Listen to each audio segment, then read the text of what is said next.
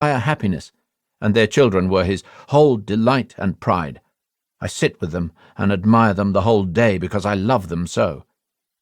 There is no reason to believe that the warmth of this relationship, unusual in the context of dynastic marriages in this era, had in any way diminished by the time they came to visit Sarajevo. Sophie had insisted that she be allowed to remain at Franz Ferdinand's side during the anniversary day, and there was doubtless a special pleasure in the fact that in this attractive and exotic outpost of the Austro-Hungarian Empire, they could officiate together in a way that was often impossible in Vienna. The cars rolled past houses and shops decked with Habsburg black and yellow and Bosnian red and yellow banners, towards the Sarajevan Mohammed Mehmed Basic, who had taken up a position by the Čumiria bridge. As the cheers rose from around him, he prepared to prime and throw his bomb. It was a tense moment, because once the percussion cap on the bomb was cracked, an action that itself generates a loud report, there was no going back. The bomb would have to be thrown. Mehmed Basic managed to free his bomb from its swaddling, but at the last moment he thought he sensed someone, a policeman perhaps, stepping up behind him, and was paralyzed by terror, just as he had been when he aborted the mission to kill Oskar Paciorek on the train in January 1914. The cars rolled on. The next assassin in line, and the first to go into action, was the Bosnian Serb Nedeljko Čabrinović, who had placed himself on the riverside of the quay. He freed his bomb and broke the detonator against a lamppost. Hearing the sharp bang of the percussion cap, the Archduke's bodyguard, Count Harrach, assumed that a tire had blown out, but the driver saw the bomb flying through the air towards the car and stepped on the accelerator. Whether the Archduke himself saw the bomb and managed to bat it away with his hand, or whether it simply bounced off the folded fabric of the roof at the back of the passenger compartment, is not clear. At any rate, it missed, fell to the ground, and exploded beneath the car behind, wounding several of the officers inside and gouging a hole in the road. The Archduke responded to this mishap with astonishing sang-froid. Looking back, he could see that the third vehicle had ground to a halt. The air was thick with dust and smoke, and still ringing with the force of the explosion. A splinter had cut Sophie's cheek, but otherwise the couple were unharmed. The passengers in the third car were wounded but alive. Some were attempting to dismount. The most seriously injured was General Paciorek's adjutant, Colonel Erich von Meritzi, who, though conscious, was bleeding heavily from a head wound. A number of bystanders had also been hurt. As soon as Čabrinović had thrown his bomb, he ingested the cyanide powder he was carrying and threw himself over the parapet into the Miljachka. Neither of these actions had the intended result. The poison was of inferior quality, so that it seared the young man's throat and stomach lining, but did not kill him or even knock him out. And the river was too low in the summer heat to drown him or carry him away. Instead, he merely fell 26 feet to the exposed sand at the side of the riverbed, where he was quickly captured by a shopkeeper, a barber armed with a handgun, and 2 police officers. Instead of leaving the danger zone immediately, the Archduke saw to the treatment of the wounded, and then ordered that the cavalcade should continue to the town hall in the centre of the city, and then pass back along the Appel Quay, so that he and his wife could visit the wounded in hospital. "Come on," he said. "That fellow is clearly insane. Let us proceed with our programme." The motorcade lurched back into motion, with the rearmost drivers picking their way around the smoking wreck of the fourth car. The remaining assassins, still waiting at their posts, were thus given every opportunity to complete their task. But they were young and inexperienced. 3 of them lost their nerve when the car and its passengers came within close range. Vaso Čubrilović, the youngest of the terrorists, froze like Mehmed Basic at the last moment, apparently because he was put off by the unexpected sight of the Archduke's wife beside him in the imperial car. "I did not pull out the revolver because I saw that the Duchess was there," he later recalled. "I felt sorry for her." Cvetko Popovich, too, was undone by fear. He remained at his station, ready to throw his device, but was unable to do so because he lost his courage at the last moment when he caught sight of the Archduke. When he heard the report of Čabrinović's bomb, Popovich sprinted to the building of the Prosvjeta, a Serb cultural society, and hid his own bomb behind a box in the basement. Gavrilo Princip was at first caught off guard. Hearing the explosion, he assumed that the plot had already succeeded. He ran towards Jabrinovich's position, only to see him being borne away by his captors, bent over in agony as the poison burned his throat. I immediately saw that he had not succeeded, and that he had not been able to poison himself. I intended to shoot him quickly with my revolver. At this moment the cars drove by. Princip abandoned the plan to kill his accomplice and turned his attention to the motorcade, but by the time he could see the Archduke, unmistakable in his helmet adorned with brilliant green ostrich feathers, the car was moving too fast for him to get a clear shot. Princip stayed calm, an extraordinary feat under the circumstances. Realizing that the couple would soon be returning, he took up a new position on the right side of Franz Josef Street, along the publicly advertised route by which the motorcade was to leave the city. Trifko Grabej had left his post to look for Princip, and had been caught up in the heaving of the crowd after the first explosion. When the motorcade passed him, he too failed to act, probably from fear, though he later claimed that the crowd had been so thick that he was unable to extract his bomb from under his clothes. At first, it seemed the Archduke was right to have insisted on continuing the program. The motorcade reached its destination in front of the Sarajevo town hall without further incident. There followed a tragicomic interlude. It fell to the mayor, Fehim Efendi Čurčić, to deliver the usual speech of welcome to the august visitors. From his vantage point at the front of the motorcade, Čurčić knew that the day had already gone very wrong, and that his innocuous text was now grossly inadequate to the situation, but he was far too nervous to improvise an alternative, or even to modify his words so as to take account of what had just happened.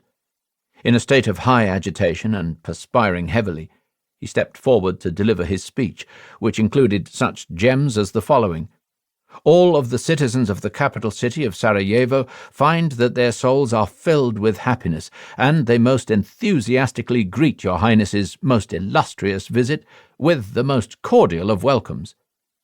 Hardly had he got under way, but he was interrupted by a furious expectoration from the Archduke, whose rage and shock, pent up since the attack, now burst forth. "I come here as your guest, and you people greet me with bombs." In the horrified silence that followed, Sophie could be seen whispering into her husband's ear. Franz Ferdinand regained his calm. "Very well, you may speak."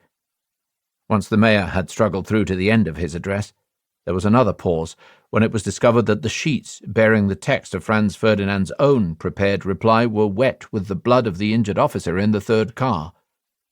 Franz Ferdinand gave a graceful address in which he made tactful mention of the morning's events. "I thank you cordially, Mr. Mayor, for the resounding ovations with which the population has received me and my wife, the more so as I see in them an expression of pleasure over the failure of the assassination attempt." There were some closing remarks in Serbo-Croat, in which the Archduke asked the mayor to convey his best regards to the people of the city. After the speeches, it was time for the couple to separate. Sophie was scheduled to meet with a delegation of Muslim women in a room on the first floor of the city hall. Men were barred from the chamber so that the women could remove their veils. The room was warm and close, and the Duchess appeared sombre and preoccupied with thoughts of her children.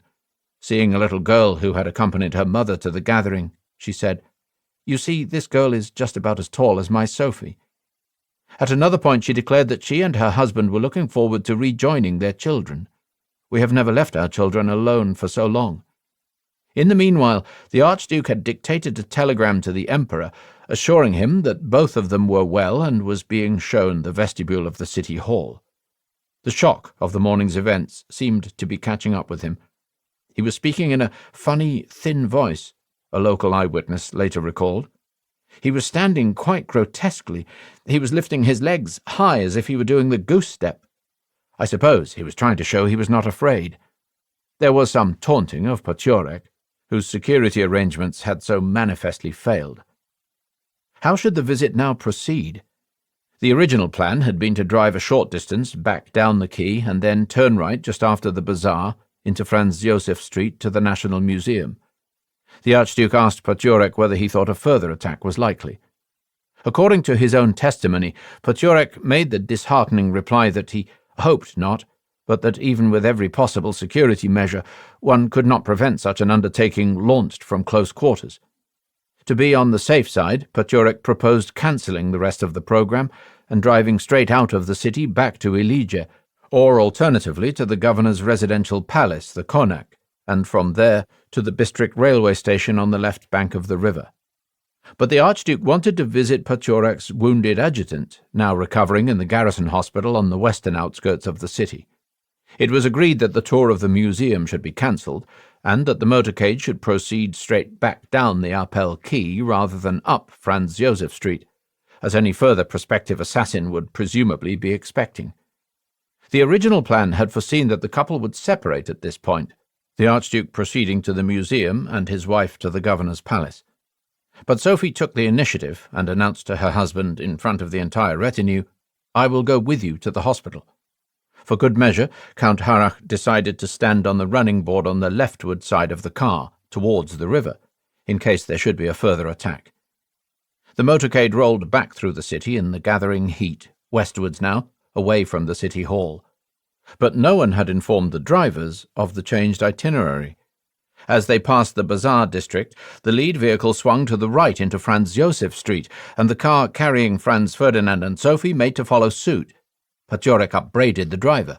"This is the wrong way. We're supposed to take the Appel Quay." The engine was disengaged, and the car, which had no reverse gear, pushed slowly back onto the main thoroughfare.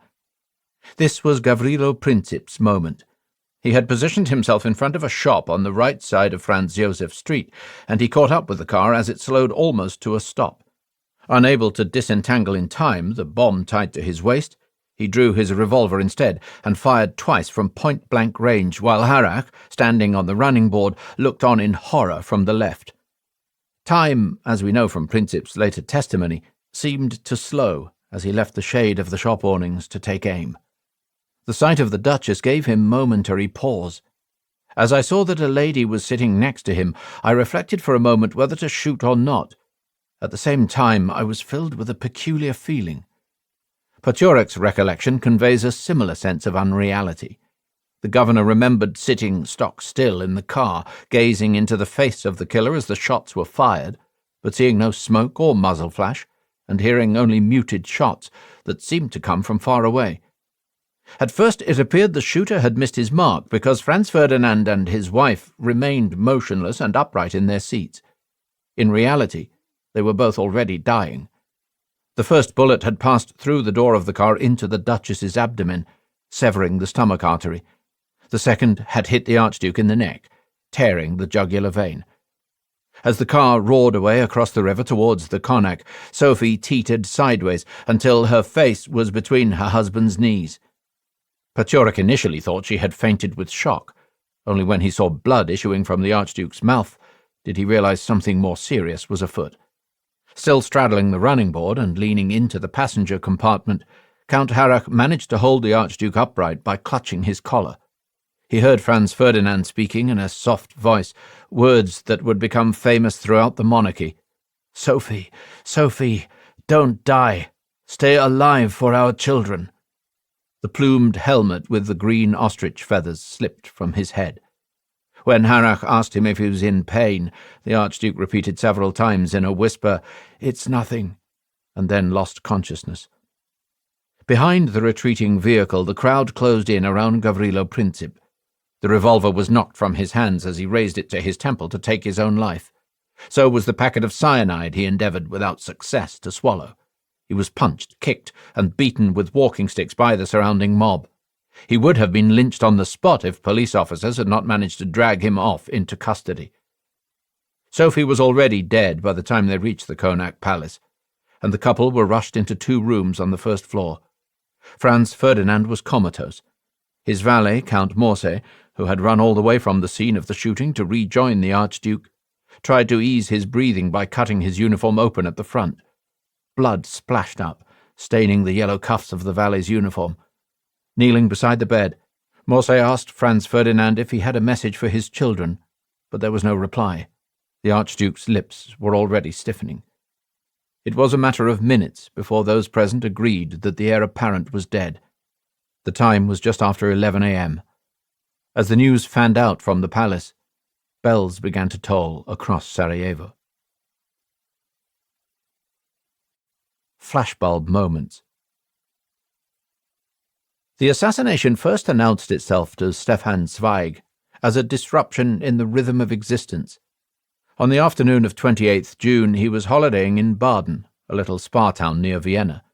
Finding a quiet place away from the crowds in the Kurpark, he settled down with a book, an essay on Tolstoy and Dostoevsky by the St. Petersburg symbolist Dmitry Sergeyevich Merezhkovsky.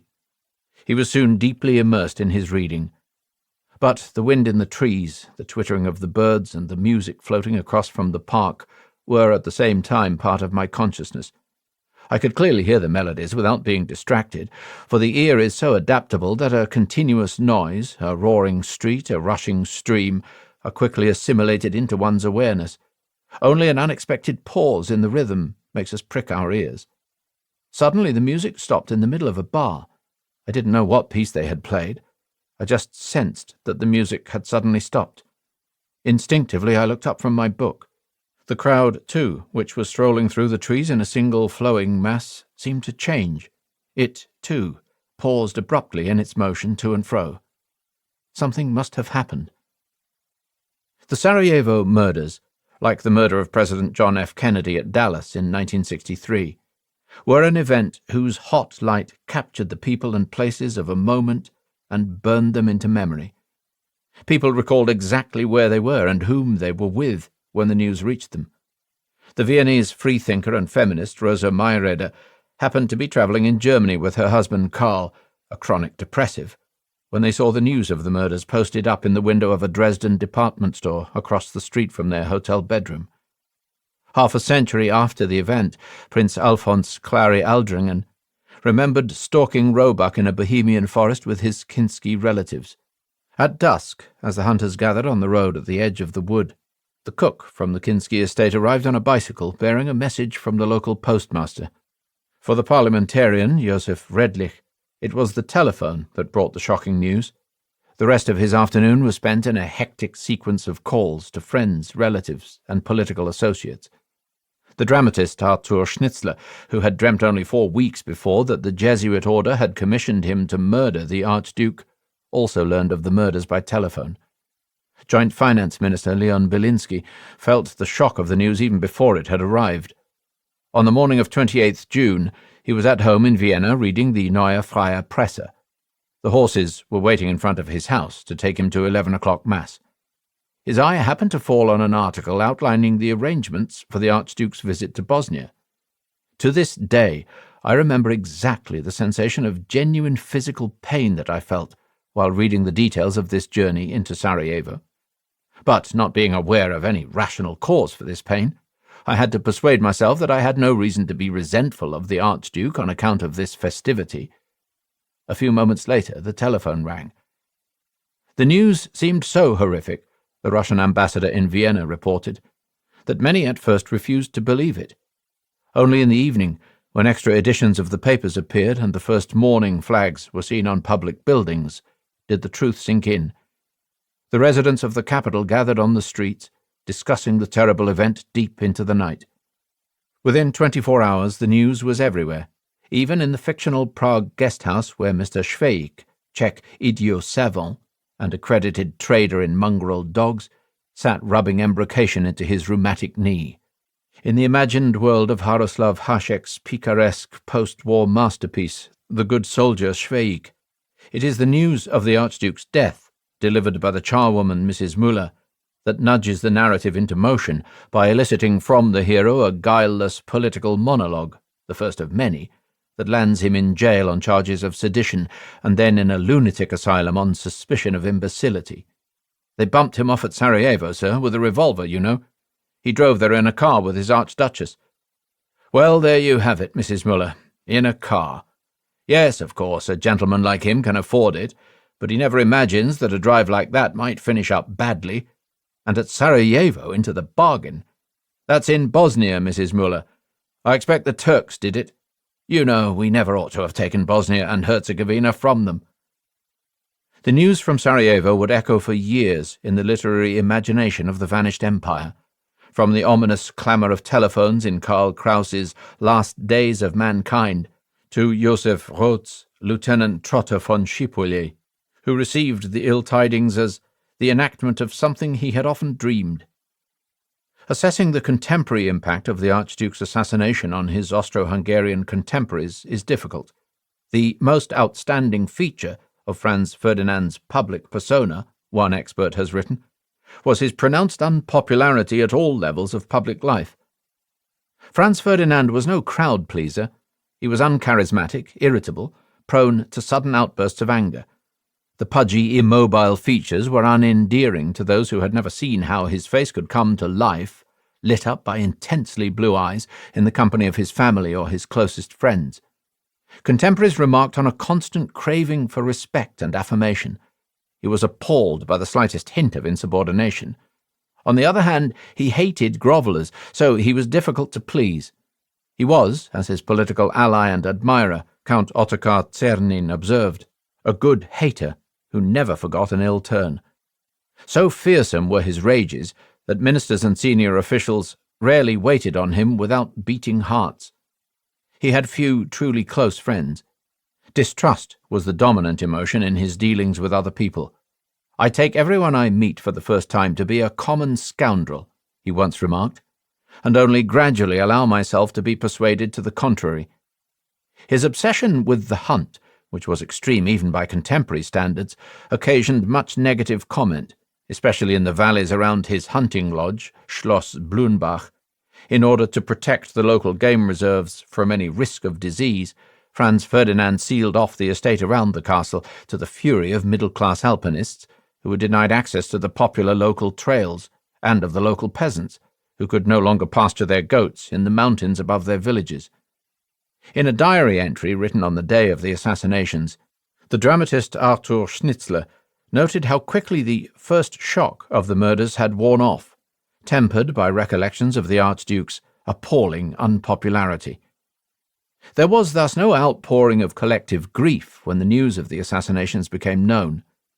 This helps to explain why the assassinations have always been named for the place where they occurred, rather than for the victims. By contrast, no one refers to the murder of John F. Kennedy as the Dallas assassination. Historians have sometimes inferred from the unpopularity of the Archduke that his murder was not in itself an important trigger of events, but at best a pretext for decisions whose roots lay in a more remote past. But this conclusion is misleading. First, there is the fact that, whether he was popular or not, the energy and reforming zeal of the heir to the throne were widely acknowledged. Franz Ferdinand, the Austrian minister in Constantinople, told his Serbian colleague, was a man of rare dynamism and strong will, who was utterly dedicated to affairs of state and would have wielded great influence. He was the man who had gathered around him all those who understood that only a complete change of course in the sphere of domestic policy could safeguard the continued existence of the empire. Moreover, it was not just the extinction of the person Franz Ferdinand that mattered. It was the blow to what he stood for, the future of the dynasty, of the empire, and the Habsburg state idea that unified it. Franz Ferdinand's reputation was in any case transfigured by the manner of his death, a process accomplished above all and with incredible speed by the print media. Within 24 hours of the assassination, most of the familiar Sarajevo narrative was in place, from Čebrinović's abortive bomb throw and subsequent leap into the river Miljachka, to the Archduke's stoical refusal to call off the tour after the first bomb, his solicitude for the injured in the fourth car, his intemperate exchange with Mayor Čurčić, the fateful wrong turn at Franz Josef Street, and even the last words of the dying Archduke to his unconscious wife. Newspaper coverage generated an overpowering sense of occasion. The thick stripes of mourning black on the front pages found an echo in the black flags and pennants that transformed the streets and buildings of the monarchy's cities. Even the trams were decked out in black. Leader writers dwelt on the energy and political foresight of the deceased Archduke, the violent termination of a loving marriage, the grief of 3 orphaned children, the resigned dismay of an elderly emperor who had already suffered more than his fair share of bereavements. For the first time, moreover, the private person and domestic life of the Archduke were exposed to public view. One characteristic passage from the Reichspost of 30th June cited the Archduke on the subject of his family. When I return to the circle of my family after a long and burdensome day of work, and see my wife at her sewing amongst my playing children, I leave all my cares behind the door and can scarcely absorb all the happiness that surrounds me. These authentic snippets, reported by close associates of the dead man, broke open the barrier that had separated the private individual from the rebarbative public persona, generating emotions that were no less real for the fact that they were media-induced. As Karl Kraus put it just 2 weeks after the murders, what had remained silent in Franz Ferdinand's life became eloquent in his death. Nevertheless, the meaning of the assassination was, for most people, essentially political rather than sentimental. Leader writers quickly built up a sense of the event's epochal significance. The Neue Freie Presse, journal of the educated Viennese bourgeoisie, spoke of a stroke of destiny. The term Schicksalsschlag can be found all over the press in the days following the assassination. When the horrific event became known, the editors declared, it was as if a storm were sweeping through the monarchy, as if history had inscribed the hideous axiom of a new epoch with a blood-red pen. The Innsbrucker Nachrichten wrote of a unique event in the history of Austria. With the death of the Archduke, the editors of the Reichspost observed, the monarchy had lost not merely its prospective sovereign, but a uniquely energetic and determined public figure, upon whom the peoples of the Habsburg Empire had hung all their hopes, all their future. These were Austrian voices, of course. The picture was rather different in Budapest, where many greeted with a sense of furtive relief the news that the nemesis of Magyardom had perished. But even here, the bourgeois press framed the event as a world historical moment and fulminated against the suspected authors of the outrage. Only the most introverted natures can have failed altogether to register the concentration and darkening of the public mood.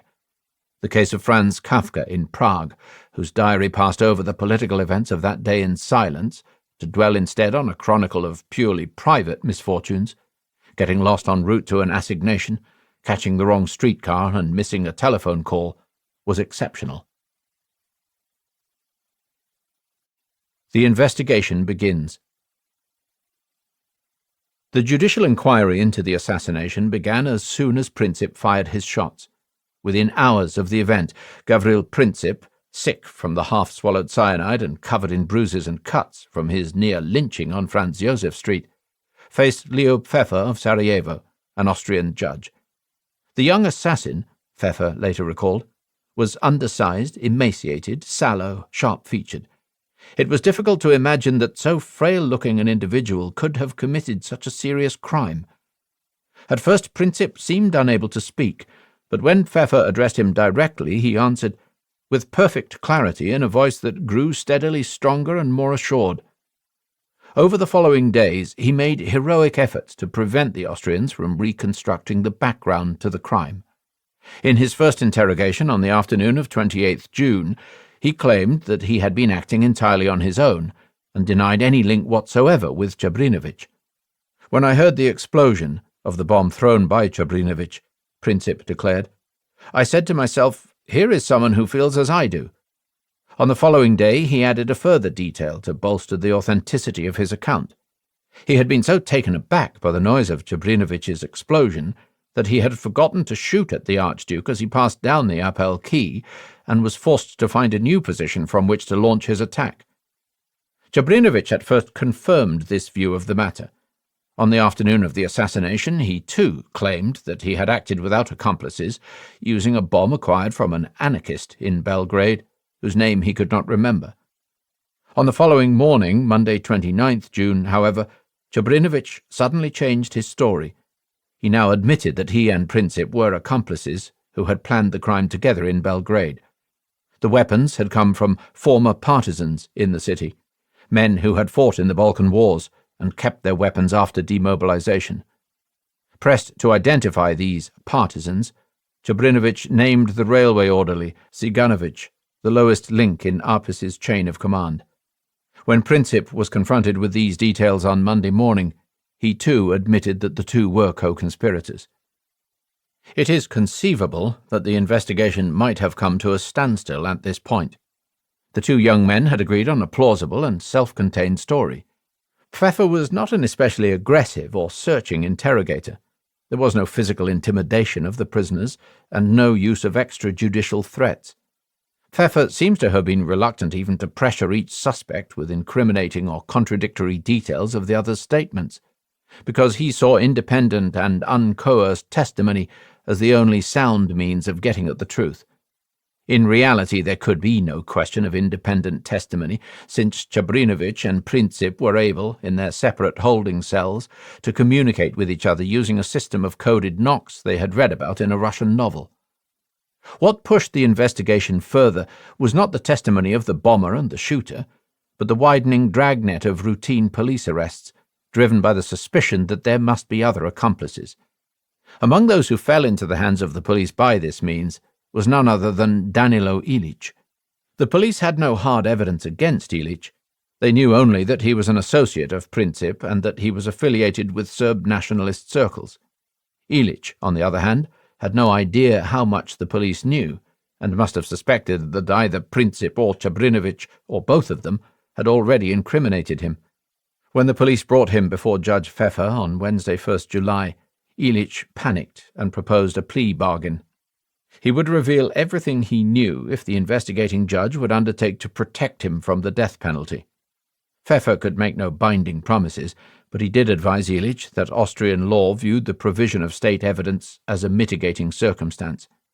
That was enough for Ilić. His statement blew open Princip's and Čabrinović's story and pushed the investigation into new territory. The bomber and the shooter had not been acting alone, Ilić stated. They were members of a 7-man team, 3 of whom had come from Belgrade. Ilić himself had recruited the other 3. He named every member of the group and offered intelligent guesses as to their current whereabouts. Electrified by these revelations, Pfeffer rushed from the interrogation room to the telephone. Orders went out to arrest all the persons named. The first to be found was Trifko Grabež, the 3rd member of the Belgrade cell. After Princip had fired his shots, Grabež had taken elaborate precautions to avoid arousing suspicion. He walked slowly from the scene to the house of an uncle in Sarajevo, where he hid his gun and his bomb. He then strolled across town to the house of another uncle, a deputy in the Bosnian Diet, where he ate lunch and spent the night. On the next morning he took the train to Pale, his hometown, from where he hoped to escape into Serbia. He was captured in a small town near the Serbian border. Within 9 days of the assassinations, Čubrilović and Popović had also been arrested. Only Mehmed Basić remained at large. He had already crossed the border into Montenegro and was thus, for the moment, beyond the reach of the Austrian police. But even without Mehmed Basić in custody, the Sarajevo police had plenty to go on. Ilić's confessions incriminated a crowd of further accomplices, including the schoolteacher, the smuggler, and the various hapless peasants who had helped the boys along their way, either by putting them up for the night or by transporting or concealing their weapons. Reconstructing the links with Serbia was more difficult. The weapons themselves were of Serbian make, the revolvers were manufactured under Serbian license, and the recovered bombs hailed from the Serbian state armory at Kragujevac. On 29th June, Čabrinović named Ciganović as the man who had supplied the team with their guns and bombs in Belgrade. But Ciganović was a lowly figure in the network, and in any case a Bosnian exile. Implicating him did not in itself point in the direction of official Serbian complicity. If Ciganović was, as the Italian historian Albertini concluded, working as Nicola Pasic's agent and informant within the Black Hand, this role was informal and would have eluded even the most thorough investigation.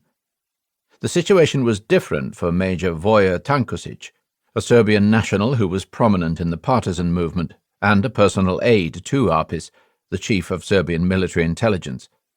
His name was volunteered by Ilić, who stated that Tankosić had not only provided the assassins with weapons, but had also trained them in marksmanship in Belgrade and issued the instruction that they should kill themselves rather than be taken alive. The Belgrade boys initially denied any knowledge of Tankosić. Only after they were confronted one by one with Ilić, one of the very few occasions in which prisoner confrontations were used to elicit confessions, did Princip, Čabrinović and Grabež concede that Tankosić had been involved in the preparation of the plot. By this time, however, over 2 weeks had elapsed, and the Austrians were getting no nearer to Apis, the real author of the conspiracy. Looking over the witness statements, it is hard not to agree with the historian Joachim Riemann that Princip, Grabisch, and Čebrinovich pursued a strategy of deliberate obfuscation that led, by way of splendid confusion, from initial denial to reluctant and incomplete admission. All three took pains to limit the damage done by Illich's revelations and to prevent as far as possible the inculpation of official circles in Belgrade. None made any mention of the Black Hand. Instead, they hinted at links between Ciganovic and the Narodna Odbrana, a red herring that would lead the Austrian investigators far from the true trail. And Judge Pfeffer's rather languorous mode of proceeding gave the imprisoned assassins plenty of time to harmonize their stories, thereby ensuring that a fuller picture was slow to emerge. The ponderous progress of the police investigation did not, of course, prevent the Austrian leadership from intuiting a link to Belgrade or from forming a view of the broader background to the plot. Telegrams fired off by Governor Paciorek of Bosnia within hours of the assassinations already hinted at Serbian complicity. The bomb-thrower, Čebrinović, he reported, belonged to a Serbian socialist group that usually takes its orders from Belgrade. The Serbian Orthodox school student Princip had been studying for some time in the Serbian capital, and police searches had revealed an entire library of nationalist revolutionary publications of Belgrade origin in the house of Princip's older brother in Hadžić. From the Austrian embassy in Belgrade came a coded telegram reporting that Čebrinović had been employed at a publishing house in Belgrade until a few weeks before the assassination. In a longer report, dispatched on 29th June, the Austrian minister observed that the boys had received their political education in Belgrade and linked the murders to the culture of Serbian national memory. Of particular significance was the celebrated medieval suicide assassin Miloš Obilić, who passes for a hero wherever Serbs live. I would not yet be so bold as to accuse the Belgrade government directly of the murder, but they are surely indirectly guilty, and the ringleaders are to be found not just among the uneducated masses, but in the propaganda department of the Serbian Foreign Ministry, among those Serbian university professors and newspaper editors who for years have sown hatred and now have reaped murder. Governor Paciorek was even less restrained. In a coded telegram to the Minister of War, he noted that the killers had admitted receiving their arms in Belgrade, but even without a confession, the governor was fully convinced that the true causes of the outrage were to be sought in Serbia. It was not his business to judge which measures should be taken, but his personal view was that only firm action in the domain of foreign policy would restore peace and normality to Bosnia-Herzegovina. The shock of the event still resonates in these early reports. We have still not recovered from the crushing impact of yesterday's catastrophe, wrote the Austrian minister in Belgrade, so that I find it difficult to assess the bloody drama in Sarajevo with the necessary composure, objectivity, and calm. Vengeful rage, hostile underlying assumptions about Serbian objectives, and a growing body of circumstantial evidence shaped official Austrian perceptions of the crime from the first hour, in a process that was only obliquely linked to the discoveries generated by the legal investigation itself. Serbian responses. Especially close attention was paid in Austria to Serbian reactions to the crime. The Belgrade government made an effort to observe the expected courtesies, but from the outset, Austrian observers discerned a gaping discrepancy between the show of official condolence and the jubilation felt and expressed by most Serbs. The Austrian minister in Belgrade reported on the day after the event that a celebration scheduled for the evening of 28th June in memory of the assassin Miloš Obilić had been cancelled. But he also passed on reports from informers that there had been private expressions of satisfaction throughout the city. From the fields of Kosovo, where massive celebrations of St. Vitus's Day had been planned, the Austrian consul reported that the news from Sarajevo was greeted by the fanaticized mass with expressions of elation that I can only describe as bestial. A preliminary announcement that the Serbian court would observe 6 weeks of state mourning was subsequently corrected. There would be only 8 days of official mourning. But even this modest acknowledgement, belied the reality that the streets and coffee houses were full of Serb patriots rejoicing at the blow to the Habsburgs. Austrian doubts were further reinforced by the continuing vituperations of the Serbian nationalist press. On 29th June, the mass distribution in Belgrade of pamphlets decrying the alleged extermination of the Serbs in Bosnia-Herzegovina by hired masses, while the Habsburg authorities sat back with folded hands, annoyed the staff of the Austrian embassy, as did a leader article in the nationalist organ Politica on the following day, blaming the Austrians themselves for the murders and denouncing the Vienna government for manipulating the situation to propagate the lie of Serbian complicity. Other pieces praised the assassins as good, honourable youths. Articles of this stripe, and there were many of them, were regularly translated and excerpted in the Austro-Hungarian press, where they helped to stir popular resentment. Particularly dangerous, because they contained an element of truth, were articles claiming that the Belgrade government had formally warned Vienna in advance of the plot against the Archduke. A piece published under the title An Unheeded Warning in the Belgrade newspaper Stampa stated that Jovan Jovanović, the Serbian minister in Vienna, had passed details of the plot to Count Berthold, who had been very grateful for the minister's confidence and had alerted both the emperor and the heir to the throne. There was a morsel of truth in this claim, which cut in two directions, because it implied Austrian negligence on the one hand and Serbian government foreknowledge on the other. There was, of course, little that Serbian leaders could have done to avoid these recriminations. The Belgrade government could not forbid merrymakers to celebrate the murders in the coffee houses, nor could they control the behaviour of the crowds at Kosovo Field. The press was a grey area. From Vienna, Jovanović recognized the threat posed by the more intemperate Belgrade papers, and repeatedly urged Pasic to take action against the worst offenders, in order to avoid the exploitation of extremist statements by the Viennese press. The Austrians, too, communicated their displeasure, and warnings to rein in the press were heard from the Serbian foreign legations. But the Pasic government was formally correct in insisting that it lacked the constitutional instruments to control the organs of the Free Serbian Press, and Pasic did in fact instruct the head of the Serbian Press Bureau to urge caution upon Belgrade's journalists.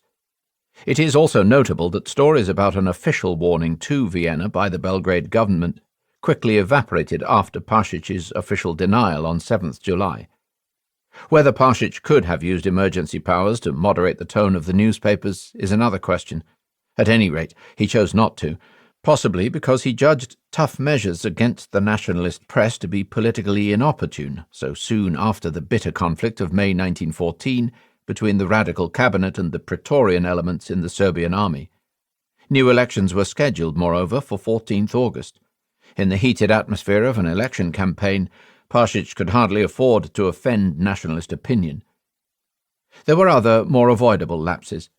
On 29th June, Miroslav Spalajković, the Serbian minister in St. Petersburg, issued statements to the Russian press justifying Bosnian agitation against Vienna and denouncing the Austrian measures against Serbian subjects suspected of involvement with irredentist groups. For years, Spalajković told the Večernaya Vremya, the political leadership in Vienna had been manufacturing anti-Austrian organizations, including the so-called Black Hand, which is an invention. There were no revolutionary organizations whatsoever in Serbia, he insisted. In an interview granted on the following day to Novaya Vremya, the Serbian diplomat denied that the murderers had received their weapons from Belgrade, blamed the Jesuits for stirring up a feud between Croats and Serbs in Bosnia, and warned that the arrest of prominent Serbs in Bosnia might even provoke a military assault by Serbia against the monarchy. Spalajković had a long history of rancorous relations with his Austrian diplomatic counterparts and a reputation for excitability. Even the Russian foreign minister Sazonov, a friend of the Serbian envoy, described him as unbalanced.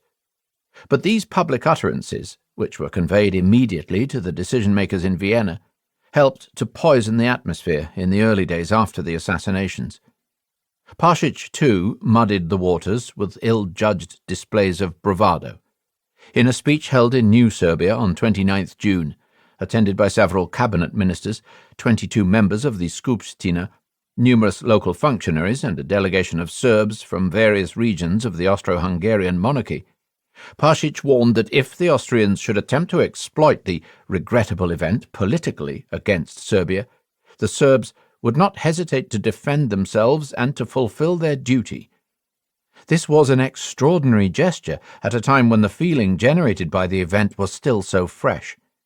In a circular sent to all the Serbian legations on 1st July, Pašić took a similar line, juxtaposing the honest and strenuous efforts of the Belgrade government with the nefarious manipulations of the Viennese press. Serbia and its representatives must resist any attempt by Vienna to seduce European opinion. In a later communication on the same theme, Pašić accused the Viennese editors of deliberately misrepresenting the tone of Serbian press coverage, and rejected the notion that the Belgrade government should act to curb what were in effect justified reactions to Austrian provocations. In short, there were moments when Pašić seemed closer to leading the Serbian papers into the fray than tempering the tone of their coverage. Pašić's contacts with Austrian ministers and diplomats had never been easy. They were especially awkward during the first days after the assassinations. On 3rd July, for example, during an official requiem in Belgrade in memory of the Archduke, Pašić assured the Austrian minister that Belgrade would treat this matter as if it concerned one of their own rulers. The words were doubtless well meant, but in a country with such a vibrant and recent history of regicide, they were bound to strike his Austrian interlocutor as tasteless, if not macabre. More important than Pašić's tone was the question of whether he or his government could be depended upon to collaborate with the Austrians in investigating the roots of the conspiracy to kill the heir apparent and his wife. Here, too, there was ample reason for doubt. On 30th June, the Austrian minister in Belgrade, Ritter von Storch, met with the Secretary-General of the Serbian Foreign Ministry, Slavko Grujić, and inquired as to what the Serbian police had been doing to follow up the threads of the conspiracy, which, it was well known, led into Serbian territory. Grujić retorted with striking and possibly disingenuous naivety that the police had done nothing whatsoever. Did the Austrian government wish to request such an investigation? At this point Storch lost his temper and declared that he regarded it as an elementary duty on the part of the Belgrade police to investigate the matter to the best of their ability, whether Vienna requested it or not. Yet, despite official assurances, the Serbian authorities never conducted an investigation proportionate to the gravity of the crime and the crisis to which it had given rise. At Grujić's prompting, Interior Minister Protic did, to be sure, order Vasil Lazarević, chief of police in the Serbian capital, to look into the assassin's links with the city. A week later, Lazarević closed his investigation with a cheerful announcement to the effect that the assassination in Sarajevo had no connection whatsoever with the Serbian capital. No one by the name of Ciganović, the chief of police added, existed or had ever existed in Belgrade. When Storch solicited the assistance of the Serbian police and foreign ministry in locating a group of students suspected of planning a further assassination, he was provided with such a muddle of obfuscation and contradictory information that he concluded that the Serbian Foreign Ministry was incapable of operating as a trustworthy partner, despite the assurances of Nikola Pašić. There was no preemptive crackdown against the Black Hand. Apis remained in office, and Pašić's tentative investigation of the border regiments involved in smuggling operations fell far short of what was needed. Instead of meeting the Austrians halfway, Pašić, and the Serbian authorities more generally, fell back on customary postures and attitudes. The Serbs themselves were the victims in this affair, both in Bosnia-Herzegovina and now after Sarajevo. The Austrians had it coming to them anyway. The Serbs had the right to defend themselves, both with words and, if necessary, with armed force, and so forth. As Pašić saw it, this was all in keeping with his view that the assassination had nothing whatsoever to do with official Serbia. Seen from this perspective, any independent measure against persons or groups implicated in the assassination would have implied an acceptance of Belgrade's responsibility for the crime. A posture of cool aloofness, by contrast, would send out the message that Belgrade regarded this issue as a purely domestic Habsburg crisis that unscrupulous Vienna politicians were endeavouring to exploit against Serbia. In keeping with this view, Serbian official communications depicted Austrian recriminations as an utterly unprovoked assault on Serbia's reputation, the appropriate response to which was haughty official silence. All of this made sense when viewed through the lens of Belgrade politics, but it was bound to infuriate the Austrians, who saw in it nothing but insolence, deceitfulness, and evasion, not to mention further confirmation of the Serbian state's co-responsibility for the disaster. Above all, the glib denials from Belgrade suggested that the Serbian government was not and would not perform the role of a partner or neighbour in resolving the urgent issues raised by the assassinations. There was nothing surprising in this for Vienna, which had come to expect evasion and duplicity in its dealings with Belgrade, but it was important nonetheless, because it made it very difficult to imagine how relations could be normalized after the outrage without some measure of external coercion. What is to be done? The impact of the murders on the Austro-Hungarian decision-making elite was immediate and profound. Within a few days of the assassinations of 28th June, a consensus formed among the key Austrian decision-makers that only military action would solve the problem of the monarchy's relations with Serbia. Something must be done to answer the provocation. More numerous and united than ever before, the Hawks pressed in on Foreign Minister Leopold von Berchtold with demands for swift action. Last year I took the liberty of writing to you to say that we would have to learn how to tolerate Serbian impertinences without resorting to war, Ritter von Storck told Berchtold on 30th June. Now, he wrote, the matter has acquired an entirely different aspect. In answering the question of peace or war, we must no longer be led by the thought that we cannot gain anything through a war with Serbia, but rather we must seize the first opportunity for a pulverizing blow against the kingdom without giving any consideration to such scruples. Prince Gottfried von Hohenlohe-Schillingsfürst, a senior diplomat who had already been appointed to succeed the long-serving Sobien as Austrian minister in Berlin, confronted Berchtold on the morning after the murders. If serious measures were not taken now, Hohenlohe threatened, with an insolence verging on insubordination, he would refuse to take up his Berlin posting. That evening, after an afternoon in which Berchtold must have endured many similar conversations, Conrad arrived. Freed by the assassinations at Sarajevo of the most formidable restraint on his political influence, the chief of the General Staff launched into his familiar refrain. Now was the time to take action. Mobilization should be ordered without any further negotiations with Belgrade. If you have a poisonous adder at your heel, you stamp on its head, you don't wait for the deadly bite. The staff chief's advice could be summarized, Berchtold later recalled, in 3 words: war, war, war. Much the same was heard from Minister of War Krobotin, freshly returned from a tour of inspection in South Tyrol, who met with Berchtold and Conrad on the morning of Tuesday, 30th June. The army was ready for action, Krobotin declared. War was the only way out of the monarchy's current predicament. Leon Bielinski, the joint finance minister, joined the chorus.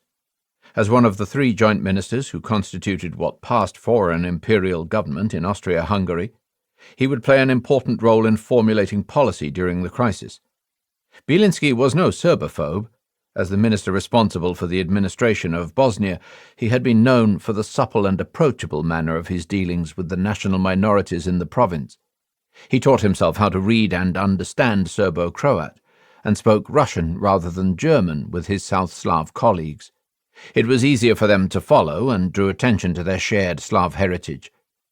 Meetings were conducted in a markedly informal and friendly fashion, and debates were lubricated with large helpings of strong black coffee and a plentiful supply of good cigarettes. Until the events at Sarajevo, Bielinski had continued to work on building a constructive, long-term relationship with the national minorities in Bosnia-Herzegovina. Even after the assassinations, he opposed the efforts of the Martinet Landeschef Podgorek to impose repressive measures in Bosnia.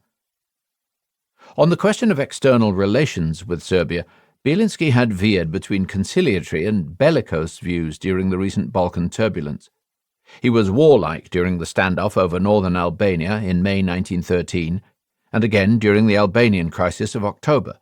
though he warned on this occasion that since neither the Emperor nor the heir apparent would agree to an all-out war, Vienna should probably stop short of ordering a mobilization.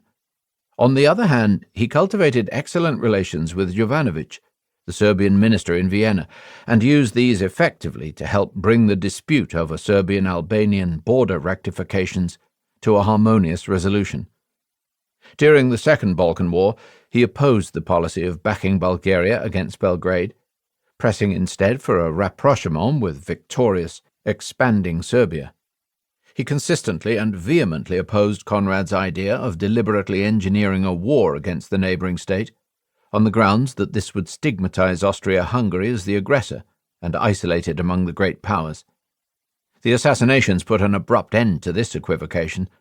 From the afternoon of 28th June, Bielinski was an unstinting advocate of direct action against Serbia.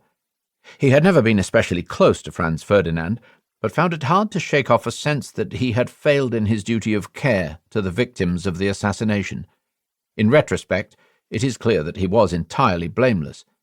He had not been informed by Potiorek of the plan to bring the Archduke and his wife into the city, hence the attack of nausea he suffered when he read the details of the projected visit in the newspaper. Nor had he been consulted on the security arrangements. Yet the minister spent his first post-Sarajevo meetings with the Emperor and with Berthold pedantically defending himself with documentary evidence against the imagined accusation that he had been negligent in discharging his duties. One of the fiercest hawks was Bielinski's subordinate, Potiorek. Unlike Bielinski, the governor had ample reason to accuse himself of negligence. It was Potiorek who had pressed to have the manoeuvres conducted in Bosnia in the first place. He had been responsible for the risible security arrangements on the day of the visit, and it was he who had mishandled the Archduke's departure from the city after the reception at the town hall. But if he experienced pangs of self-reproach, Potiorek masked them with a posture of impetuous bellicosity. In reports dispatched from Sarajevo to the General Staff and the Ministry of War, Potiorek pressed for a rapid military strike against Belgrade. Time was running out for the monarchy. Bosnia would soon be rendered ungovernable by the operations of the Serb irredentist networks, to the extent that it would become impossible to deploy large troop units there. Only by cracking down on Serbian national organizations in the province and eliminating the root of the problem in Belgrade would the monarchy resolve its Balkan security problem. Potiorek was not a decision-maker of the inner circle, but his reports were important nonetheless. Franz Ferdinand had always argued that the fragility of the Austro-Hungarian Empire categorically ruled out any consideration of war with an external foe. Potiorek turned this argument on its head, asserting that war would resolve, not exacerbate, the empire's domestic problems. This rather contrived appeal to what historians would later term the primacy of domestic politics helped Conrad and Kropotin to overturn the objections of some of their civilian colleagues. The upper tiers of the foreign ministry were quick to embrace a militant policy. As early as 30th June, the German minister in Vienna, Baron Tschirski, reported that his contacts, most of them foreign ministry people, were expressing the wish for a thorough settling of accounts with Serbia. The motivations for embracing a militant policy varied to some extent from one individual to the next. Baron Alexander von Musulin, the self-proclaimed Foreign Office Serbia expert, who would later draft the ultimatum to Belgrade and took part in several important early meetings at the Foreign Office, was a Croat deeply hostile to Greater Serbian nationalism, who saw in the post-Sarajevo crisis the last opportunity to halt the advance of pan-Serbianism with the support of the empire's Croats. Friges Fritz Zaporu, the Austrian minister in St. Petersburg, who happened to be in Vienna during the first fortnight after the assassination because of his wife's illness, was mainly concerned with the deepening grip of the Russians on the Balkan Peninsula. Count Forgash, head of the Foreign Ministry's political section from October 1913, had not forgotten his miserable years in Belgrade or his rancorous dealings with Spalajković. A militant groupthink seized hold of the ministry. Underlying the preference for a policy of confrontation was the familiar topos of the active foreign policy, seen as the polar opposite of the passivity and muddling through that had supposedly dogged Austrian policy. Ehrenthal had argued his case in these terms during the Bosnian annexation crisis of 1908-9, contrasting his own proactive approach with the fatalism of his predecessors. Forgash, Count Alexander Alek Oyos, Berchthold's chef de cabinet, Zapru, the department chief, Count Albert Nemes, and Baron Musulin, were all enthusiastic disciples of Ehrenthal. During the Balkan crises of 1912 and 1913, these men had repeatedly pressed Berchthold not to give way either to Russian intimidation or to Serbia's growing impertinence, and privately lamented what they saw as his excessively conciliatory approach. Sarajevo did not just stir the hawks to war, it also destroyed the best hope for peace. Had Franz Ferdinand survived his visit to Bosnia in 1914, he would have continued to warn against the risks of a military adventure, as he had done so often before. On his return from the summer manoeuvres, he would have removed Conrad from his post. This time there would have been no coming back for the bellicose staff chief. The world has no idea that the Archduke was always against war, a senior Austrian diplomat told the politician Josef Redlich in the last week of July. Through his death he has helped us find the energy that he would never have found as long as he lived. No one was under more pressure during the first few days after the assassinations than the Austro-Hungarian Joint Foreign Minister Leopold von Berchthold. He was personally deeply affected by the news from Sarajevo. He and Franz Ferdinand were close in age and had known each other since childhood. For all the differences between the hot-tempered, confident, opinionated Archduke and the refined, sensitive, and effeminate Count, the two men had respected each other deeply. Berchthold had ample opportunity to acquaint himself with the vivacious, impulsive individual behind the cantankerous public persona of the heir apparent. And there was a broader familial dimension to the relationship. Berchthold's wife, Nandine, had been the intimate childhood friend of Sophie Chotek, and the two had remained close ever since. Berchthold was speechless when he received the news during a charitable event near his castle at Buchlau, and rushed by train to Vienna, where he was immediately swept up in a frenzy of meetings. The shadow of a dead man, of a great dead man, lay upon these discussions, Berchthold later recalled. I found them unbearably painful. Always I seemed to see before me the image of him who had been blamelessly slain, the large shining eyes blue as water beneath the dark, resolute brow. Did Berchthold have to be pushed into accepting the case for war against Serbia? Certainly the hawks who besieged him with advice on the morrow of the assassination presumed that the foreign minister would need to be bullied into adopting a policy of confrontation. Although Berchthold had on occasion taken up firm positions, over Albania for example, he was still widely viewed as a man of prudence and conciliation, and thus a soft touch on foreign affairs. Berchthold, one senior Habsburg ambassador claimed in May 1914, was a dilettante, whose inconsequentiality and lack of will had deprived the monarchy's foreign policy of any clear sense of direction. In order to goad the minister into action after Sarajevo, the most hawkish colleagues coupled their advice on the current crisis with biting critiques of Austro-Hungarian policy since the death of Ehrenthal in 1912. Conrad, as ever, was the most forthright. It was thanks to Berchthold's hesitancy and caution during the Balkan Wars, Conrad told the minister on 30th June, that Austria-Hungary now found itself in this mess. In fact, however, it seems that Berchthold himself made an early and probably independent commitment to a policy of direct action. The man of manoeuvre and restraint became overnight an unshakably strong leader. He had an opportunity to set out his view of the crisis at his first post-Sarajevo audience with the Emperor in Schönbrunn Palace at 1 o'clock on the afternoon of 30th June. This encounter was of crucial importance. In his unpublished memoirs, Berchthold later recalled it in detail. It is worth noting that he found the Emperor deeply grieved by the murders at Sarajevo, notwithstanding his difficult relationship with the Archduke and his morganitic wife. Breaking with protocol, the 83-year-old monarch took the minister's hand in his own and asked him to sit down. His eyes became wet as they discussed the recent events. Berchthold declared, and the Emperor agreed, that the monarchy's policy of patience had exhausted its plausibility. If Austro-Hungary were to show weakness in such an extreme case as this, Berchtold warned, the neighbours to the south and the east would become even more confident of our impotence and pursue their work of destruction with ever more determination. The empire now found itself in a position of constraint. The emperor, Berchtold recalled, seemed extremely well informed on the current situation and fully accepted the need for action. But he also insisted that Berchtold agree any further steps with Count István Tisza, the Prime Minister of Hungary, who was at that time staying in Vienna. Here was the germ of a potentially serious problem. Tisza fiercely objected to any policy designed to engineer an immediate conflict. Tisza, Prime Minister during the years 1903–5 and again from 1913, was the dominant figure in Hungarian politics.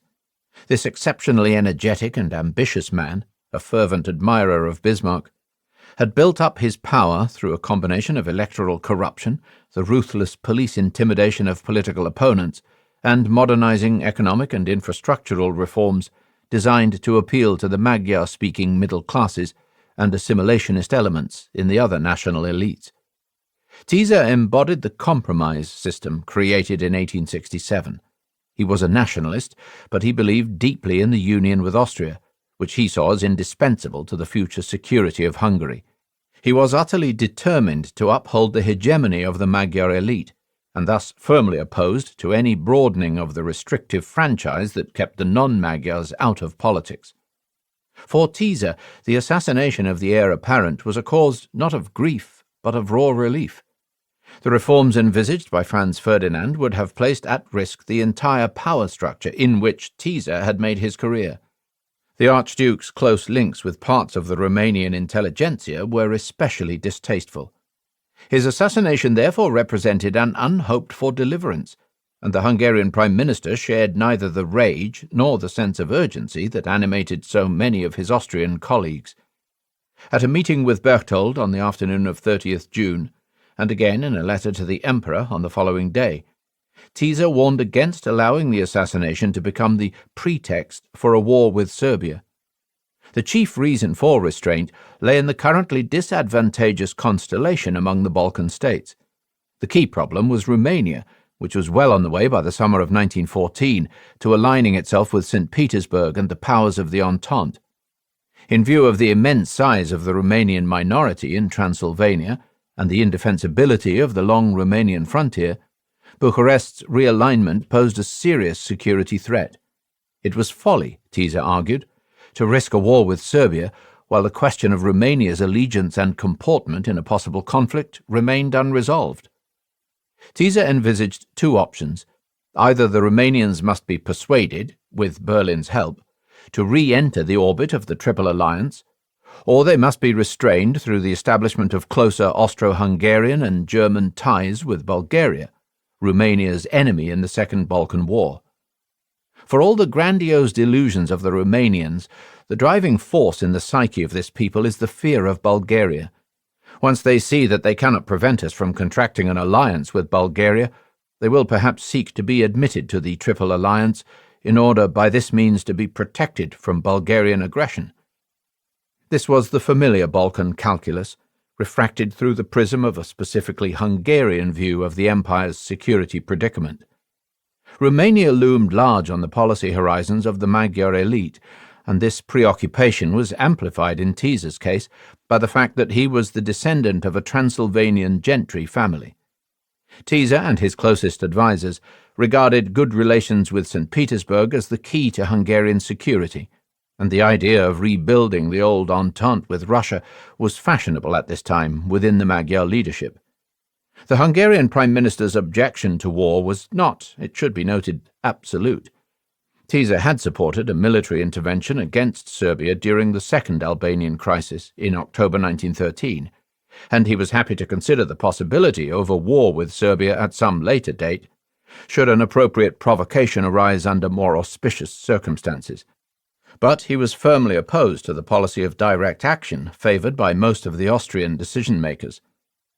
However powerful the emotions circulating within the Austrian political elite during the days after the assassinations, it quickly became clear that an immediate military response was out of the question. First, there was the problem of persuading Teaser to support the view emerging in Vienna. It was politically and constitutionally impossible simply to overrule this powerful player in the dualist system. Then there was the question of actually proving Serbia's involvement. In a meeting with Berchtold on the afternoon of 30th June, Teaser argued that the Serbian government should be given time to demonstrate its goodwill. Berchtold was sceptical on this point, but he did accept that any military action should be delayed until further confirmation of Serbian culpability. It would take some days before a fuller picture emerged of the links with Belgrade. A further sensitive issue was the lead time required for a military action. Conrad repeatedly urged his civilian colleagues to strike immediately, that is, without waiting for the outcome of the investigation. Yet he informed Berchtold on the morning of 30th June that the General Staff would need 16 days to mobilize the armed forces for a strike against Serbia. This subsequently proved to be a gross underestimate. A substantial delay was thus inevitable, even if the leadership should agree on a precise plan of action. Finally, and most importantly, there was the question of Germany. Would Berlin support a policy of confrontation with Belgrade? German backing for Austro-Hungarian Balkan policy had been patchy of late. It was only 8 weeks since Ambassador Fritz Zaporu, writing from St. Petersburg, had complained of Germany's systematic sacrifice of Austria-Hungary's Balkan interests. During the first days of the crisis, mixed messages emanated from Berlin. On 1st July, the well-known German journalist Viktor Naumann called on Berchtold's chef de cabinet, Count Alec Oyos, to say that he believed the German leadership would look kindly on an Austro-Hungarian strike against Serbia, and were ready to accept the risk of a war with Russia should St. Petersburg decide to force the issue. Naumann had no official standing, but since he was known to be in close touch with Wilhelm von Stumm, head of the political department at the Berlin Foreign Office, his words carried a certain weight. At the same time, however, the German ambassador, Baron Tschirski, was urging the Austrians to observe caution. Whenever the Austrians spoke to him of the need for harsh measures, Tschirski wrote on 30th June, "I availed myself of such openings to issue a warning, calmly but very emphatically and seriously, against hasty measures." And in a conversation with the Austrian ambassador in Berlin, the Under-Secretary of State of the Berlin Foreign Office, Arthur Zimmermann, expressed his sympathy for Vienna's plight, but warned against confronting Belgrade with humiliating demands. The views of the German Emperor were further reason for concern.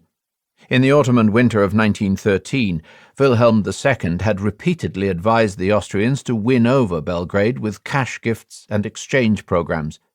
As recently as June 1914, during his last meeting with Franz Ferdinand, the Kaiser had refused to commit himself.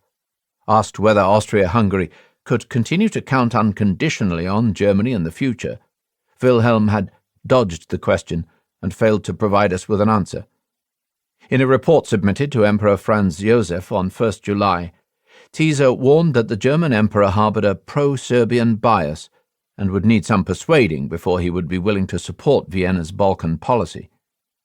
The Austro-Hungarian leaders at first hoped that the two emperors might be able to exchange views face to face when Wilhelm II came to Vienna to attend the Archduke's funeral. But that visit was cancelled following rumours of a further Serbian assassination plot against the German Kaiser. Some other means would have to be found of synchronizing policy with Berlin. Here, at least, was a step on which Berchtold, Teaser, and the other Austrian decision-makers could agree. Germany must be properly consulted before any further action was taken. Berchtold oversaw the preparation of a diplomatic mission to Berlin. 2 documents were to be forwarded to the German ally. The first was a personal letter from Franz Joseph to Kaiser Wilhelm II, signed in the Emperor's own hand, but in fact drafted by Berchtold's staff chief Alec Oyos. The second was a hastily revised version of the pre-Sarajevo Matscheko memorandum, to which was appended a brief post-assassination postscript. These 2 documents make extremely strange reading today. The revised Matscheko memorandum offered the same sprawling overview of the deteriorating Balkan alignment as the original, but with a stronger emphasis on the ruinous consequences of Romanian infidelity, a point directed both at Berlin's friendly relations with Bucharest and at Teaser's preoccupation with Transylvania. The aggressiveness of the Franco-Russian alliance was brought more clearly to the fore, and this was framed as a threat not only to Austria-Hungary, but also to Germany. At the end of the document was a postscript, introduced by the words, "The aforegoing memorandum had just been completed when the terrible events of Sarajevo took place. It spoke of the danger and intensity of a greater Serbian agitation that will stop short of nothing, and noted that the efforts of the monarchy to secure good relations with Serbia through a policy of goodwill and compromise now appeared completely pointless. No direct reference was made to war, but the postscript referred to the irreconcilability of the Austro-Serbian antagonism in the light of recent events. The document closed with an ungainly metaphor. The Austro-Hungarian eagle must now tear with resolute hand the threads that its enemies are weaving into a net over its head. The personal note from Franz Josef to Kaiser Wilhelm II was more straightforward. It, too, dwelt at some length on Romania and the machinations of the Russians, but it closed with a clear intimation of impending action against Serbia. The assassination, it pointed out, was not the act of an individual, but a well-organized conspiracy whose threads extend to Belgrade. Only when Serbia was neutralized as a power factor in the Balkans would Austria-Hungary be safe. You too will be convinced after the recent terrible events in Bosnia that there can be no further question of bridging by conciliation the difference that separates Serbia from us, and that the policy pursued by all European monarchs of preserving the peace will be at risk for as long as this hotbed of criminal agitation in Belgrade remains unpunished. What strikes the present-day reader about these communications is their panicky lack of focus, the preference for swollen metaphors over clear formulations, the employment of histrionic devices to achieve an emotional effect, the juxtaposition of different perspectives in the absence of a unifying meta-narrative. There is no explicit request for German assistance. There are no policy proposals, no lists of options, just a grim, unfocused panorama of threat and foreboding. Nor was it clear how the passages diagnosing the Balkan situation in general terms, which hint at the need for a diplomatic solution, related to the passages on Serbia, which leave the reader in no doubt that the authors have war in mind. Berchtold had initially intended to send the imperial letter and the revised Macheco memorandum to Berlin by regular government courier. Late on Saturday, 4th July, however, he telegraphed Ambassador Sobien in Berlin to inform him that his chef de cabinet, Count Oyos, would be bringing the document to Berlin by hand. Sobien was to arrange interviews with the Kaiser and Chancellor Theobald von Bethmann-Hollweg. Though young, he was only 36, Oyos was one of the most energetic and ambitious of the hawkish younger cohort of foreign ministry officials. He was also well connected in Berlin. In 1908, on his recall from a posting in the German capital, Ambassador Sobien had commented approvingly on the relations of unusual intimacy and trust Oyos had built with the leading German political circles. During a posting in China, Oyos had also met and got to know Arthur Zimmermann, currently standing in for his boss, Secretary of State Gottlieb von Jagow, who was on his honeymoon when the crisis broke. Oyos regarded the relationship with Germany as the cornerstone of Austro-Hungarian security and the prerequisite for an active policy in the Balkans. This, in his view, was the lesson of the 1908-09 annexation crisis, in which he had himself played a peripheral role. Most importantly, Oyos was a hardliner who favoured a military solution from the outset. During the struggle to secure Teaser's agreement, the young staff chief provided his beleaguered boss with much-needed moral support. By selecting Oyos for the mission to Berlin, Berchtold ensured that an unequivocally bellicose construction would be placed upon the two policy documents from Vienna. There would be no doubt in the minds of the Germans that the Austrians meant business. While ostensibly complying with the advice of Teaser, who had refused to agree any further steps until the Germans were consulted, Berchtold used the mission in effect to shut the Hungarian leader out of the decision-making process, and to ensure that Habsburg policy evolved in conformity with his own preference for a swift and decisive response to the outrage at Sarajevo. This was a matter of some importance because, as the German ambassador pointedly reminded Berchtold on 3rd July, Grandiose talk, for which the Austrians had an undeniable talent, did not in itself constitute a plan of action. Mobilization schedules, political dissension, the progress of the Sarajevo police inquiry, the need to secure German support, these were excellent reasons for delaying a military action against Serbia. Not even Conrad was able to offer a credible alternative to his civilian colleagues. And yet, throughout the July crisis, the Austrians would be haunted by the suspicion that it might actually have been better simply to strike at Belgrade without full mobilization and without a declaration of war, in what would universally have been seen as a reflex response to a grave provocation. Why didn't Austria-Hungary simply attack Serbia straight away and be done with it? Asked Prime Minister Ion Bratinov of Romania on 24th July, as the crisis entered its critical phase. Then you would have had the sympathies of Europe on your side. How differently the crisis might then have evolved is a matter on which we can only speculate, but one thing is clear. By the time Alec Oyos boarded the night train for Berlin, the window of opportunity for that virtual scenario had already closed. 8. The widening circle. Reactions abroad. On the afternoon of Sunday 28th June, the Kaiser was off the North Sea coast of Germany, preparing to race his yacht Meteor in the Kiel regatta. The motor launch Hulda came alongside, blowing its horn, and Admiral Müller, chief of the Emperor's naval cabinet, shouted the news of the assassinations across the water. After a brief meeting on board the yacht, it was decided that Wilhelm must return to Berlin immediately to take things in hand and preserve the peace of Europe. At around the same time, a telegram was passed to President Raymond Poincaré at the Longchamp racecourse in Paris, where he was attending the Grand Prix together with other members of the diplomatic corps. Count Sechin, the Austro-Hungarian ambassador, withdrew immediately. The president and most of the other foreign representatives remained to enjoy the afternoon's racing. These vignettes, insignificant in themselves, hint at a divergence of responses and perspectives that would bedevil the July crisis of 1914. In Germany, according to the British ambassador to Berlin, the news of the assassinations caused general consternation. The Emperor had only just returned from a visit to the Archduke at Konopiste, today Konopiste, his residence in Bohemia, and the intimacy between the two men was a matter of common knowledge as well as of great satisfaction to Germans.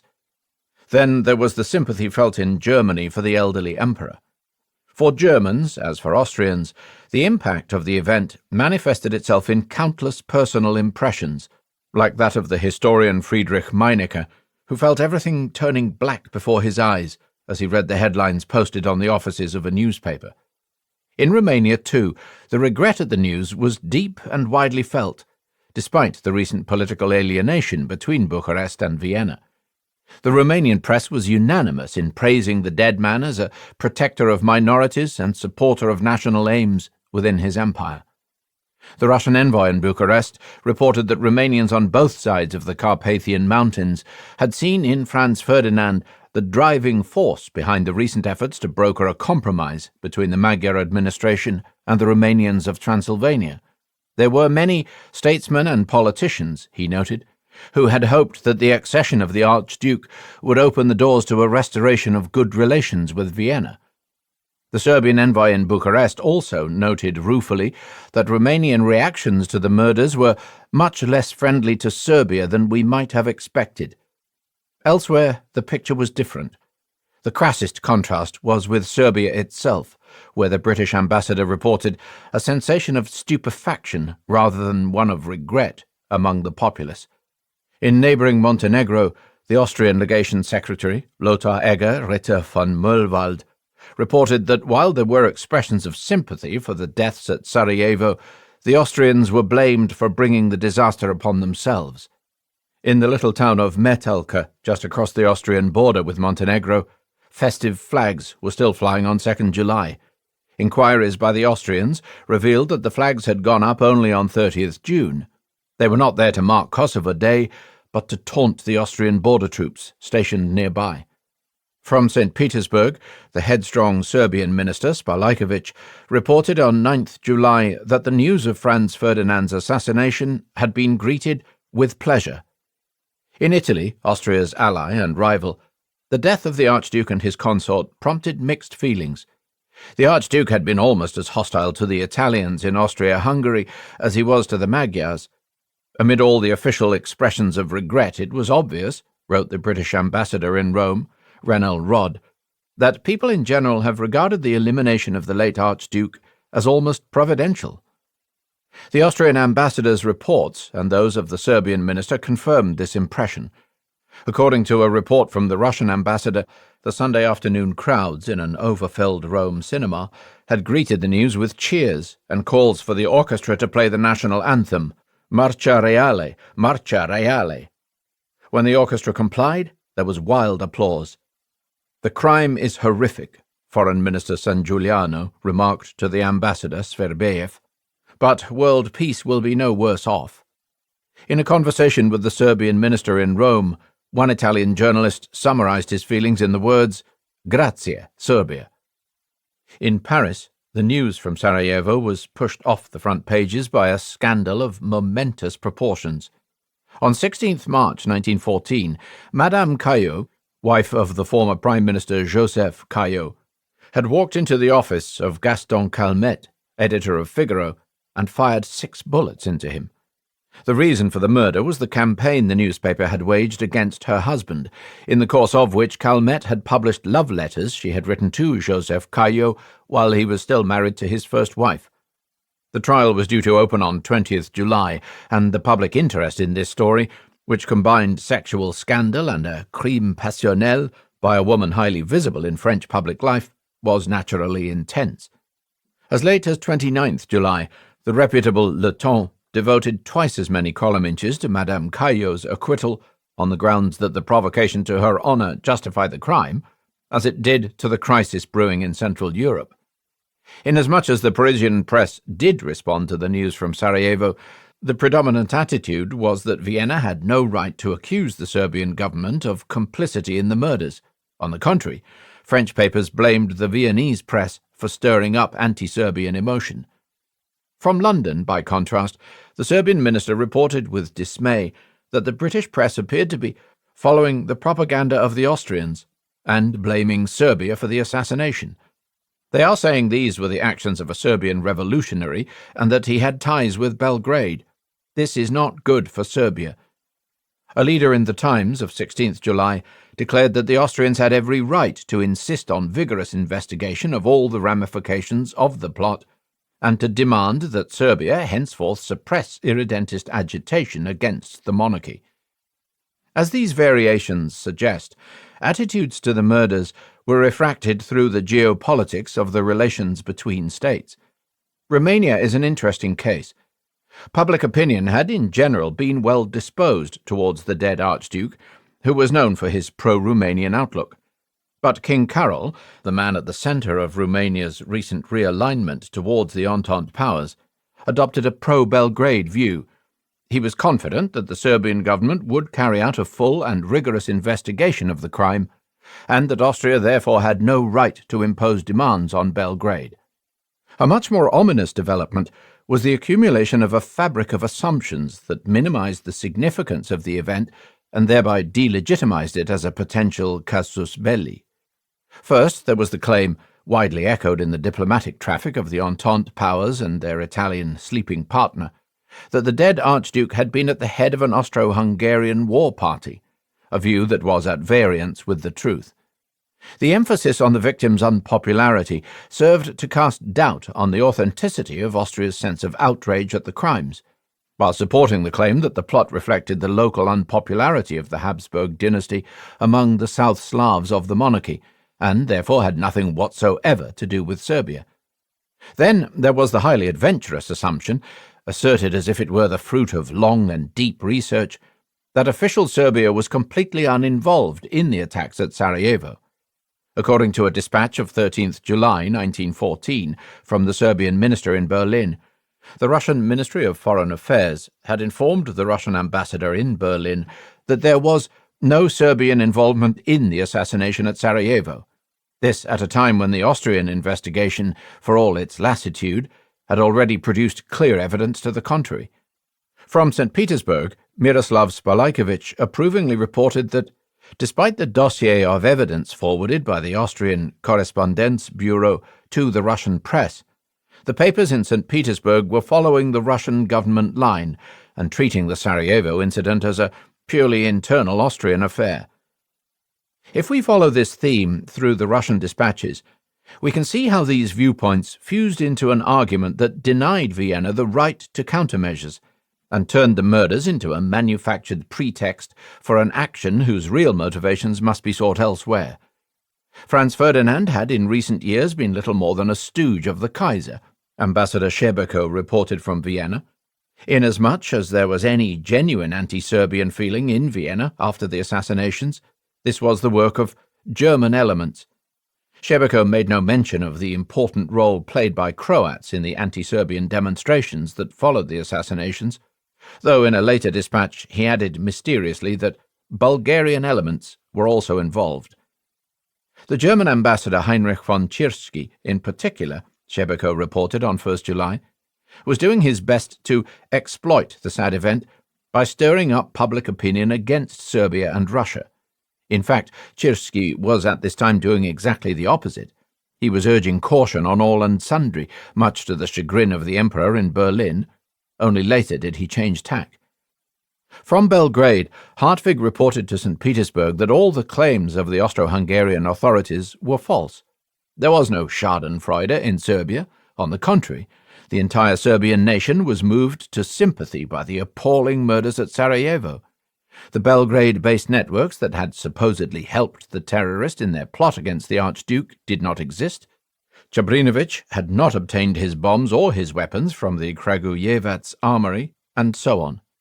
The allegation that the Austrians were manufacturing evidence was important, not just because it recalled the scandal of the Friedjung trials, still unforgotten in Serbia, listen to Chapter 2, or because it was false, though it certainly was, but because it implied that Vienna was deliberately manipulating the shootings at Sarajevo into the pretext for an assault on Belgrade motivated by predatory expansionism.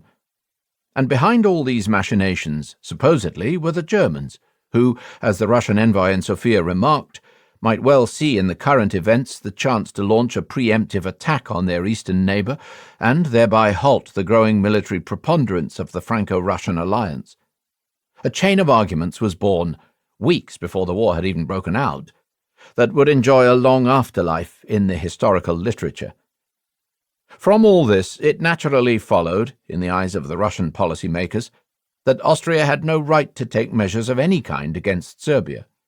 Axiomatic to the Russian position was the contention that a sovereign state could not be made responsible for the actions of private persons on foreign soil, especially as those in question were immature anarchists.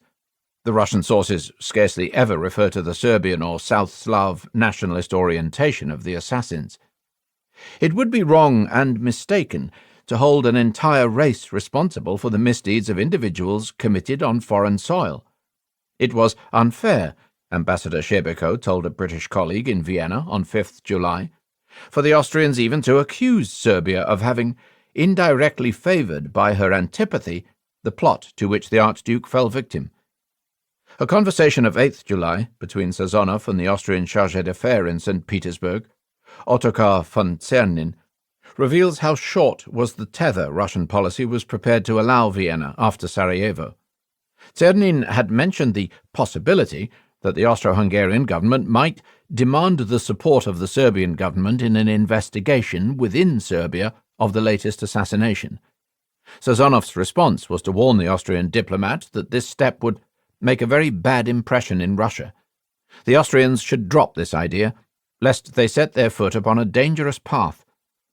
In a conversation of 18th June with Austrian ambassador Fritz Zapari, who had meanwhile returned to St. Petersburg after a period of leave spent nursing his dying wife in Vienna, Sazonov asserted the same view in even more trenchant terms, announcing that no proof that the Serbian government had tolerated such machinations would ever be produced. This framing of events was important because it was part of the process by which Russia decided how to respond in the event of Austrian measures against Serbia.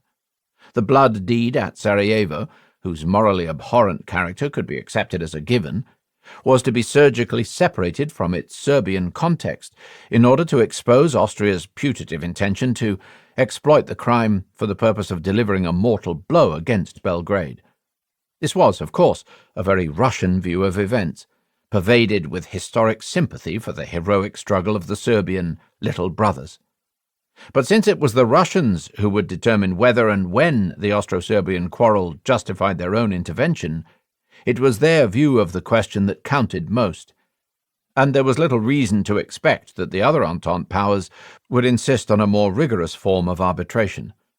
The French government had already granted St. Petersburg carte blanche in the matter of an Austro-Serbian conflict. Without having looked into the matter himself, Poincaré adamantly denied any link between Belgrade and the assassinations. In an interesting conversation on 4th July 1914 with the Austrian ambassador in Paris, the French president compared the murders at Sarajevo with the assassination of the French president Sadi Carnot by an Italian anarchist in 1894. It was a gesture that seemed to express fellow feeling, but was in fact intended to frame the Sarajevo outrage as the act of an aberrant individual for which no political agency, and certainly no sovereign state, could be held liable. The Austrians replied by reminding the president, in vain, that the assassination of Carnot had borne no relation to any anti-French agitation in Italy, whereas one must now admit that in Serbia they have been agitating against the monarchy for years, using every permitted and illicit means. Edward Grey had at least expressed a theoretical interest in establishing whether Austria or Serbia was the provocateur, on the grounds that British public opinion would not support a war by the Triple Entente on behalf of a Serbian aggressor. But he had been very vague about how one might go about adjudicating such a quarrel, and his comments in the early days after the assassinations did not suggest that he intended to hold the Russians to very stringent criteria. On 8th July, Count Benkendorf, the Russian ambassador in London, remarked to Edward Grey that he did not see on what a démarche against Serbia could be founded. The Foreign Secretary's reply was characteristically tentative. I said that I did not know what was contemplated. I could only suppose that some discovery made during the trial of those implicated in the murder of the Archduke, for instance, that the bombs had been obtained in Belgrade, might, in the eyes of the Austrian government, be foundation for a charge of negligence against the Serbian government. But this was only imagination and guess on my part. Count Benkendorf said that he hoped that Germany would restrain Austria. He could not think that Germany would wish a quarrel to be precipitated. Grey made, or recorded, no reply to this last point, which was of considerable importance, because it placed the onus upon Germany to restrain its ally, and glibly accepted the inevitability of a quarrel, meaning in this context a war among the great powers, in the event that it should fail to do so. The same argument was conveyed more explicitly in a telegram from Vienna that reached Grey on the following day. It described a conversation between the British ambassador to Vienna and his Russian colleague, in which the Russian announced that he could not believe that Austria would be foolish enough to allow itself to be rushed into war, for an isolated combat with Serbia would be impossible, and Russia would be compelled to take up arms in defense of Serbia. Of this there could be no question. A Serbian war meant a general European war. Within 10 days, the Russians had established a seamless counter-narrative of the event at Sarajevo. There were contradictions in the picture, to be sure. As one Austrian diplomat pointed out, it made no sense for the Russians to say, on the one hand, that the South Slavs of Bosnia-Herzegovina were united in their loathing of Habsburg tyranny, and on the other to complain at the attacks on Serbian property there by crowds of angry Croats. And the Russian assertion that Serbia wished nothing more than to live in peace and harmony with her neighbour sat uncomfortably with Sazonov's earlier assurances to Pasich, via Hartwig, that Serbia would soon inherit the South Slav lands of the crumbling Habsburg Empire. Spalajkovic's widely reported claim to the press in St. Petersburg that the Belgrade government had warned Vienna of the assassination plot in advance raised awkward questions, disregarded by the Russians, about Serbian foreknowledge. Above all, the entire history of Russia's sponsorship of Serbian expansionism and of Balkan instability in general was elided from view. Conspicuously missing from the picture was, finally, any acknowledgement of Russia's own links with the Serbian underground networks. After the war, Colonel Artamonov, the Russian military attaché in Belgrade, candidly admitted his close pre-war relationship with Apis. He even admitted that he had supplied the head of the Black Hand with funds in support of their espionage operations in Bosnia, though he denied any foreknowledge of the plot to kill the Archduke. In any case, it was already clear that neither London nor Paris intended to challenge the Russian version of events. An unpopular, warmongering martinet had been cut down by citizens of his own country, driven to frenzy by years of humiliation and ill treatment. And now the corrupt, collapsing, and yet supposedly rapacious regime he had represented intended to blame his unregretted death on a blameless and peaceful Slav neighbour. Framing the event at Sarajevo in this way was not in itself tantamount to formulating a decision for action, but it removed some of the obstacles to a Russian military intervention in the event of an Austro-Serbian conflict. The Balkan inception scenario had become an imminent possibility. Count Oyos goes to Berlin.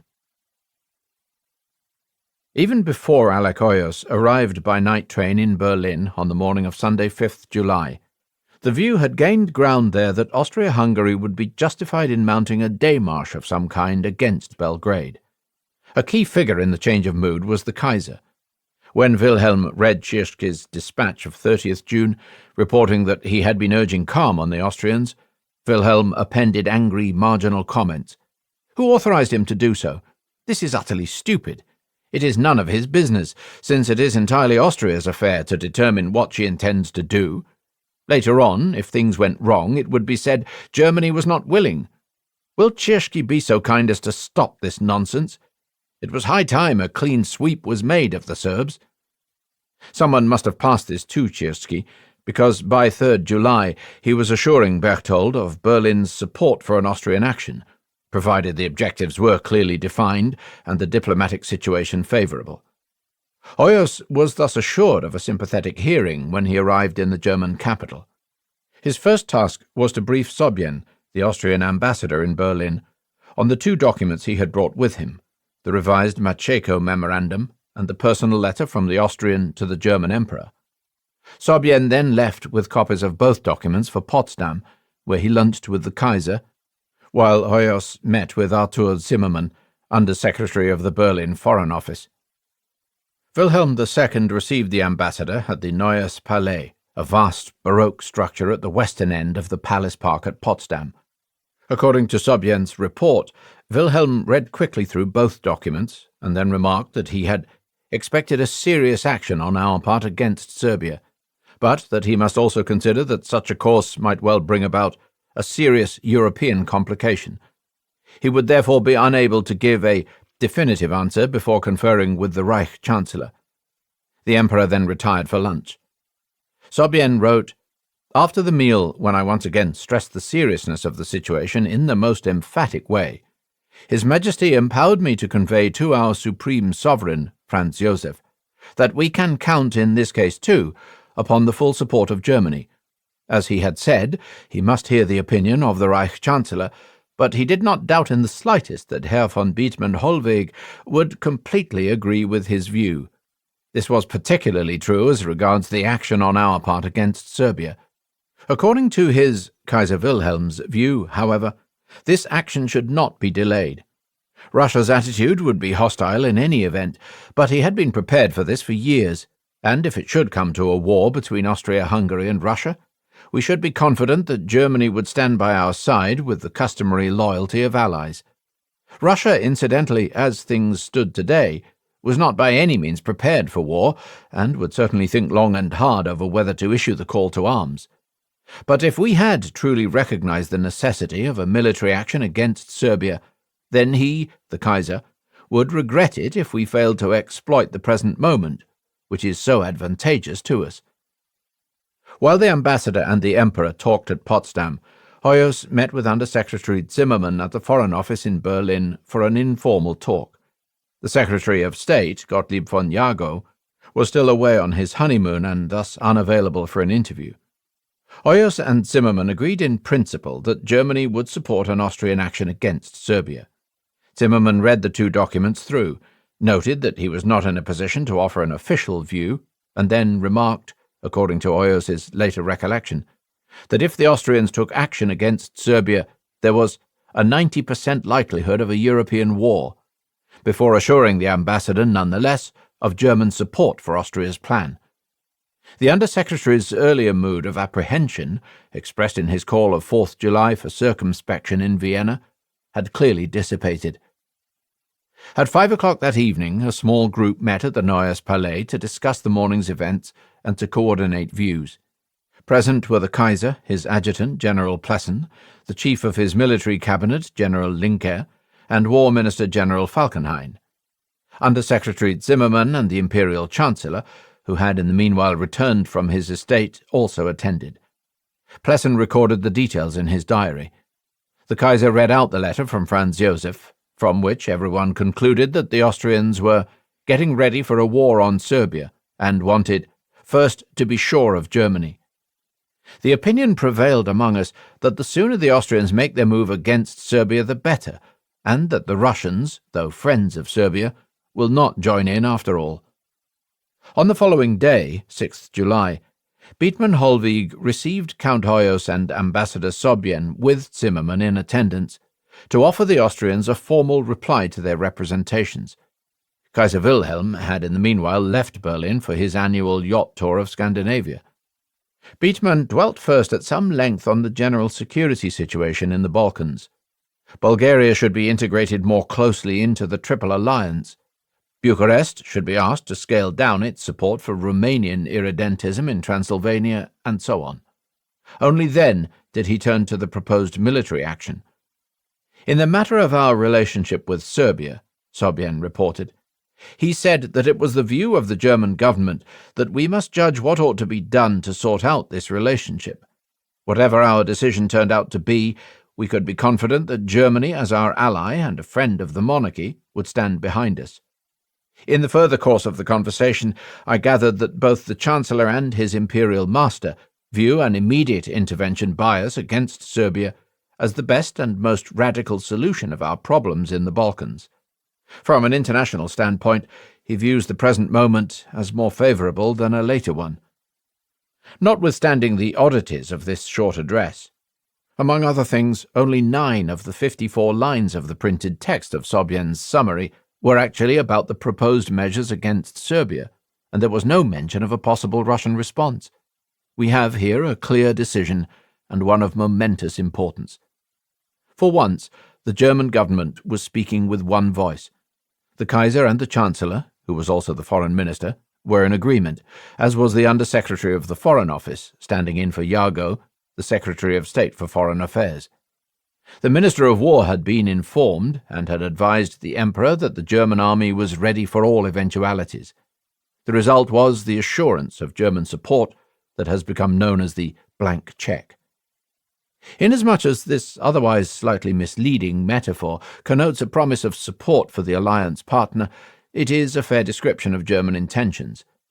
The Kaiser and the Chancellor believed that the Austrians were justified in taking action against Serbia, and deserved to be able to do so without the fear of Russian intimidation. Much more problematic is the claim that the Germans overinterpreted the Austrian messages, made commitments that surpassed Austrian intentions, and thereby pressured them into war. While it is true that Franz Josef's note did not refer directly to war against Serbia, it left the reader in absolutely no doubt that Vienna was contemplating the most radical possible action. How else should one understand his insistence that a conciliation of the conflict between the two states was no longer possible, and that the problem would be resolved only when Serbia had been eliminated as a power factor in the Balkans? In any case, Count Hoyos had left no margin of doubt about Vienna's thinking. He asserted personal control over the Austrian representation during his mission in Berlin. He later revealed to the historian Luigi Albertini that it was he, not the veteran ambassador, who had composed Sobie's dispatch summarizing Beetman's assurances.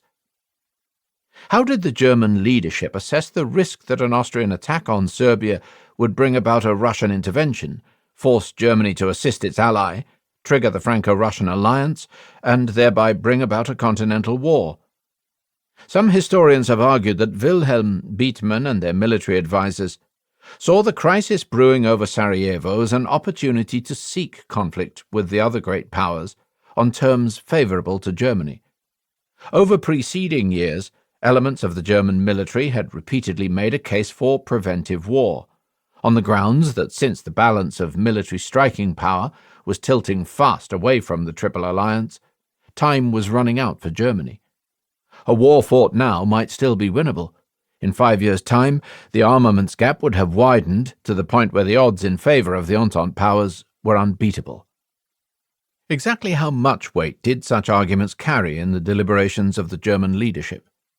In answering this question, we should note first that the key decision-makers did not believe a Russian intervention to be likely, and did not wish to provoke one. On 2 July, Salzer-Lichtenau, the Saxon envoy in Berlin, reported that although certain senior military figures were arguing that it would be desirable to let war come about now, while Russia remained unprepared, he felt it unlikely that the Kaiser would accept this view. A report filed on the following day by the Saxon military plenipotentiary noted that, by contrast with those who looked with favour on the prospect of a war sooner rather than later, the Kaiser is said to have pronounced in favour of maintaining peace. Those present at the meeting with Wilhelm II in Potsdam on the afternoon of 5th July all took the view that the Russians, though friends of Serbia, would not join in after all. Thus, when at that meeting War Minister Falkenhayn asked the Kaiser whether he wished that any kind of preparations should be made for the eventuality of a great power conflict, Wilhelm replied in the negative. The reluctance of the Germans to make military preparations, which remained a feature of the German handling of the crisis into late July, may in part have reflected the army's confidence in the existing state of readiness, but it also reflected the German leadership's wish to confine the conflict to the Balkans, even if this policy risked jeopardizing their readiness should confinement fail. The Kaiser in particular remained confident that the conflict could be localized. On the morning of 6th July, before his departure from Berlin, he told the acting Secretary of State for the Navy, Admiral von Capelle, that he did not believe there would be any further military complications, since the Tsar would not in this case place himself on the side of the regicides. Besides, Russia and France were not prepared for war. He briefed other senior military figures along the same lines. This was not just whistling in the dark. The Kaiser had long been of the opinion that although Russian military preparedness was on the increase, it would be some time before the Russians would be willing to risk a strike. Late in October 1913, in the aftermath of the Albanian crisis, he had told Ambassador Sobien that, for the moment, Russia gave him no cause for anxiety. For the next 6 years, one need fear nothing from that quarter. This line of reasoning was not an alternative to the preventive war argument. On the contrary, it was partly interwoven with it. The argument in favour of launching a preventive war consisted of two distinct and separable elements. The first was the observation that Germany's chances of military success in a European war were diminishing fast. The second was the inference that Germany should address this problem by itself seeking a war before it was too late. It was the first part that entered into the thinking of the key civilian decision-makers, not the second. After all, the evidence that suggested diminishing chances of success also implied that the risk of a Russian intervention was minimal. If the Russians' chances of success in a war with Germany really were going to be much better in 3 years' time than they were to be in 1914, why would St. Petersburg risk launching a continental conflict now when it was only half prepared? Thinking along these lines opened up two possible scenarios. The first, which appeared much the more probable to Beetman and his colleagues, was that the Russians would abstain from intervening and leave the Austrians to sort out their dispute with Serbia, perhaps responding diplomatically in concert with one or more other powers at a later point. The second scenario, deemed less probable, was that the Russians would deny the legitimacy of Austria's case, overlook the incompleteness of their own rearmament program, and intervene nonetheless. It was on this secondary level of conditionality that the logic of preventive war fell into place. For if there was going to be a war anyway, it would be better to have one now. Underlying these calculations was the strong and, as we can see in retrospect, erroneous assumption that the Russians were unlikely to intervene. The reasons for this gross misreading of the level of risk are not hard to find. Russia's acceptance of the Austrian ultimatum in October 1913 spoke for that outcome. Then there was the deeply held belief, already alluded to, that time was on Russia's side. The assassinations were seen in Berlin as an assault on the monarchical principle launched from within a political culture with a strong propensity to regicide, a view that can also be found in some British press coverage. Strong as Russia's pan-Slav sympathies might be, it was difficult to imagine the Tsar siding with the regicides, as the Kaiser repeatedly observed. To all this, we must add the perennial problem of reading the intentions of the Russian executive. The Germans were unaware of the extent to which an Austro-Serbian quarrel had already been built into Franco-Russian strategic thinking. They failed to understand how indifferent the two Western powers would be to the question of who had provoked the quarrel. Moreover, the Germans had not yet grasped the significance of Kakovtsev's removal from office as chairman of the Council of Ministers, and found it difficult to read the balance of power within the new council. In this they were not alone. British diplomats too struggled to read the new constellation, and came to the entirely misleading conclusion that the influence of anti-war conservatives, such as Kakovtsev and Durnova, was once again in the ascendant, and in Paris there was concern that a pro-German faction led by Sergei Witte might be about to secure control over policy. The opacity of the system made it difficult, now as on so many previous occasions, to assess risk. At the same time, the recent German experience of hand-in-hand collaboration with London on Balkan matters suggested that England might well, despite the latest naval talks, understand Berlin's standpoint and press St. Petersburg to observe restraint. This was one of the dangers of détente, that it encouraged decision-makers to underrate the dangers attendant upon their actions. One could thus speak, as some historians have, of a policy of calculated risk. But this characterization excludes from view a further important link in the chain of German thinking.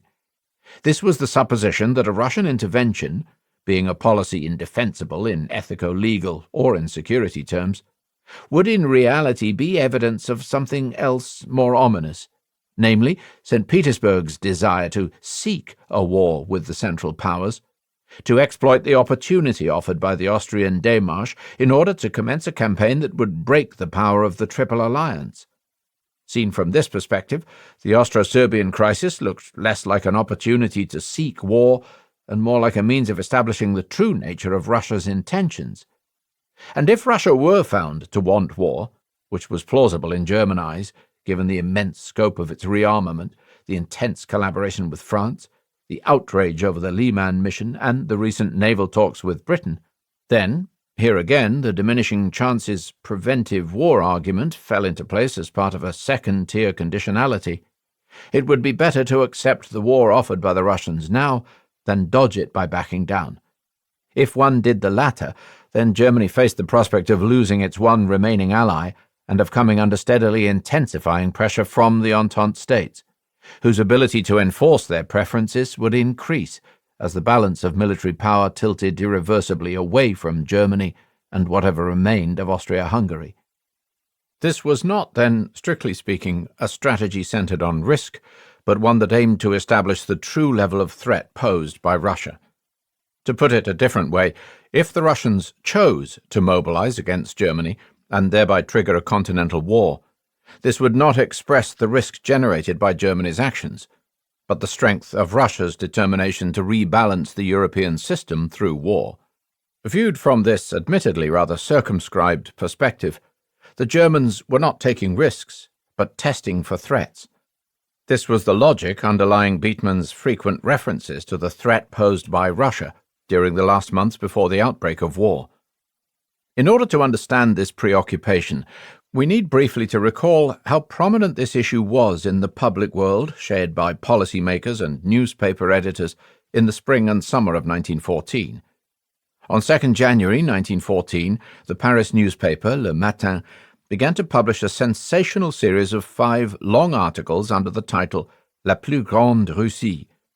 Composed by the paper's editor-in-chief, Stéphane Lausanne, who had just come back from a journey to Moscow and St. Petersburg, the series impressed readers in Berlin not only by the sneering belligerence of its tone, but also by the apparent accuracy and texture of the information contained in it. Most alarming of all was a map bearing the caption, Russia's Dispositions for War, and depicting the entire terrain between the Baltic and the Black Sea as a densely packed archipelago of troop concentrations linked with each other by a lattice of railways. The commentary attached to the map reported that these were the exact dispositions of the Russian Army Corps as of 31st December 1913, and urged readers to note the extraordinary concentration of forces on the Russo-Prussian frontier. These articles expressed a somewhat fantastical and exaggerated view of Russian military strength, and may in fact have been aimed at undermining the opposition to the new Russian loan. But for German readers who were aware of the massive loans recently agreed between France and Russia, they made alarming reading. Their effect was amplified by the suspicion that the information in them derived from a government source. Le Matin was notoriously close to Poincaré, and it was known that Lausanne had met with Sazonov and senior Russian military commanders during his trip to Russia. There were many other similarly hair-raising ventures into inspired journalism. In a New Year's editorial published at around the same time, the military journal Razviechik, widely viewed as an organ of the Imperial General Staff, offered a blood-curdling view of the coming war with Germany. Not just the troops, but the entire Russian people must get used to the fact that we are arming ourselves for the war of extermination against the Germans, and that the German empires must be destroyed, even if it costs us hundreds of thousands of lives. Semi-official panic-mongering of this kind continued into the summer. Particularly unsettling was a piece of 13th June in the daily Birjevie Vedomosti, stock exchange news, whose headline read, "We are ready, France must be ready too." It was widely reprinted in the French and German press. What especially alarmed policymakers in Berlin was the accurate advice from Ambassador Portales in St. Petersburg that it was inspired by none other than the Minister of War, Vladimir Sukhomlinov. The article sketched an impressive portrait of the immense military machine that would fall upon Germany in the event of war. The Russian army, it boasted, would soon count 2.32 million men. Germany and Austria, by contrast, would have only 1.8 million between them. Thanks to a swiftly expanding strategic railway network, moreover, mobilization times were plummeting. Sukhomlinov's primary purpose was, in all probability, not to terrify the Germans, but to persuade the French government of the size of Russia's military commitment to the alliance, and to remind his French counterparts that they too must carry their weight. All the same, its effect on German readers was predictably disconcerting. One of these was the Kaiser, who splattered his translation with the usual spontaneous jottings, including the following, "Ha! At last the Russians have placed their cards on the table. Anyone in Germany who still doesn't believe that Russo-Gaul is working towards an imminent war with us belongs in the Daldorf Asylum." Another reader was Chancellor Beetman Holweg. In a letter of 16th June to Ambassador Lichnowsky in London, the Chancellor observed that the war lust of the Russia militarist party had never been so ruthlessly revealed. Until now, he went on, it was only the extremists, pan-Germans and militarists who had suspected Russia of preparing a war of aggression against Germany. But now even calmer politicians, among whom Beetman presumably counted himself, were beginning to incline towards this view. Among these was Foreign Secretary Gottlieb von Jagow, who took the view that although Russia was not yet ready for war, it would soon overwhelm Germany with its vast armies, Baltic fleet, and strategic railway network. General Staff reports of 27th November 1913 and 7th July 1914 provided updated analyses of the Russian strategic railway program, accompanied by a map on which the new arterial lines, most with numerous parallel rails, reaching deep into the Russian interior and converging on the German and Austrian frontiers, were marked in stripes of brightly coloured ink. These apprehensions were reinforced by the Anglo-Russian naval talks of June 1914, which suggested that the strategizing of the Entente powers had entered a new and dangerous phase. In May 1914, in response to pressure from the French Foreign Ministry, the British cabinet sanctioned joint naval staff talks with the Russians. Despite the strict secrecy in which they were held, the Germans were in fact well informed of the details of the Anglo-Russian discussions through an agent in the Russian embassy in London, the second secretary Benno von Siebert, a Baltic German in Russian service. Through this source, Berlin learned, among other things, that London and St. Petersburg had discussed the possibility that in the event of war, the British fleet would support the landing of a Russian expeditionary corps in Pomerania. The news caused alarm in Berlin. In 1913-14, Russian naval spending exceeded Germany's for the first time. There was concern about a more aggressive Russian foreign policy and a steady tightening of the Entente that would soon deprive German policy of any freedom of movement. The discrepancies between Edward Grey's evasive replies to inquiries by Count Lichnowsky and the details filed by Siebert conveyed the alarming impression that the British had something to hide, producing a crisis in trust between Berlin and London, a matter of some import to Bethmann Hollweg, whose policy had always been founded on the presumption that Britain, though partially integrated into the Entente, would never support a war of aggression against Germany by the Entente states. The diaries of the diplomat and philosopher Kurt Riesler, Bethmann's closest adviser and confidant, conveyed the tenor of the Chancellor's thinking at the time the decision was made to back Vienna. After the meeting with Sobien and Hoyos on 6th July, the two men had travelled back out to the Chancellor's estate at Hohenfinow. Riesler recalled his conversation of that evening with Bethmann. On the veranda under the night sky, long talk on the situation. The secret information from the German informant at the Russian embassy in London, he divulges to me, conveys a shattering picture. He sees the Russian-English negotiations on a naval convention, a landing in Pomerania, as very serious, the last link in the chain. Russia's military power growing swiftly. Strategic reinforcement of the Polish salient will make the situation untenable. Austria steadily weaker and less mobile. Intertwined with these concerns about Russia were doubts about the reliability and longevity of the alliance with Austria. The Chancellor speaks of weighty decisions. The murder of Franz Ferdinand, official Serbia involved. Austria wants to pull itself together. Letter from Franz Josef with inquiry regarding the readiness of the alliance to act. It's our old dilemma with every Austrian action in the Balkans. If we encourage them, they will say we pushed them into it. If we counsel against it, they will say we left them in the lurch. Then they will approach the Western powers, whose arms are open, and we lose our last reasonable ally. During a conversation with Riesler on the following day, Bethmann remarked that Austria was incapable of entering a war as our ally on behalf of a German cause. By contrast, a war from the east, born of a Balkan conflict and driven in the first instance by Austro-Hungarian interests, would ensure that Vienna's interests were fully engaged. If war comes from the east, so that we enter the field for Austria-Hungary and not Austria-Hungary for us, we have some prospect of success. This argument mirrored exactly one of the core arguments of the French policymakers, namely that a war of Balkan origin was most likely to engage Russia fully in support of the common enterprise against Germany. Neither the French nor the German policymakers trusted their respective allies to commit fully to a struggle in which their own country's interests were principally at stake. The road to the Austrian ultimatum. A decision of sorts had been made. The Austrians, or at least the group around Berchtold, intended to seek a military resolution of their conflict with Serbia. But on all other issues, the composite policy mind in Vienna had as yet failed to deliver coherent positions. There was still no agreement at the time Hoyos left for Berlin, for example, on what policy should be pursued vis-à-vis Serbia after an Austrian victory. When Zimmermann inquired after Austria's post-war objectives, Hoyos responded with a bizarre improvisation.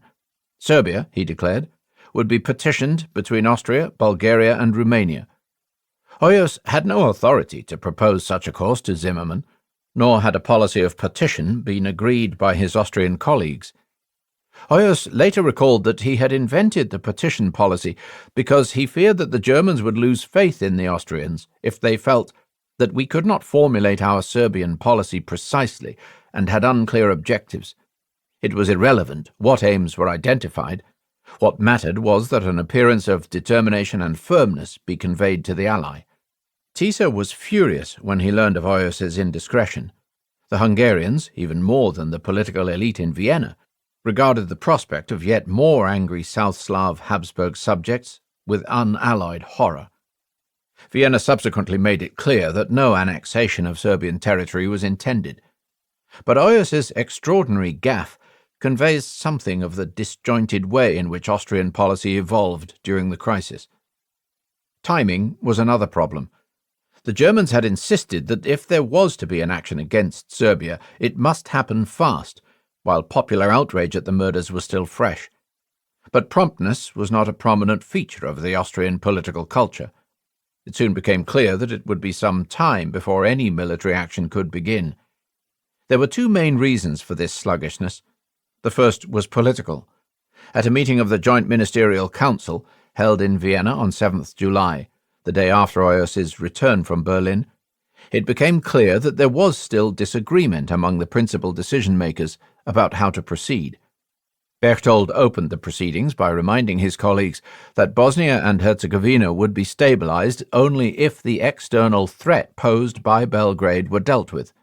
If no action were taken, the monarchy's ability to deal with the Russian-sponsored irredentist movements in its South Slav and Romanian areas would steadily deteriorate.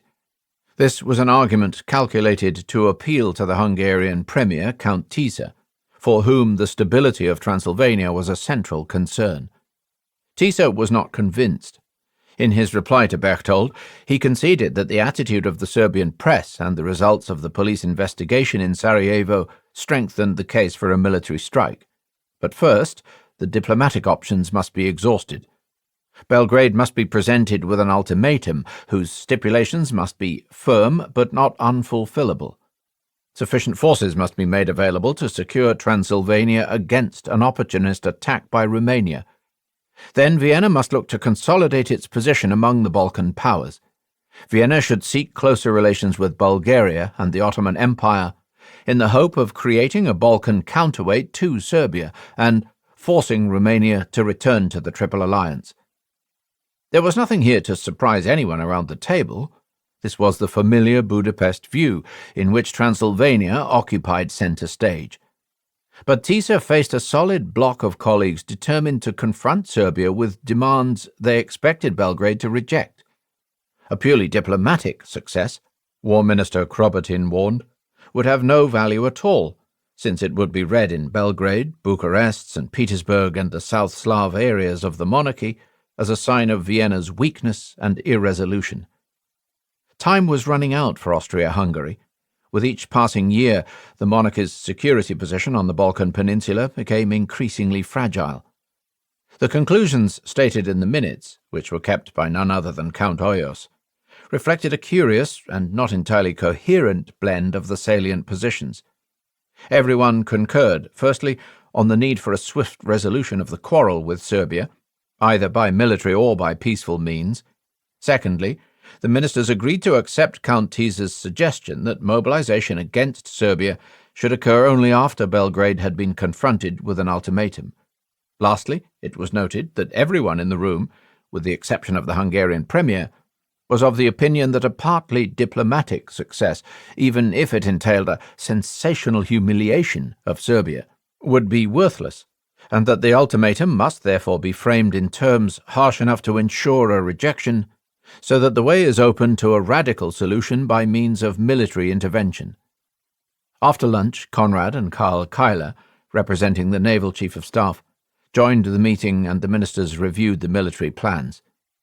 Questioned by Minister of War Krobotin, Konrad explained that while the war plan against Serbia, named Plan B for Balkan, would involve deploying large numbers of troops to the southern periphery, an intervention in the conflict by Russia would oblige the Austrians to shift the focus of operations from the south to the northeast.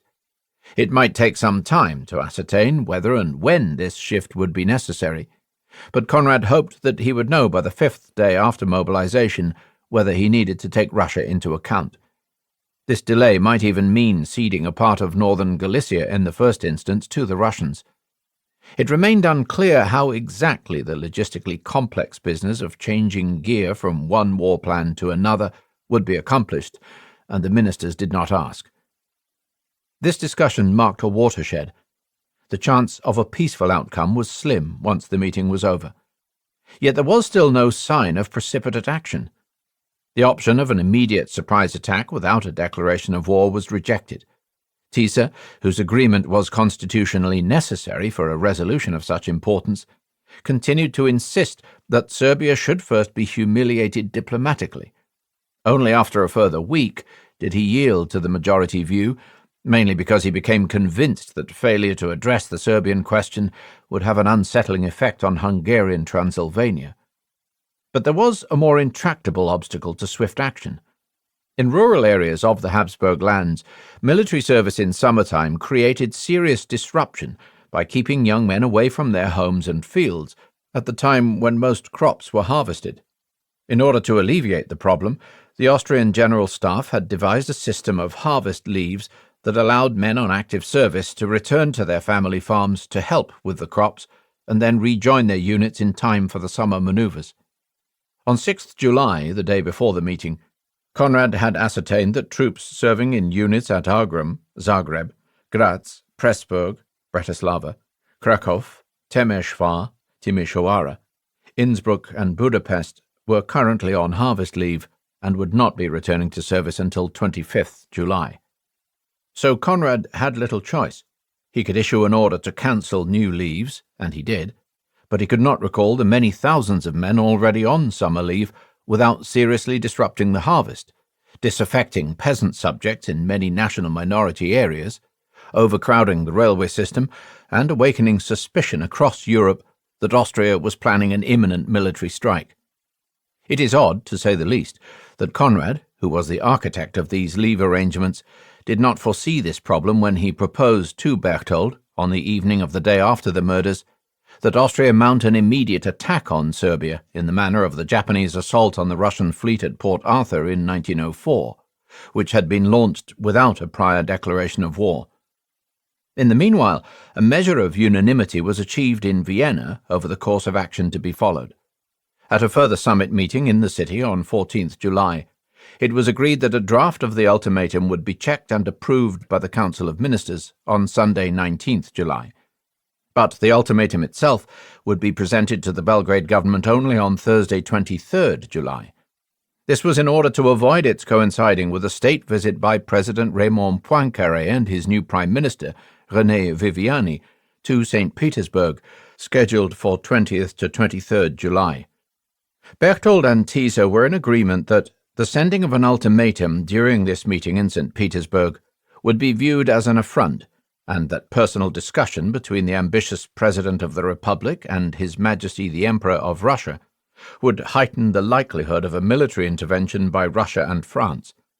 From this moment onwards, secrecy was of the greatest possible importance, both for strategic and diplomatic reasons.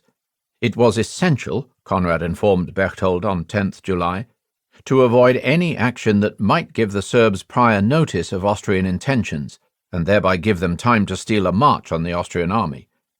Recent Austrian appraisals of Serbian military strength suggested that the Serbian army would not be a trivial opponent. How right they were became clear in the winter of 1914, when the Serbian army succeeded in throwing the Austrians back out of the kingdom. Secrecy was also essential because it presented Vienna's only hope of conveying its demands to Belgrade before the Entente powers had the opportunity for joint deliberations on how to respond. Hence the importance of avoiding the days when Poincaré and Viviani would be in St. Petersburg, Berchtold therefore ordered that the press be firmly instructed to avoid the subject of Serbia. This step was apparently effective.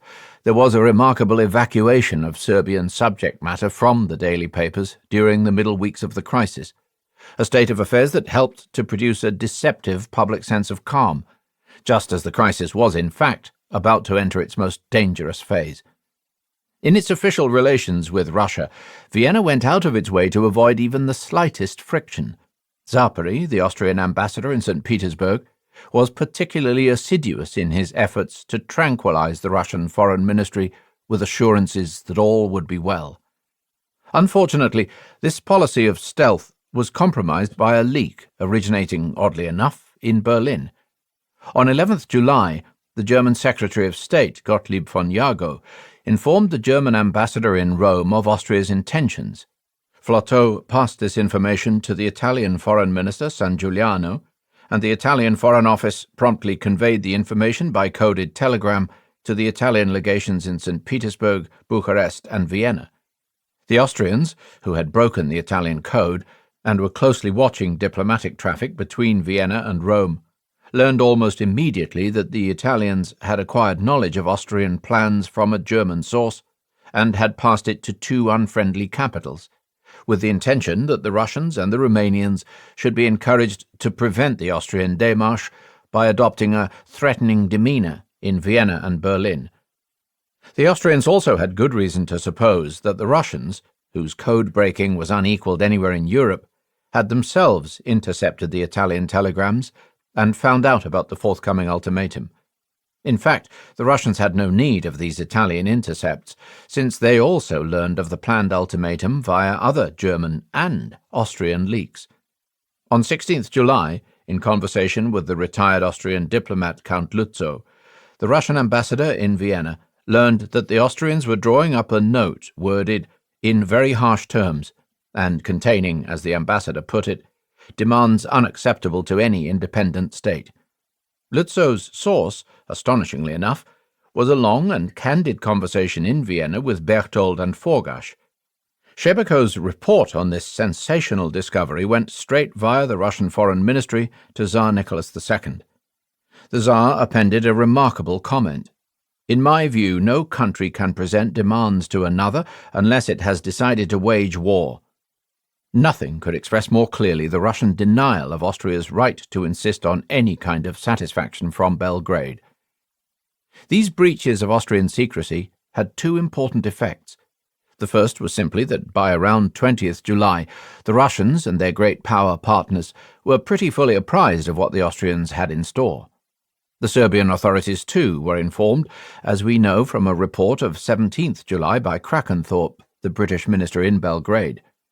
In both St. Petersburg and in Belgrade, this prior knowledge facilitated the formulation and coordination, in advance of the presentation of the ultimatum to Belgrade, of a firmly rejectionist position, eloquently expressed in Pasic's circular of 19th July to the Serbian legations abroad.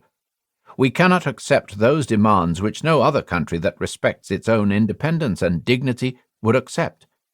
What this meant, among other things, was that there had been ample opportunity for views on a possible ultimatum to mature by the time the French head of state and his prime minister arrived in St. Petersburg on 20th July. The notion, promulgated by Sazonov and later put about in the literature, that the news of the ultimatum came as a terrible shock to the Russians and the French on 23rd July, when the note was presented to the Serbian Foreign Ministry, is nonsense. The second effect related to Vienna's handling of the German partner. Berchtold blamed the Germans for compromising his strategy of stealth and responded to the leaks by shutting down communications with Berlin, with the result that the Germans were no better informed of the precise contents of the forthcoming Austrian ultimatum than their Entente opponents. It is one of the strangest features of Austria's handling of the crisis that a copy of the ultimatum was forwarded to the leadership in Berlin only on the evening of 22nd July. Yet German protestations of ignorance naturally rang false with the diplomats of the Entente, who viewed them as evidence that the Germans and the Austrians were together in secret planning a long-prepared joint enterprise that must be met with a coordinated and firm response, an assumption that did not augur well for peace as the crisis entered its final phase. It is worth touching once again on the oddities of the Austro-Hungarian decision-making process. Berchtold, disparaged by many of the hawks in the administration as a soft touch, incapable of forming clear resolutions, took control of the policy debate after 28th June in a rather impressive way. But he could do this only through an arduous and time-consuming process of consensus building. The puzzling dissonances in the documents that track the emergence of the Austrian decision for war reflect the need to incorporate, without necessarily reconciling, opposed viewpoints. Perhaps the most striking defect of Austrian decision-making was the narrowness of the individual and collective fields of vision. The Austrians resembled hedgehogs scurrying across a highway with their eyes averted from the rushing traffic. The momentous possibility of a Russian general mobilization and the general European war that would inevitably follow was certainly glimpsed by the Austrian decision-makers, who discussed it on several occasions. But it was never integrated into the process by which options were weighed up and assessed. No sustained attention was given to the question of whether Austria-Hungary was in any position to wage a war with one or more other European great powers. There are several possible reasons for this. One was the extraordinary confidence of the Austro-Hungarian administration in the strength of German arms, which, it was believed, sufficed in the first instance to deter and, failing that, to defeat Russia. The second was that the hive-like structure of the Austro-Hungarian political elite was simply not conducive to the formulation of decisions through the careful sifting and balancing of contradictory information. The contributors to the debate tended to indulge in strong statements of opinion, often sharpened by mutual recriminations, rather than attempting to view the problems facing Vienna in the round. The solipsism of Austrian decision-making also reflected a profound sense of geopolitical isolation. The notion that Austro-Hungarian statesmen had a responsibility to Europe was nonsense, one political insider noted, because there is no Europe. Public opinion in Russia and France will always maintain that we are the guilty ones, even if the Serbs, in the midst of peace, invade us by the thousands one night armed with bombs. But the most important reason for the perplexing narrowness of the Austrian policy debate is surely that the Austrians were so convinced of the rectitude of their case and of their proposed remedy against Serbia that they could conceive of no alternative to it. Even Tisza, after all, had accepted by 7th July that Belgrade was implicated in the crimes at Sarajevo and was willing in principle to countenance a military response, provided the timing and diplomatic context were right. Inaction would merely confirm the widely held conviction that this was an empire on its last legs. On the other hand, the moral effect of a bold action would be transformative. Austria-Hungary would again believe in itself. It would mean, I have the will, therefore I am. In short, the Austrians were in the process of making what decision theorists have called an opting decision, one in which the stakes are unimaginably high, the impact transformative and irrevocable, levels of emotion elevated, and the consequences of not acting potentially lasting. Decisions of this kind may acquire an existential dimension in that they promise to reinvent the decision-making entity, to fashion it into something it was not before. At the core of such decisions is something rooted in identity that is not easily susceptible to rationalization. This is not to suggest that Austrian decision-making was irrational. The present crisis was assessed in the light of past developments, and various factors and risks were brought to bear on the discussion.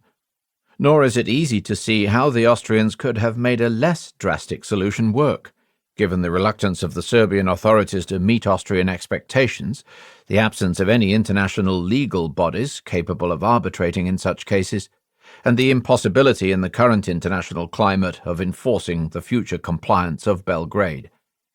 Yet at the core of the Austrian response, to an extent that does not apply to any of the other actors in 1914, was a temperamental, intuitive leap, a naked act of decision, founded in a shared understanding of what the Austro-Hungarian Empire was and must be, if it were to remain a great power. The strange death of Nikolai Hartwig. It was during the tranquilization phase of Austrian policy that the Russian minister in Belgrade suddenly died. Hartwig had been suffering from angina pectoris for some time. He was obese and prone to increasingly fierce headaches, the result not just of stress, but probably also of hypertension. It was his practice each summer to take the cure at Bad Nauheim, whence he would return with his spirits restored and his weight reduced. When his subordinate, Basil Strandman, on hearing the news of the assassinations, broke off his own vacation in Venice and returned to Belgrade, he found Hartwig in poor physical condition and longing to take his cure. The minister informed Strandman that, as no important events could be expected before autumn, he had put in an application to take his vacation on 13th July. On 10th July, 3 days before he was due to leave, Hartwig learned that the Austrian minister, Baron Giesel, had just returned to Belgrade. He telephoned the Austrian legation and arranged a visit in order to clarify various misunderstandings. It was widely reported in Belgrade that on 3rd July, the day of the Archduke's Requiem service, the Russian legation had been the only one in the Serbian capital not to fly its flag at half-mast. Both the Italian and the British mission chiefs in Belgrade had noticed the omission. On the evening following the assassinations, moreover, it was said that Hartwig had hosted a reception in his legation, from which cheering and laughter could be heard in the nearby streets. The Russian minister was probably also anxious, lest reports of other indiscretions had reached the ears of his Austrian colleague. In fact, the interview went quite amicably. Giesel cordially accepted Hartwig's explanations and excuses, and the two men settled down for a long talk in Giesel's office. Having spoken at some length of his poor health and his vacation plans, Hartwig came to the chief concern of his visit, a defence of Serbia's innocence of the murders and of its intentions for the future. But he had scarcely got through the first sentence when, at about 9:20 p.m., he lost consciousness and slowly slid, his cigarette still burning between his fingers, from the divan onto the carpet. Hartwig's carriage was sent at haste to collect his daughter Ludmilla, and a local Serbian doctor appeared, followed by Hartwig's physician. But despite the application of water, eau de cologne, ether, and ice, it proved impossible to bring him back to consciousness. Baroness Giesel's expressions of sympathy for Hartwig's daughter were brushed off with the comment that Austrian words were of no interest to her. Ludmilla von Hartwig, who had been spending the evening with Crown Prince Alexander of Serbia, made a point of inspecting the room in which her father had died, digging around in some large Japanese vases, sniffing at the bottle of eau de cologne that had been used to try to rouse him, and curtly inquiring whether her father had been given anything to eat or drink. Giesel replied that the minister had merely smoked a few Russian cigarettes that he had brought with him. The daughter asked for the butts and took them away in her purse. Neither the evidence of Hartwig's illness, of which he had made no secret, nor the assurances of the Austrian minister prevented assassination theories from circulating across the capital. One newspaper referred to Giesel and his wife as modern Borgias who poisoned unwelcome guests, and a few days later Giesel himself overheard a conversation between two clients in his barber's shop. Austria sends us strange ambassadors. First we had an imbecile, Forgash, and now we have an assassin. Giesel has brought an electric chair from Vienna that causes the immediate death of anyone who sits down on it, and leaves not the slightest trace. Fortunately, neither of the two interlocutors recognized Giesel in the next chair. At the request of Hartwig's family and the Belgrade government, Sazonov gave permission for Hartwig to be buried in Serbia, a highly unusual procedure for a Russian diplomat who had died in foreign service. The expressions of public grief and the unprecedented pomp that accompanied his state funeral in Belgrade bore witness to the extraordinary place he occupied in Serbian public awareness. However one assesses Hartwig's contribution to Balkan politics, it would be churlish to deny that the Russian minister had already achieved his primary objectives when he collapsed on Giesel's divan.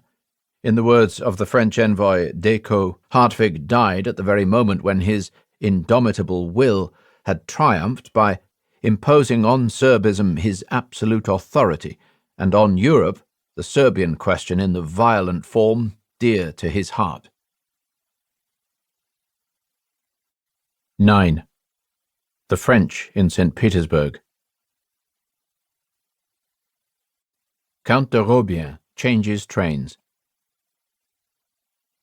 On 6th July 1914, the 26-year-old French diplomat Louis de Robien left Paris for St. Petersburg, where he had been appointed attaché at the French embassy. The date of his departure had been pulled forward so that he would arrive in good time to help with the preparations for the state visit by President Poincaré, which was scheduled for 20th July. To gain time, de Robien did not take the Nord Express, which did not leave every day, but boarded an ordinary sleeping car in the fast train to Cologne. There was time to look briefly at the Rhine and the great Gothic cathedral before the connecting train crossed the industrial region of the Ruhr, always so impressive and not without a certain beauty. From there the train made its way eastwards, traversing Germany at its widest point until it reached Wiesbaden, today the Lithuanian town of Kibarte, on the eastern border of East Prussia. Here, much to his annoyance, de Robien had to leave his comfortable German sleeping car and change trains because of the difference between the Russian and European gauges. His first encounter with the locals on the far side of the border made a lasting impression. As soon as the train had stopped, the carriages were invaded by a horde of bearded persons wearing boots and white aprons, who took charge of his baggage with such haste that he was unable to follow them. De Robien and his fellow passengers were channeled towards a barricade before which stood soldiers with great sabres. Here their passports were verified, a procedure that astonished de Robien because, in that era of liberty, one travelled everywhere in Europe except for Russia without carrying a passport. After presenting his travel documents, de Robien waited in a vast room in whose corners were icons, lit by stands of burning candles, a strange accoutrement, he felt, for what was effectively a waiting room. At last the formalities were complete, and the train passed through a countryside of terrible sadness, studded with villages over which loomed the onion domes of churches. He tried to speak with some officers who appeared to be engineers, but they spoke only a few words of German. We felt, he recalled, as if we were in China. His arrival in St. Petersburg, where he would spend the war years and live through the cataclysm of 2 revolutions, did nothing to dispel the sense of strangeness. On the contrary, it merely completed our disappointment.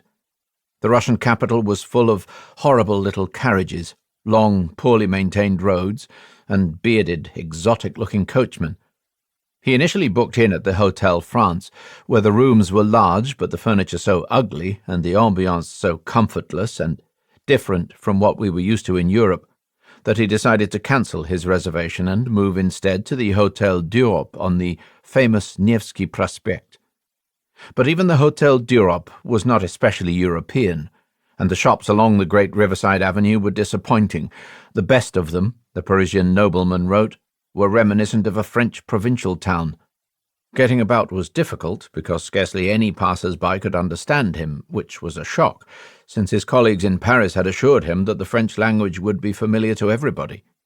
The food and drink of the city brought little comfort to the fastidious count. Russian cuisine, he reported, was awful, especially the fish soups, which were detestable. Only borscht struck him as a recipe worth keeping on the menu. As for their vodka, drunk at one draught, it was unworthy of a civilized palate educated to the slow enjoyment of our cognacs, our armagnacs, our marks, and our kirsch. Having found his bearings in the city, de Robien made his way to his new place of work. There was some consolation in the fact that the French embassy, housed in a fine palace that had belonged to the Dolgoruki family, was situated at one of the most beautiful points along the banks of the Neva. De Robien was especially impressed by the footmen in their blue livery and short breeches. On the ground floor, looking out over the river, could be found the ambassador's office, decorated with tapestries and paintings by Van der Meulen. Next door was a smaller room where the telephone was kept. It was here that the embassy staff gathered each afternoon for the ritual taking of tea. Next to this room was the office of the councillor, Monsieur Dulce, whose walls were decorated with portraits of all the ambassadors of France to the court of Russia. At the back, behind an office crowded with secretaries and archival files, was a door opening onto the embassy strong room, where secret documents and the transmissions code were stored. The pride of the embassy was the reception room on the first floor, a fine boudoir with walls of green and gold damask, hung with paintings by Guardi belonging to the ambassador, and gilt armchairs that were supposed to have furnished the rooms of Marie Antoinette. De Robien already knew Ambassador Maurice Paléologue, a larger-than-life figure who had been in post since January and would dominate the life of the embassy until his departure 3 years later. Photographs from 1914 show a dapper man of medium height with a shaven head and very brilliant eyes deeply lodged within their sockets. Paléologue was a romancer rather than a diplomat, de Robien recalled. He viewed all events from their dramatic and literary angle. Whenever he recounted an event or sought to retrace a conversation, he recreated them almost entirely in his imagination, endowing them with more vividness than truth. Paléologue was extremely proud of his name, which he claimed, speciously, to have inherited from the emperors of ancient Byzantium. He compensated for his exotic ancestry. His father was a Greek political refugee and his mother a Belgian musician, with a passionate and demonstrative patriotism and a desire to project himself as the embodiment of French refinement and cultural superiority. Once installed in St. Petersburg, Paléologue, who had never held such a senior post before, soon filled out the dimensions of his new office. De Robien observed the ways in which the ambassador would make his importance felt to the representatives of lesser countries.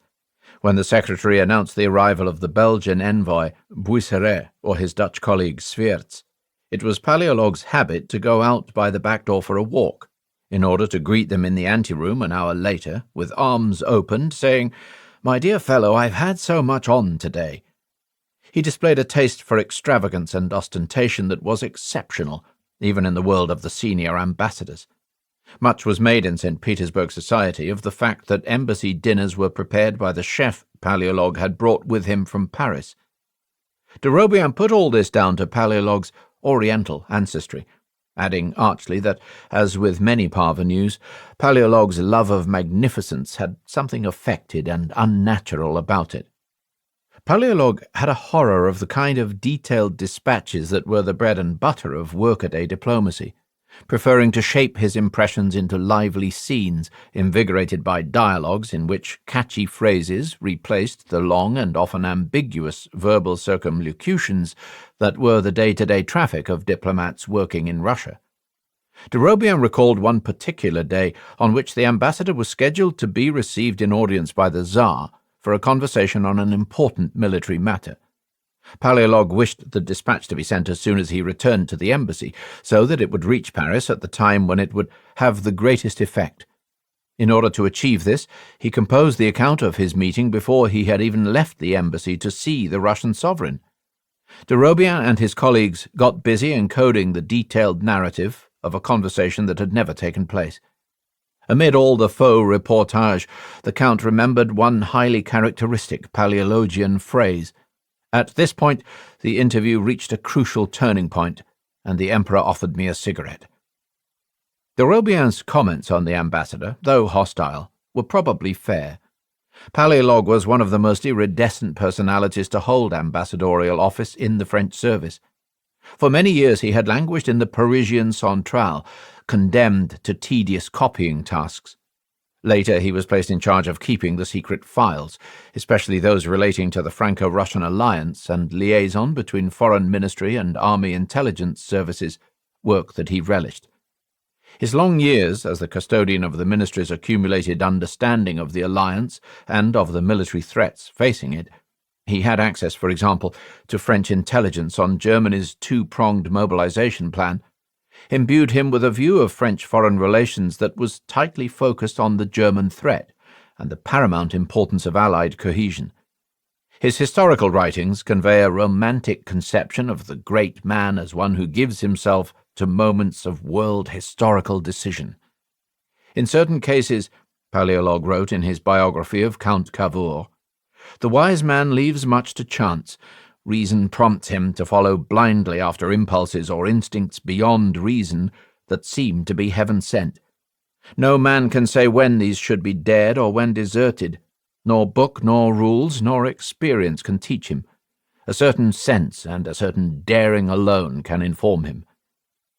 Paleolog's pronounced and unwavering Germanophobia was coupled with a taste for catastrophic scenarios that many colleagues recognized as dangerous. During his stint in Sofia, 1907-12, one of the few foreign posts he held before accepting the mission to St. Petersburg, a colleague there reported that Paleolog's dispatches and conversation alike were full of wild talk of horizons, of clouds and menacing storms. Indeed, it is hard to find any contemporary comment on the future ambassador that unequivocally praises him. There were simply too many bad reports, one senior Foreign Office functionary observed in May 1914, for there to be any question of confidence in the new ambassador. Izvolsky characterized him as a phrase-maker, a fantasist, and very smooth. Even his British colleagues in Sofia described Paleolog in 1912 as excitable, inclined to spread sensational and alarmist rumours, and a trafficker in tall tales. Paleolog's appointment to the St. Petersburg embassy, the most strategically sensitive and important posting in French diplomacy, might thus seem rather remarkable. He owed his rise through the service more to the prevalent political alignment than to the usual array of professional qualifications. Delcasse discovered Paleolog and energetically promoted him, mainly because they shared the same views on the German threat to France. In Paleolog, Delcasse found a subordinate who could echo and reinforce his own ideas. Paleolog's star waned after Delcasse's fall in 1905, and he wound up making do with various minor posts. It was Poincaré who rescued him. The two men had been intimate since the days when they were both pupils at the Lycée Louis-le-Grand in Paris.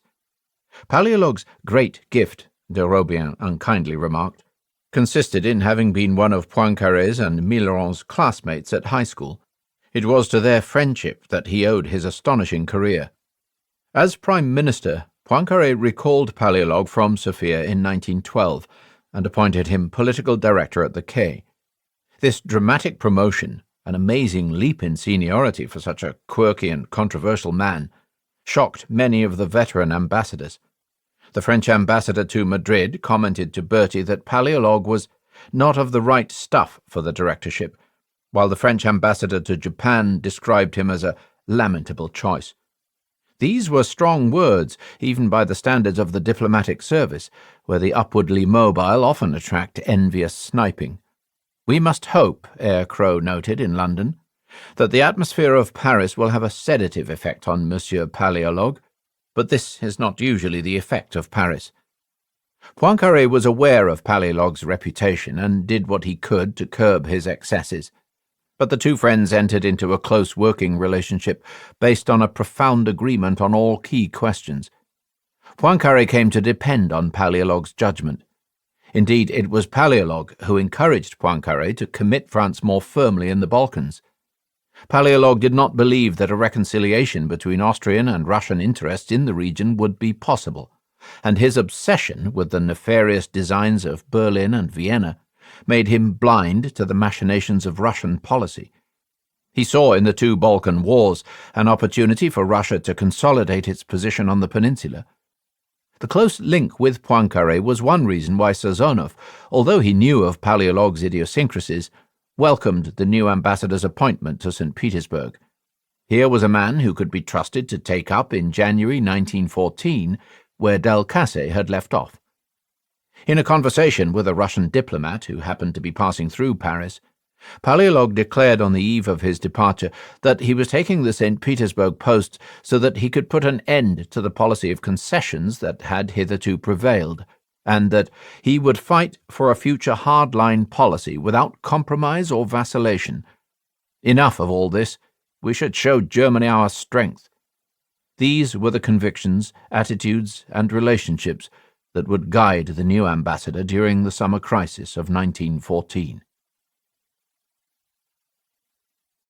Monsieur Poincaré sails to Russia. At 11:30 p.m. on Wednesday, 15th July, the presidential train left the Gare du Nord in Paris for Dunkirk. On board were Raymond Poincaré, the new Prime Minister René Viviani, and Paleolog's successor as political director at the Quai d'Orsay, Pierre de Margerie. Early the following morning, the three men joined the battleship France for the journey through the Baltic to Kronstadt and St. Petersburg. Viviani was new in post. The former socialist had been prime minister for only 4 weeks and had no experience or knowledge whatsoever of external affairs. His principal utility to Poincaré consisted in the fact that he had recently converted to the cause of the 3-year law, commanded a sizable following in the chamber, and was prepared to support Poincaré's views on defence. As the state visit to Russia unfolded, it would quickly become apparent that he was politically out of his depth. Pierre de Margerie, by contrast, was an experienced career diplomat who had been brought to Paris by Poincaré in the spring of 1912, at the age of 51, to occupy the post of associate director at the Quai d'Orsay. Poincaré had created this watchdog post in the hope that de Margerie would keep an eye on Paléologue and check any major indiscretions. As it happened, this proved unnecessary. Paléologue performed to Poincaré's satisfaction, and when his reward came in the form of the posting to St. Petersburg, de Margerie succeeded to the political directorship. In this role he proved himself efficient and, most importantly of all in the president's eyes, politically loyal. Neither Viviani nor de Margerie was capable of mounting an effective challenge to the president's control over policy. Poincaré had much to think about as he boarded the France at Dunkirk at 5 a.m. on 16th July. First, there was Charles Humbert's sensational indictment of the French military administration. In a speech before the Senate of 13th July, to mark the submission of his report on the special budgetary vote for army matériel, Humbert, senator for the Meuse, a department on the border with Belgium, had delivered a swingeing attack on the French military administration. French forts, he claimed, were of poor quality. Fortress guns lacked ammunition, and the wireless installations for fort-to-fort communications were faulty. Whenever the German wireless installation at Metz was transmitting, Humbert claimed, the station at Verdun went on the blink. French artillery was quantitatively inferior to the German, especially in heavy guns. One detail above all caught the attention of the French public, and particularly of the nation's mothers. The army was woefully short of boots.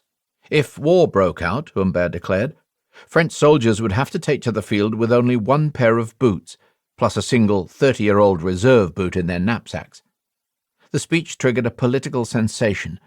In his reply, Minister of War Adolphe Messimy did not deny the substance of the charges, but insisted that rapid progress was being made on all fronts.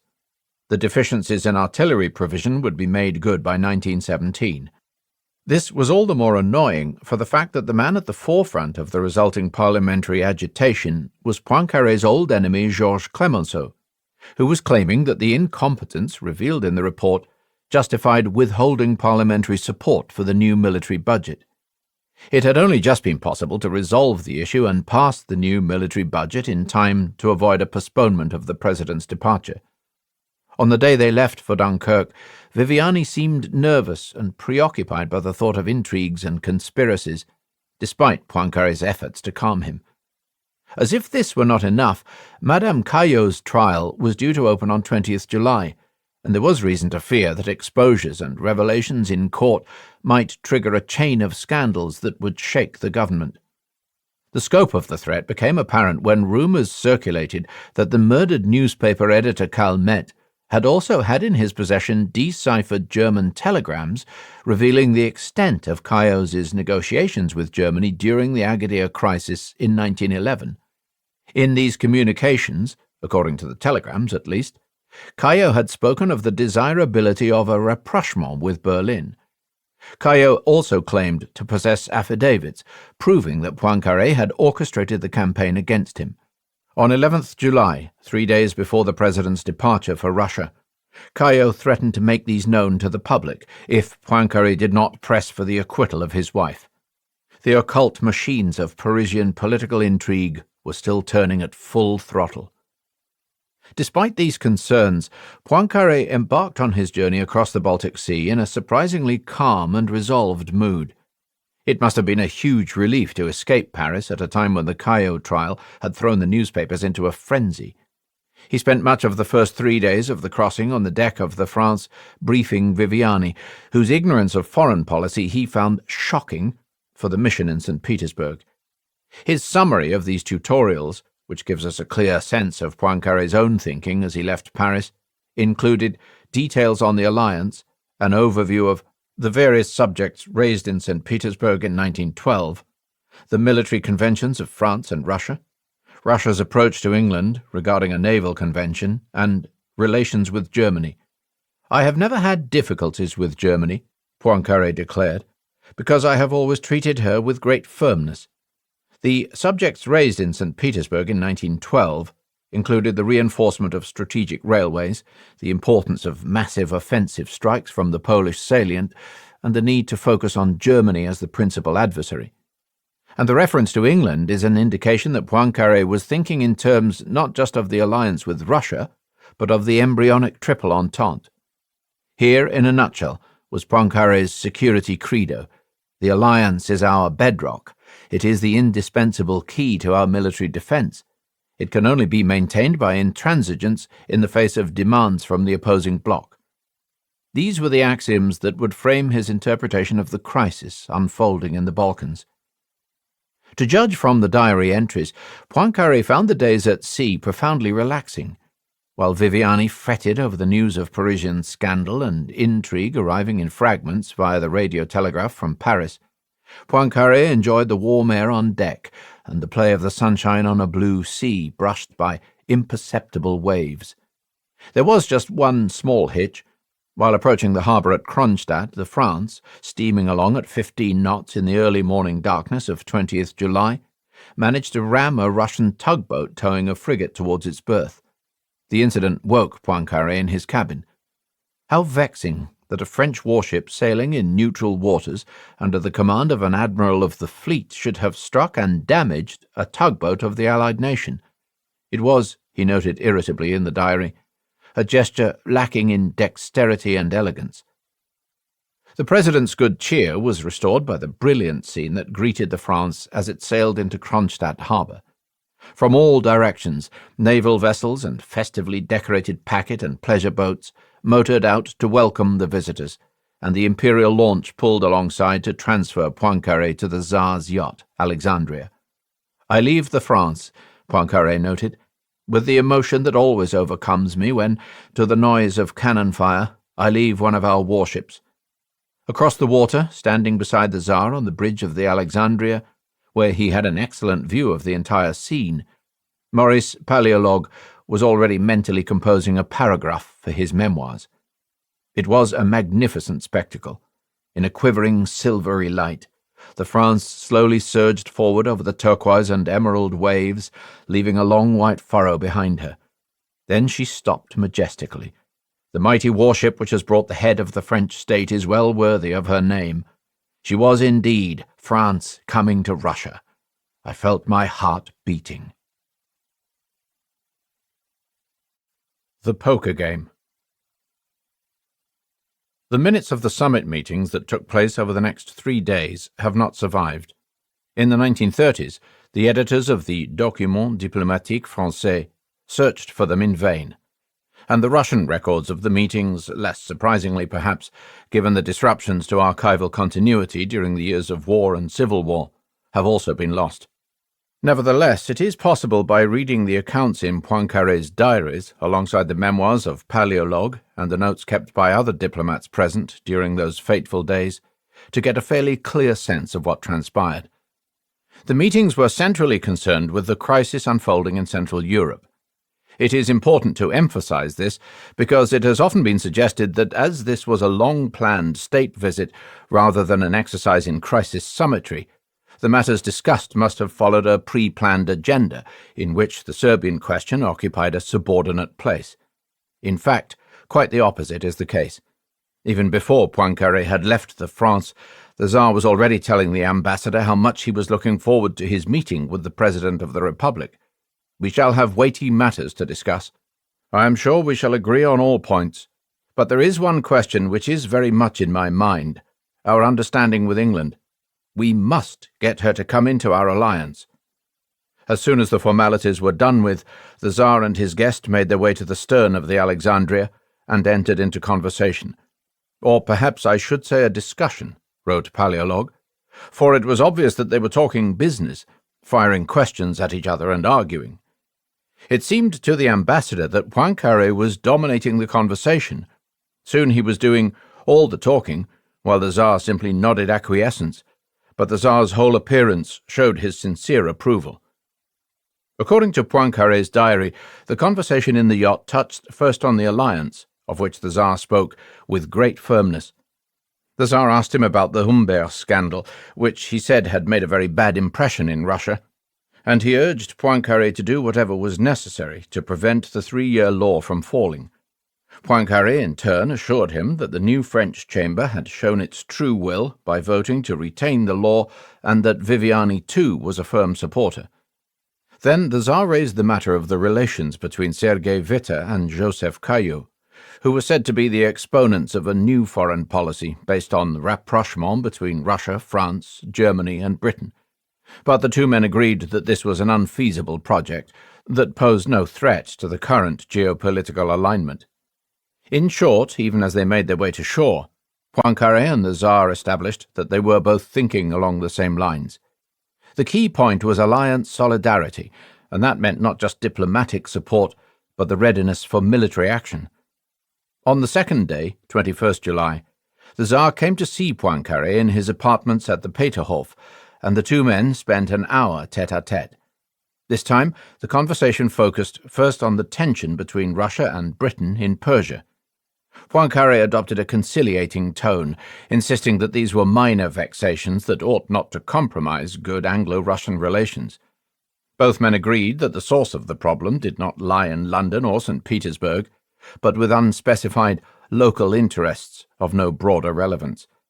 And the Tsar noted with some relief that Edward Grey had not allowed Berlin's discovery of the naval talks to scupper the search for a convention. Some other issues were touched on: Albania, Greco-Turkish tension over the Aegean Islands, and Italian policy. But the Tsar's most vivid preoccupation, Poincaré noted, related to Austria and to her plans in the aftermath of the events at Sarajevo. At this point in the discussion, Poincaré reported, the Tsar made a highly revealing comment. He repeats to me that under the present circumstances, the complete alliance between our two governments appears to him more necessary than ever. Nicholas left soon afterwards. Here again, the central theme was the unshakable solidarity of the Franco-Russian alliance in the face of possible provocations from Austria. But what did this mean in practice? Did it mean that the alliance would respond to an Austrian démarche against Serbia with a war that must, by necessity, be continental in scope? Poincaré offered a coded answer to this question on that afternoon, 21st July, when, together with Viviani and Paleolog, he received the various ambassadors. The second in line was the Austro-Hungarian ambassador, Fritz Zápary, newly returned from Vienna, where he had been at the bedside of his dying wife. After a few words of sympathy on the assassination, Poincaré asked whether there had been any news of Serbia. The judicial inquiry is proceeding, Zápary answered. Paleolog's account of Poincaré's reply accords closely with that given in Zápary's dispatch. Of course, I am anxious about the results of this inquiry, Monsieur l'Ambassadeur. I can remember 2 previous inquiries which did not improve your relations with Serbia. Don't you remember? The Friedung affair and the Prochaska affair. This was an extraordinary response for a head of state visiting a foreign capital to make to the representative of a third state. Quite apart from the taunting tone, it was in effect denying in advance the credibility of any findings the Austrians might produce in their inquiry into the background of the assassinations. It amounted to declaring that France did not and would not accept that the Serbian government bore any responsibility whatsoever for the murders in Sarajevo, and that any demands made upon Belgrade would be illegitimate. The Friedung and Prochaska affairs were pretexts for an a priori rejection of the Austrian grievance. In case this was not clear enough, Poincaré went on, I remark to the ambassador with great firmness that Serbia has friends in Europe who would be astonished by an action of this kind. Paleolog remembered an even sharper formulation. Serbia has some very warm friends in the Russian people, and Russia has an ally, France. There are plenty of complications to be feared. Zápary, too, reported the president as saying that an Austrian action would produce a situation dangerous for peace. Whatever Sazonov's exact words, the effect was shocking, and not just for Zapori, but even for the Russians standing nearby, some of whom, de Robien reported, were known for their antipathy towards Austria. At the close of his dispatch, Zapori noted, and it is hard to fault his judgment, that the tactless, almost threatening demeanour of the French president, a foreign statesman who was a guest in this country, stood in conspicuous contrast with the reserved and cautious attitude of Mr. Sazonov. The whole scene suggested that the arrival of Poincaré in St. Petersburg would have anything but a calming effect. In commenting on the contrast between Sazonov and Poincaré, Zapori identified a raw nerve in the Franco-Russian relationship. During an embassy dinner that evening, a splendid affair in honour of the president, Poincaré sat next to Sazonov. In stifling heat, the room was poorly ventilated, they discussed the Austro-Serbian situation. To his dismay, Poincaré found Sazonov preoccupied and little disposed to firmness. "The timing is bad for us," Sazonov said. "Our peasants are still very busy with their work in the fields." In the meanwhile, in the petit salon next door, where the less important guests were being entertained, a different mood prevailed. Here, a colonel from Poincaré's entourage was heard proposing a toast to the next war and to certain victory. Poincaré was unsettled by Sazonov's irresolution. "We must," he told Paleolog, "warn Sazonov of the evil designs of Austria, encourage him to remain firm, and promise him our support." Later that night, after a reception by the Municipal Assembly, Poincaré found himself sitting at the back of the imperial yacht with Vivani and Izvolsky, who had travelled back from Paris to take part in the meetings. Izvolsky seemed preoccupied. Perhaps he had been talking with Sazonov. Viviani appeared sad and surly. As the yacht sailed along towards the Peterhof in virtual silence, Poincaré looked up into the night sky and asked himself, "What does Austria have in store for us?" The next day, 22nd July, was particularly difficult. Viviani appeared to be having a breakdown. It came to a head in the afternoon when the French Prime Minister, who happened to be seated at lunch to the left of the Tsar, seemed to find it impossible to answer any of the questions addressed to him. By mid-afternoon, his behaviour had become more outlandish.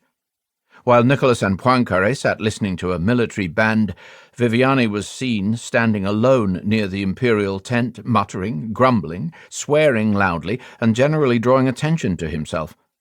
Paleolog's efforts to calm him were of no avail. Poincaré's diary registered the situation with a lapidary comment. "Viviani is getting sadder and everyone is starting to notice it. The dinner is excellent." Eventually it was announced that Viviani was suffering from a liver crisis and would have to retire early. Why the Prime Minister was feeling so poorly is impossible to establish with certainty. His collapse may well, as some historians have suggested, have been precipitated by his anxieties about developments in Paris. A telegram had arrived on Wednesday reporting that Caillaux had threatened to expose various sensitive transcripts in court. But it is more likely that Viviani, a deeply pacific man, was alarmed by the steadily intensifying mood of belligerence at the various Franco-Russian gatherings. This is certainly what de Robien thought. It was clear to the French attaché that Viviani was overwrought by all these expressions of the military spirit. On 22nd July, de Robien noted, the talk was of nothing but war. One felt that the atmosphere had changed since the night before. He laughed when the Marines who crewed the France told him that they were worried about the prospect of coming under attack on the home crossing, but their nervousness was an ominous sign. The high point was Thursday, 23rd July, Poincaré's last day in Russia, when the heads of state witnessed a military review involving 70,000 men, against a backdrop of military music consisting mainly of the Sambre et Meuse and the Marche la Reine, which the Russians appeared to consider the personal hymn of Poincaré. Particularly striking was the fact that the troops were not wearing their elaborate ceremonial uniforms, but the khaki battle dress they had worn for training. De Robien interpreted this as yet another symptom of a general eagerness for war. Poincaré and Paleolog witnessed one of the most curious expressions of alliance solidarity on the evening of 22nd July, when Grand Duke Nikolai Nikolaevich, commander of the Imperial Guard, gave a dinner for the guests at Krasnaya Sela, a recreational suburb of St. Petersburg with many handsome villas, including the summer residences of the Tsars. The scene was picturesque. 3 long tables were set in half-open tents around a freshly watered garden bursting with fragrant blooms. When the French ambassador arrived, he was greeted by Grand Duke Nikolai's wife, Anastasia, and her sister, Militsa, who was married to Nikolai's brother, Pyotr Nikolaevich. The 2 sisters were daughters of the remarkably energetic and ambitious King Nikola of Montenegro. "Do you realize," they said, both talking at once, "that we are passing through historic days? At the review tomorrow the bands will play nothing but the Marche Lorraine and Sombre et Meuse. I've had a telegram, in prearranged code, from my father today. He tells me we shall have war before the end of the month. What a hero my father is! He's worthy of the Iliad. Just look at this little box I always take about with me. It's got some Lorraine soil in it, real Lorraine soil I picked up over the frontier when I was in France with my husband 2 years ago. Look there, at the table of honour. It's covered with thistles. I didn't want to have any other flowers there. They're Lorraine thistles, don't you see? I gathered several plants on the annexed territory, brought them here and had the seeds sown in my garden. Militsa, go on talking to the ambassador. Tell him all today means to us, while I go and receive the Tsar." Militsa was not speaking figuratively. A letter of November 1912 from the French military attaché in St. Petersburg, General Laguiche, confirms that in the summer of that year, while her husband was attending the French manoeuvres near Nancy, the Grand Duchess had sent someone over the border into German-controlled Lorraine with instructions to collect a thistle and some soil. She brought the thistle back to Russia, cared for it until it germinated, then planted the seeds in the Lorraine earth, watered it carefully until new thistles grew, then mixed the Lorraine soil with Russian soil to symbolize the Franco-Russian alliance, and passed it to her gardener for propagation with the warning that if the thistles died, he would lose his job. It was from this garden that she harvested the samples she showed to Poincaré in July 1914. These extravagant gestures had real political import. Anastasia's husband, Grand Duke Nikolai, a pan-Slavist and the first cousin once removed of the Tsar, was among those most active in pressing Nicholas II to intervene militarily on Serbia's behalf, should Austria press Belgrade with unacceptable demands. The Montenegrin rhapsody continued during dinner, as Anastasia regaled her neighbours with prophecies. "There's going to be a war. There'll be nothing left of Austria. You're going to get back Alsace and Lorraine. Our armies will meet in Berlin. Germany will be destroyed," and so on. Poincaré, too, saw the princesses in action. He was sitting next to Sazonov during an entr'acte in the ballet when Anastasia and Militsa approached and began upbraiding the foreign minister for insufficient ardour in Serbia's support. Once again, the limpness of the foreign minister's manner gave pause for thought, but Poincaré noted with satisfaction that the Tsar, for his part, without being quite as ecstatic as the 2 Grand Duchesses, seems to me more determined than Sazonov to defend Serbia diplomatically. These dissonances did not prevent the alliance partners from agreeing on a common course of action. At 6 p.m. on 23rd July, the evening of the departure of the French, Viviani, who seemed somewhat recovered from his attack of liver, agreed with Sazonov the instructions to be sent to the Russian and French ambassadors in Vienna. The ambassadors were to mount a friendly joint démarche recommending moderation to Austria and expressing the hope that she would do nothing that could compromise the honour or the independence of Serbia. These words were, of course, carefully chosen to interdict in advance the note that both parties already knew the Austrians were about to present. George Buchanan agreed to suggest that his own government send an analogous message. That evening, during the pre-departure dinner held on the deck of the France, there was a highly emblematic dispute between Viviani and Paleologue over the wording of a communiqué to be drawn up for the press. Paleologue's draft ended by alluding to Serbia with the words, "The 2 governments have discovered that their views and intentions for the maintenance of the European balance of power, especially in the Balkan Peninsula, are absolutely identical." Viviani was unhappy with this formulation. "I think it involves us a little too much in Russia's Balkan policy," he said. Another, more anodyne draft was drawn up. "The visit which the President of the Republic has just paid to H.M. the Emperor of Russia has given the two friendly and allied governments an opportunity of discovering that they are in entire agreement in their views on the various problems which concern for peace and the balance of power in Europe has laid before the powers, especially in the Balkans. This was a fine exercise in the art of euphemism. Yet, despite its prudent tone, the revised communiqué was easily decoded and exploited by the liberal and pan-Slav Russian papers, which began pushing openly for military intervention in support of Belgrade.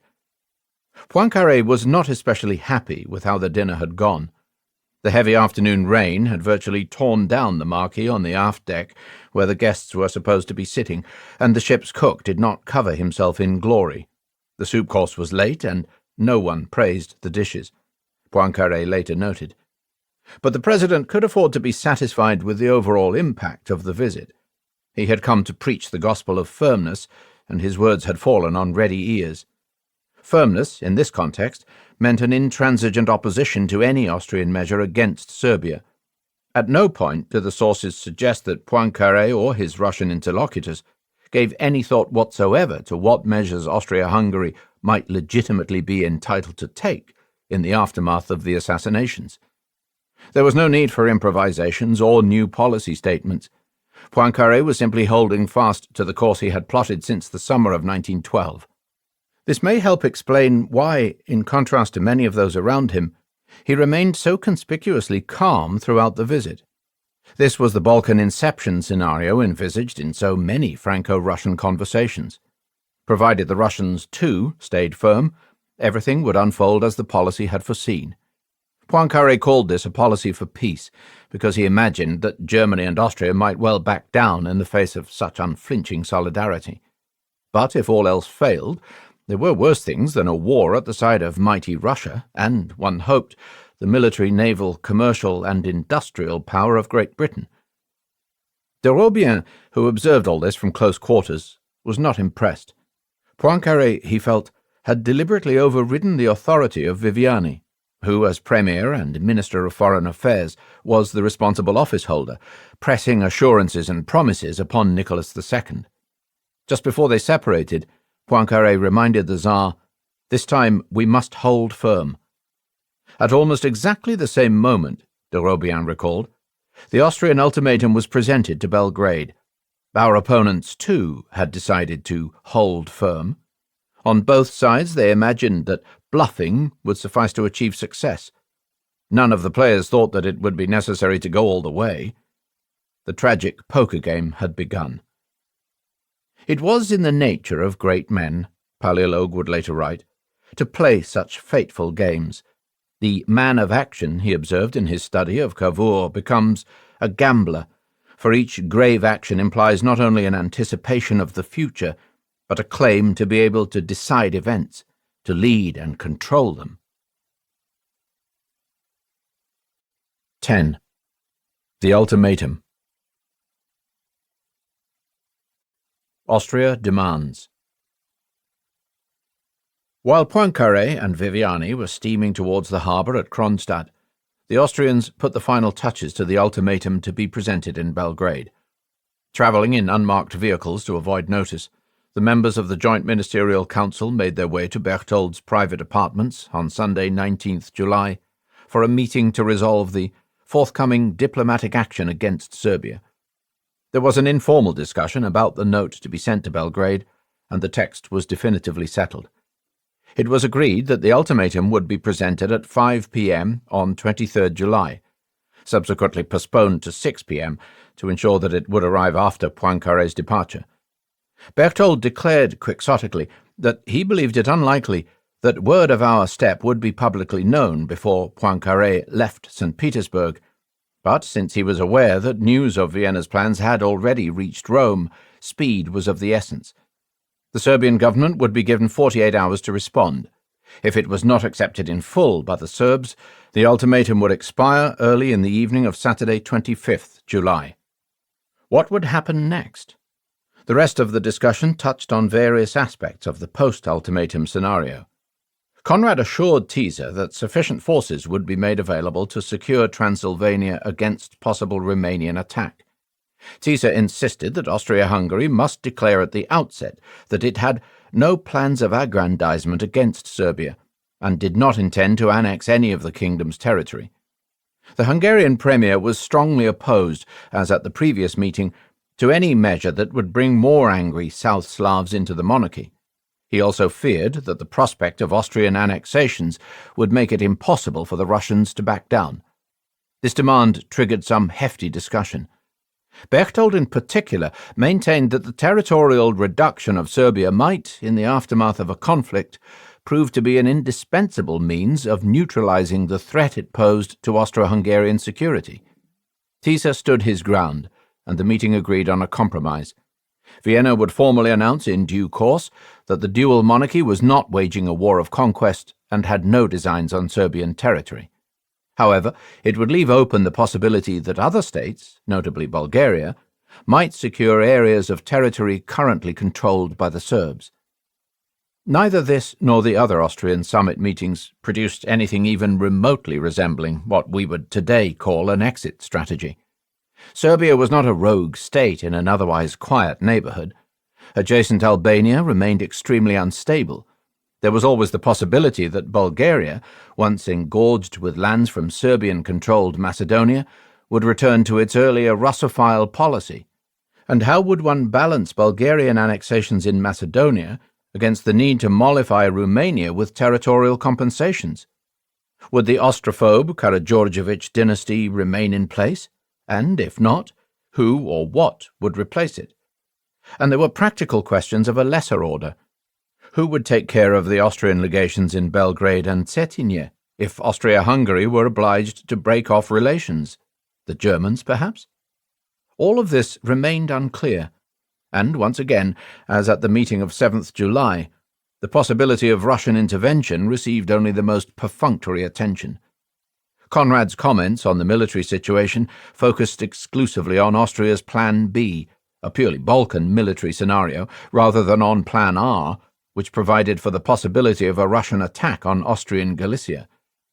Yet none of the ministers present thought to press Conrad on the question of how he would respond if the Russians did in fact intervene, or to ask him how easy it would be to transition from one deployment scenario to the other.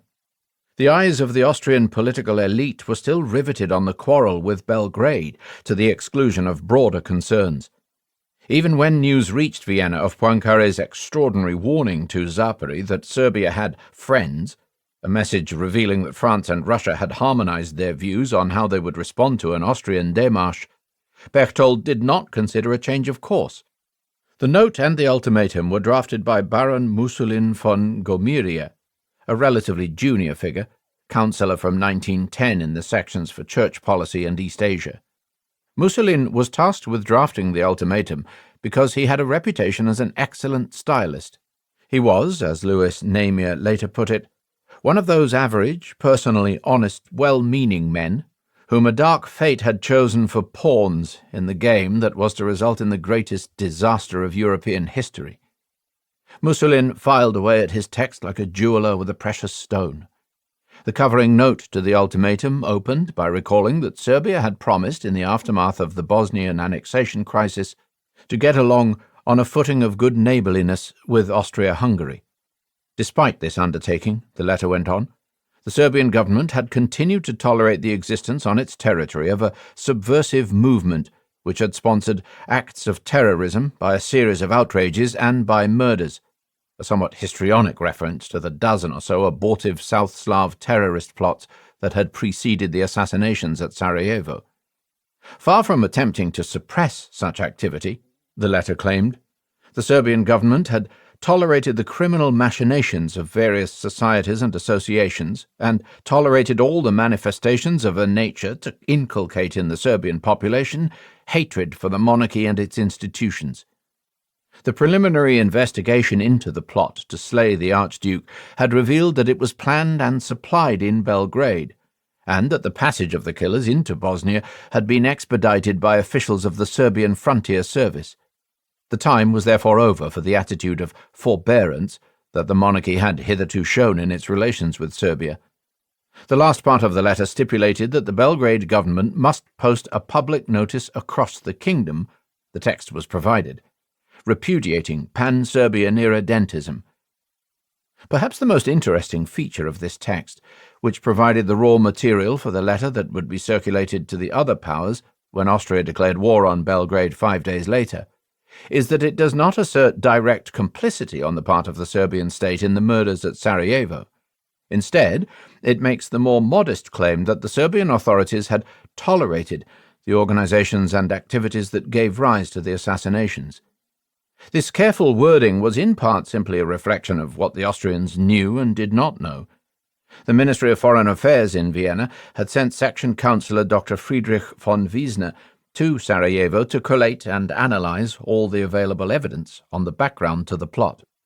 On 13th July, after a scrupulous investigation, Wiesner dispatched a report concluding that there was as yet no evidence to prove the responsibility or complicity of the Belgrade government. This report would later be cited by those who claimed that Austria, being determined to wage war, had merely used Sarajevo as a pretext. But the situation at the time was more complex, as Wiesner later explained to the American historian Bernadette Everly Schmidt. His telegram had been widely misunderstood. Personally, Wiesner recalled, he was at the time quite convinced by the evidence secured at the investigation of the moral culpability of the Serbian government for the Sarajevo crime. But as the evidence was not of the kind which a court of law would accept, he had been unwilling to have it used in the formal case against Serbia. He had, he said, made this clear on his return to Vienna. Since the Austrians were determined to make their case as legally tight as possible, there could be no question of alleging direct culpability on the part of the Serbian state in the murders at Sarajevo. There was enough in the evidence relating to the preparation and training of the boys and of their passage across the Serbian border only to confirm the involvement of various subordinate state agencies. In chasing the nebulous structures of the Narodna Odbrana, moreover, the Austrians had missed the much more important Black Hand, whose networks reached deep into the Serbian state. They had not been able to trace the trail to Apis, nor had they been able to nail down the question of Serbian government foreknowledge of the conspiracy, perhaps because Bilinski, embarrassed by his own failure to report to Berchtold his brief conversation with the Serbian ambassador, subsequently kept a lid on the entire episode. Had they possessed fuller knowledge, the Austrians would doubtless have felt even more justified in the measures they planned to undertake. For the moment, the opprobrium of the Friedjung trial, which was already being brandished by the Russians and the French as an argument against accepting Vienna's claims, obliged the drafters of the ultimatum to trim their language to what could be proven beyond doubt on the basis of the information that had already emerged from the investigation in Sarajevo. There followed the 10 demands of the ultimatum proper. The first 3 points focused on the suppression of irredentist organs and of the anti-Austrian propaganda they generated.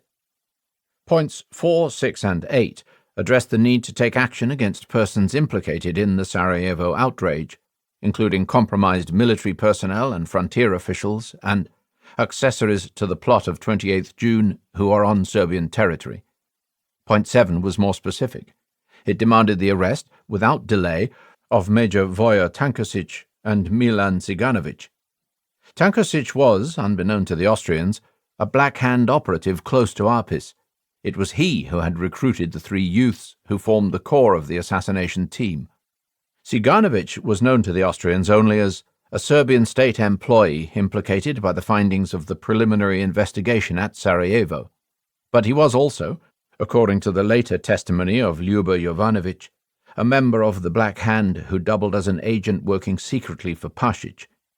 Point 9 requested that Belgrade furnish Vienna with explanations regarding the unjustifiable utterances of high Serbian officials, both in Serbia and abroad, who, notwithstanding their official position, have not hesitated since the outrage of 28th June to express themselves in interviews in terms of hostility towards the Austro-Hungarian monarchy. This point referred, among other things, to the interviews given by Spalajkovic in St. Petersburg. It also reminds us of how deeply Austrian attitudes were affected by Serbian responses to the outrage. Point 10 simply requested official notification, without delay, of the measures undertaken to meet the preceding points. The most controversial points were 5 and 6.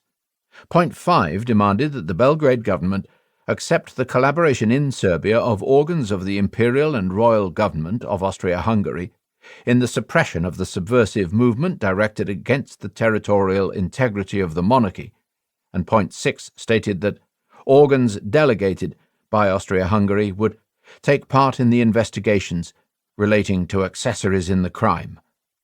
As usual in Vienna, this text was composed by many hands, but it was Berchtold who had insisted on incorporating a reference to Austrian involvement. The reason is obvious enough. Vienna did not trust the Serbian authorities to press home the investigation without some form of Austrian supervision and verification. And it must be said that nothing the Serbian government did between 28th June and the presentation of the ultimatum gave them any reason to think otherwise. This was the demand irreconcilable with Serbian sovereignty that had already been identified in Paris, St. Petersburg, and Belgrade as the prospective trigger for a broader confrontation. One can legitimately ask, of course, whether a state can be made responsible for the actions of private citizens planned on its territory. But framing the issue in terms of Serbia's inviolable sovereignty skewed the picture somewhat. First, there was the question of reciprocity. The Serbian state, or at least the statesman who directed it, accepted responsibility for the eventual reunion of all Serbs, including those living within the Austro-Hungarian dual monarchy. This implied at best a limited acknowledgement of the empire's sovereign rights within the unredeemed lands of Serbdom.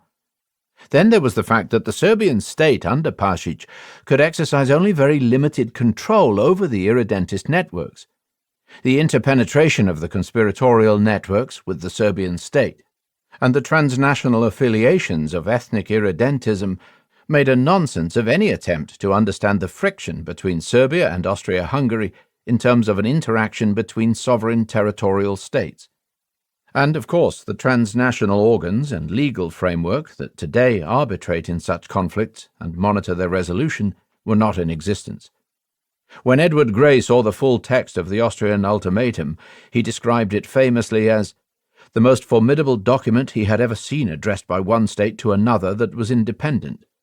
In a letter to his wife, Winston Churchill described the note as the most insolent document of its kind ever devised. We do not know what comparators Grey and Churchill had in mind, and the specificity of the historical situation created by the Sarajevo crimes makes comparative judgments difficult. But it would certainly be misleading to think of the Austrian note as an anomalous regression into a barbaric and bygone era before the rise of sovereign states. The Austrian note was a great deal milder, for example, than the ultimatum presented by NATO to Serbia-Yugoslavia in the form of the Rambouillet Agreement, drawn up in February and March 1999, to force the Serbs into complying with NATO policy in Kosovo. Its provisions included the following. NATO personnel shall enjoy, together with their vehicles, vessels, aircraft and equipment, free and unrestricted passage and unimpeded access through the former Republic of Yugoslavia, including associated airspace and territorial waters. This shall include, but not be limited to, the right of bivouac, maneuver, billets, and utilization of any areas or facilities as required for support, training, and operations. Henry Kissinger was doubtless right when he described Rambouillet as a provocation, an excuse to start bombing, whose terms were unacceptable even to the most moderate Serbian. The demands of the Austrian note pale by comparison. Vienna's ultimatum was, to be sure, drawn up on the assumption that the Serbs would probably not accept it. This was not a last-ditch attempt to save the peace between the two neighbours, but an uncompromising statement of the Austrian position. On the other hand, it was not, unlike Rambouillet, a demand for the complete prostration of the Serbian state. Its terms were tightly focused on the threat posed by Serbian irredentism to Austrian security, and even points 5 and 6 reflected concerns about the reliability of Serbian compliance that the drafters had reason to believe were valid.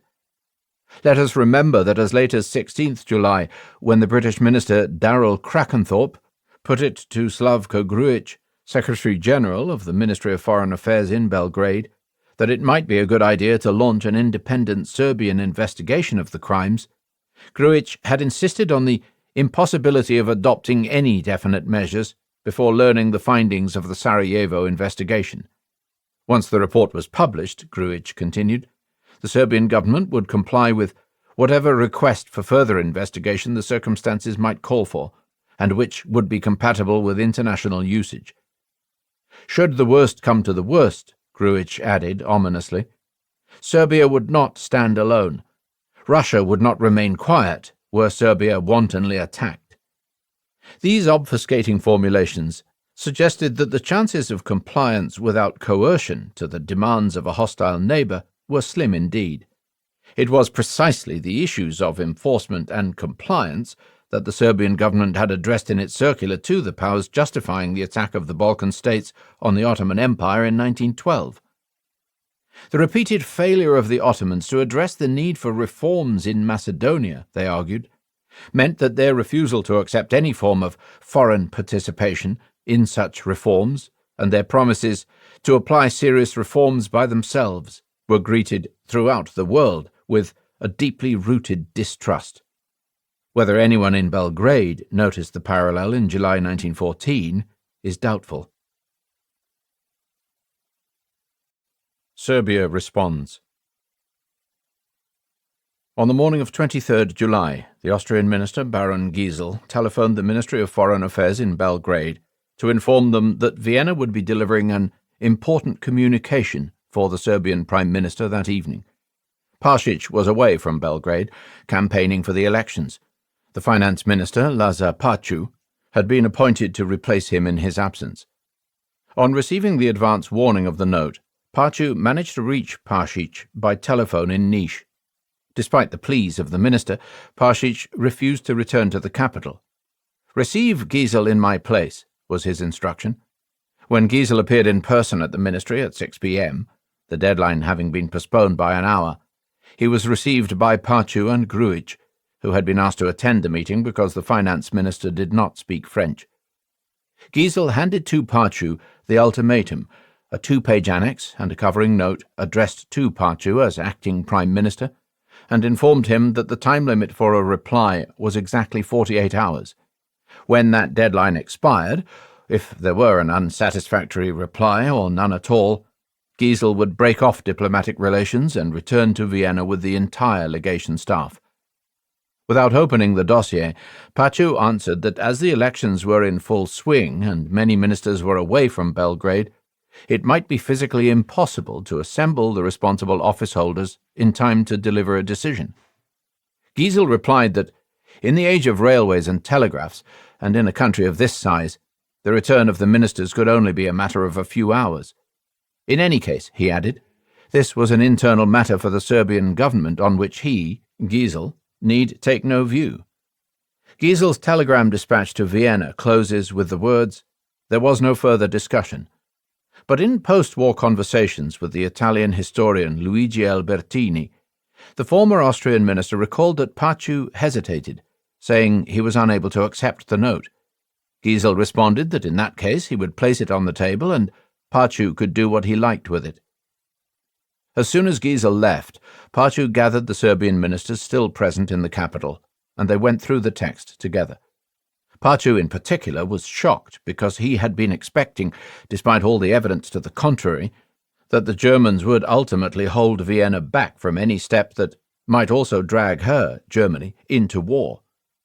For a time the men studied the note in deathly silence, because no one ventured to be the first to express his thoughts. The first to speak was the Minister of Education, Ljuba Jovanović, who paced the room back and forth several times and then declared, "We have no other choice but to fight it out." A curious interlude followed. In view of the extreme importance of the note, it was clear to all present that Pašić must return immediately to Belgrade. Pašić had spent the morning campaigning in Niš in southern Serbia for the elections of 14th August. After giving a speech, the Prime Minister seemed suddenly to lose interest in the campaign.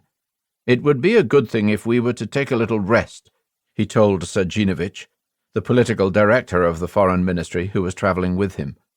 "What do you think of going off to Salonika, that is, Thessaloniki, annexed to Greece by the Treaty of Bucharest in 1913, where we could stay 2 or 3 days incognito. While Pašić and the political director waited for the Prime Minister's special coach to be coupled on to the train to Thessaloniki, Pašić was informed by a station attendant that there was an urgent telephone call from Belgrade.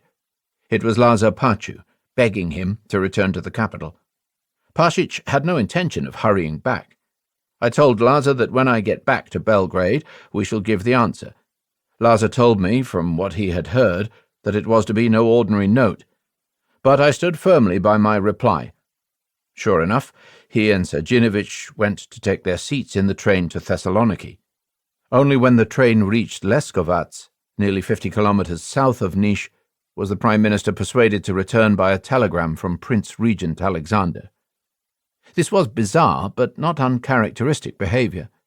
We may recall that in the summer of 1903, when the details of the planned assassination of King Alexander and Queen Draga were passed to him in advance by the regicides, Pašić had reacted by taking his family by train to the Adriatic coast, then under Austrian rule, where he could wait out the consequences.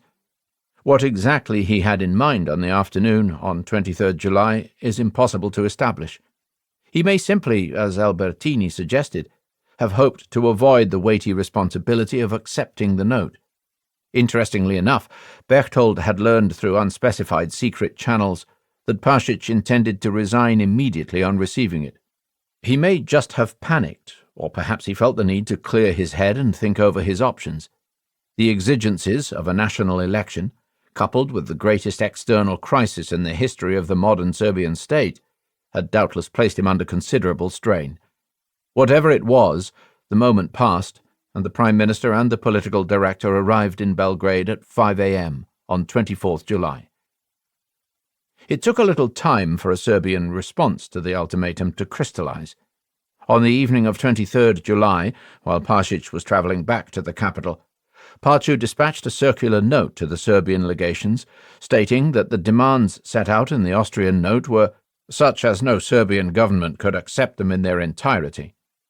Paciu reaffirmed this view when he paid a visit to Chargé d'Affaires Strandman, who, following the death of Hartwig, was acting chief of the Russian mission.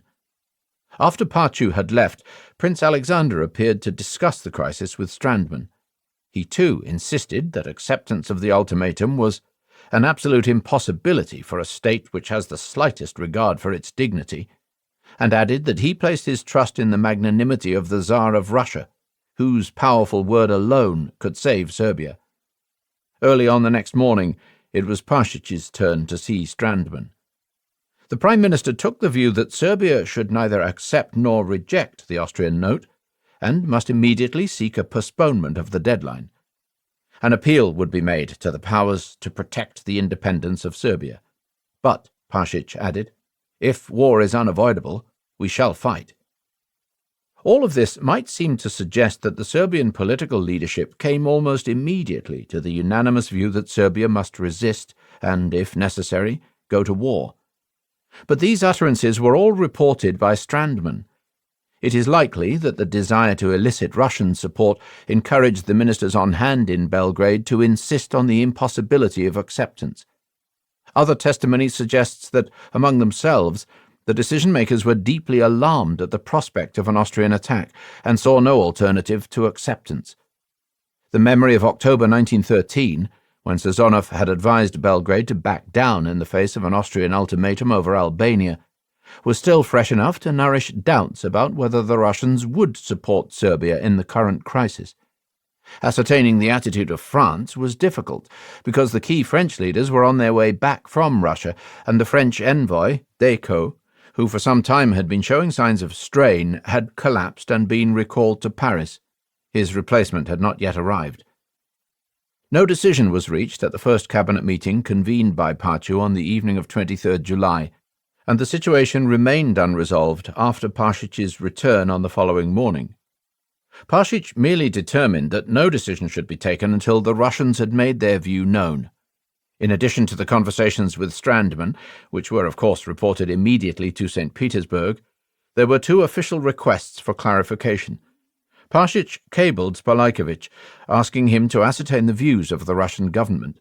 On the same day, Prince Regent Alexander sent a telegram to the Tsar stating that Serbia could not defend itself, and that the Belgrade government was prepared to accept any points of the ultimatum whose acceptance shall be advised by your Majesty, that is, the Russian Tsar.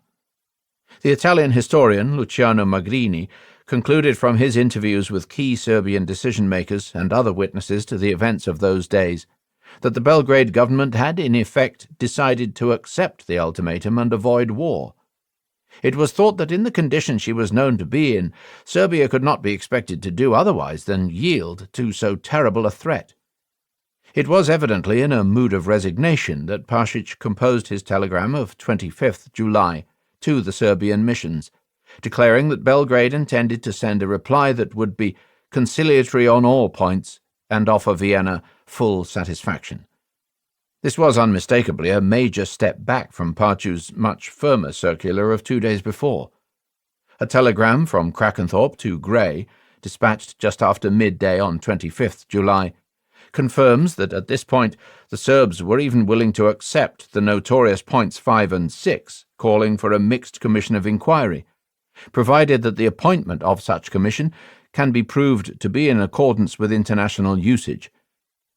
It may have been reassurance from the Russians that stiffened the backs of the Serbs.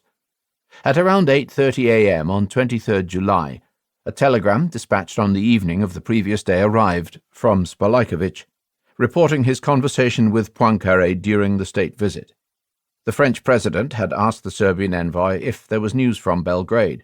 When Spalajković replied that the situation was very bad, Poincaré had said, "We will help you to improve it." This was gratifying, but not especially substantial. At around midnight on 24th July, a telegram reached Belgrade announcing that a bold decision was imminent.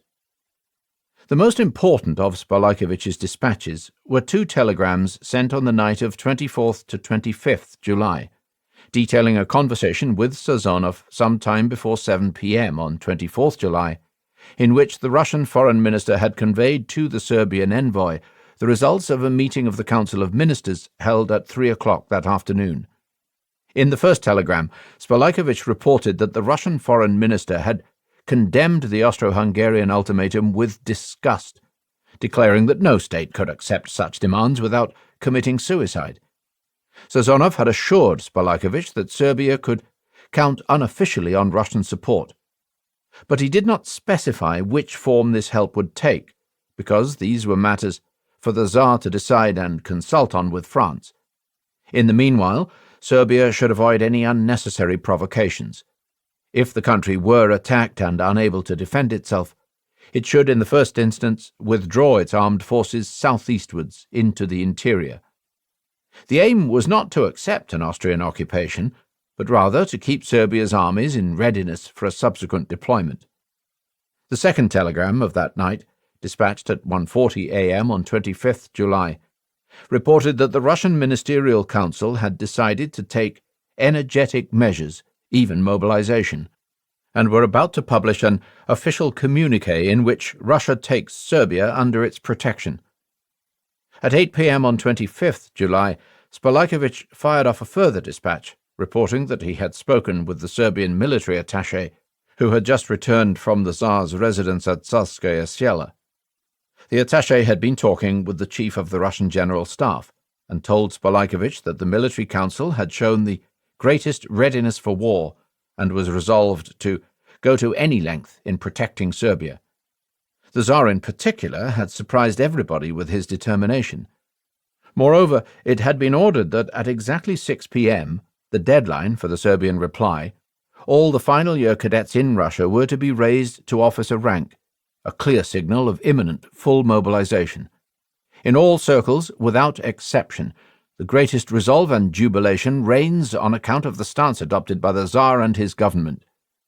Other dispatches reported on the military measures that were already being taken, the mood of pride and readiness for any sacrifice that pervaded the ruling circles and the public sphere, and the excitement that greeted the news from London that the British fleet had been ordered to a state of readiness.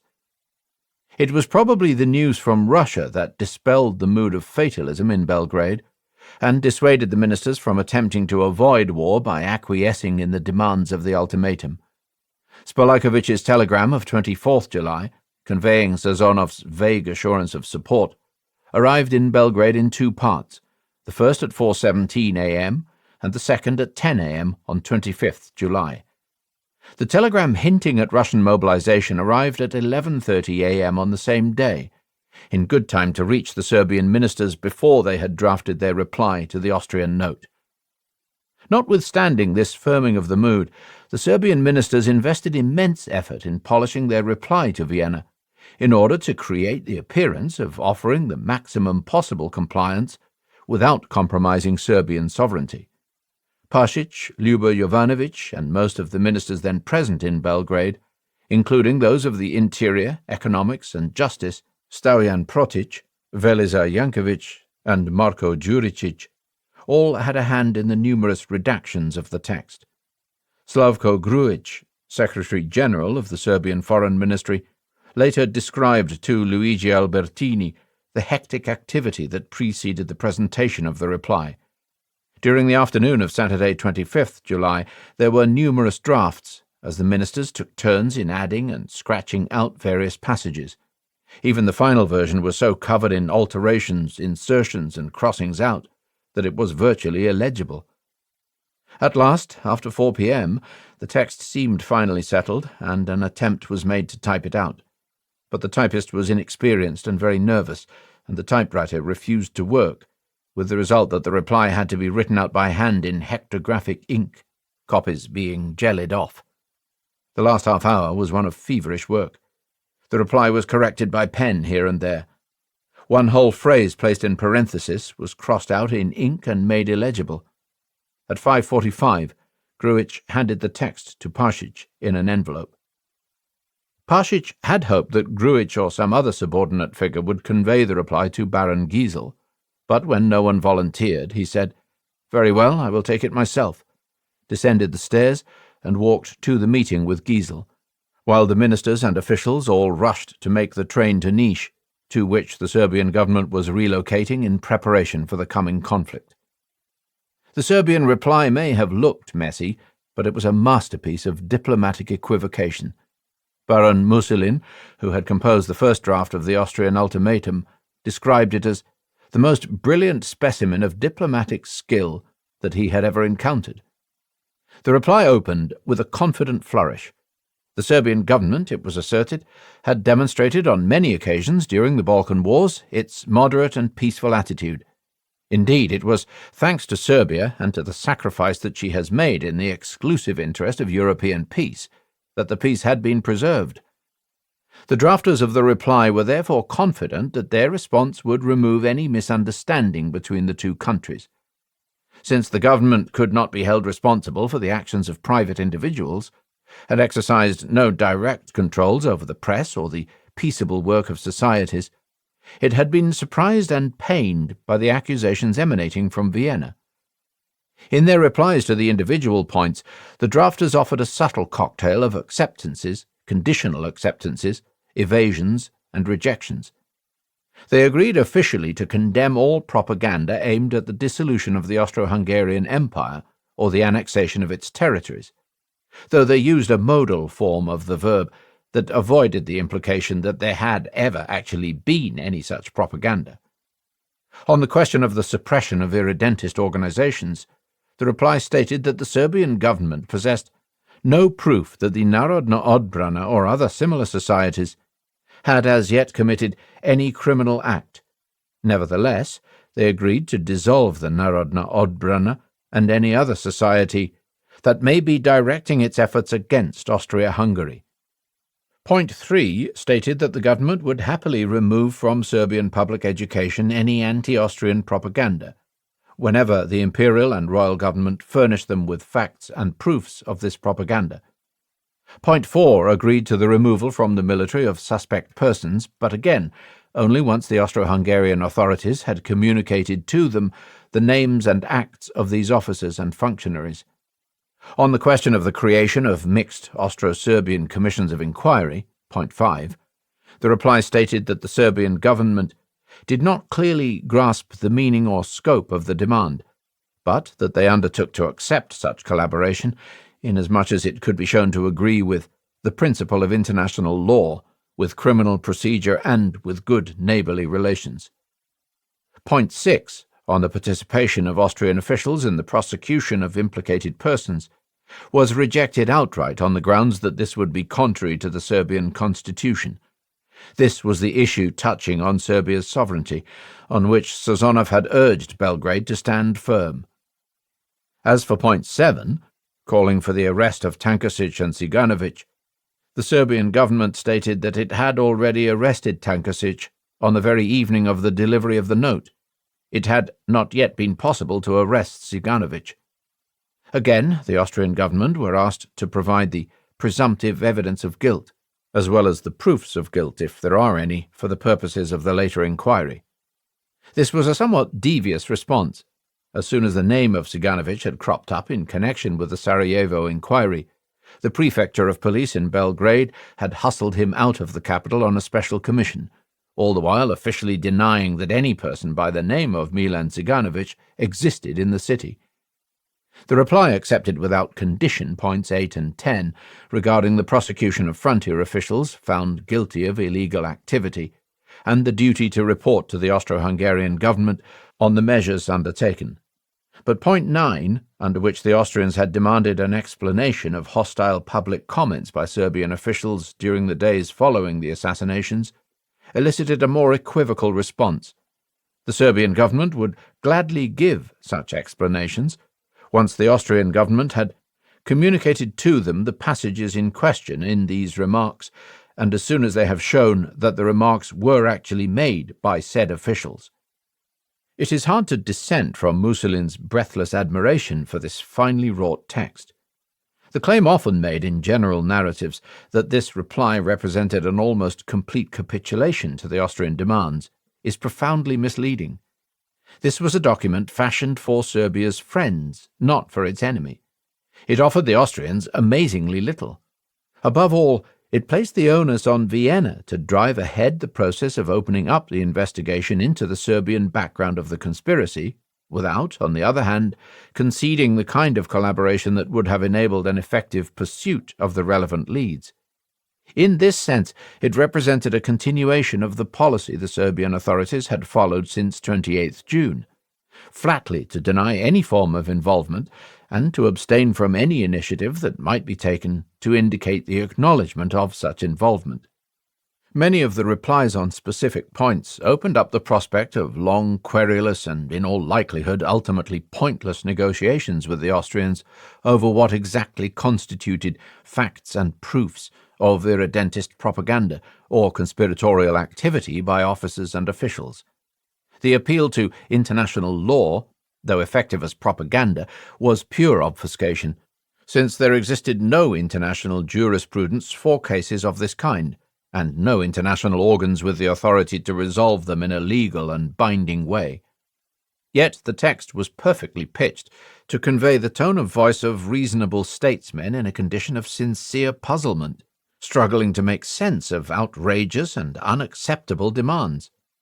This was the measured voice of the political, constitutional Serbia disavowing any ties with its expansionist pan-Serbian twin in a manner deeply rooted in the history of Serbian external relations. It naturally sufficed to persuade Serbia's friends that in the face of such a full capitulation, Vienna had no possible ground for taking action.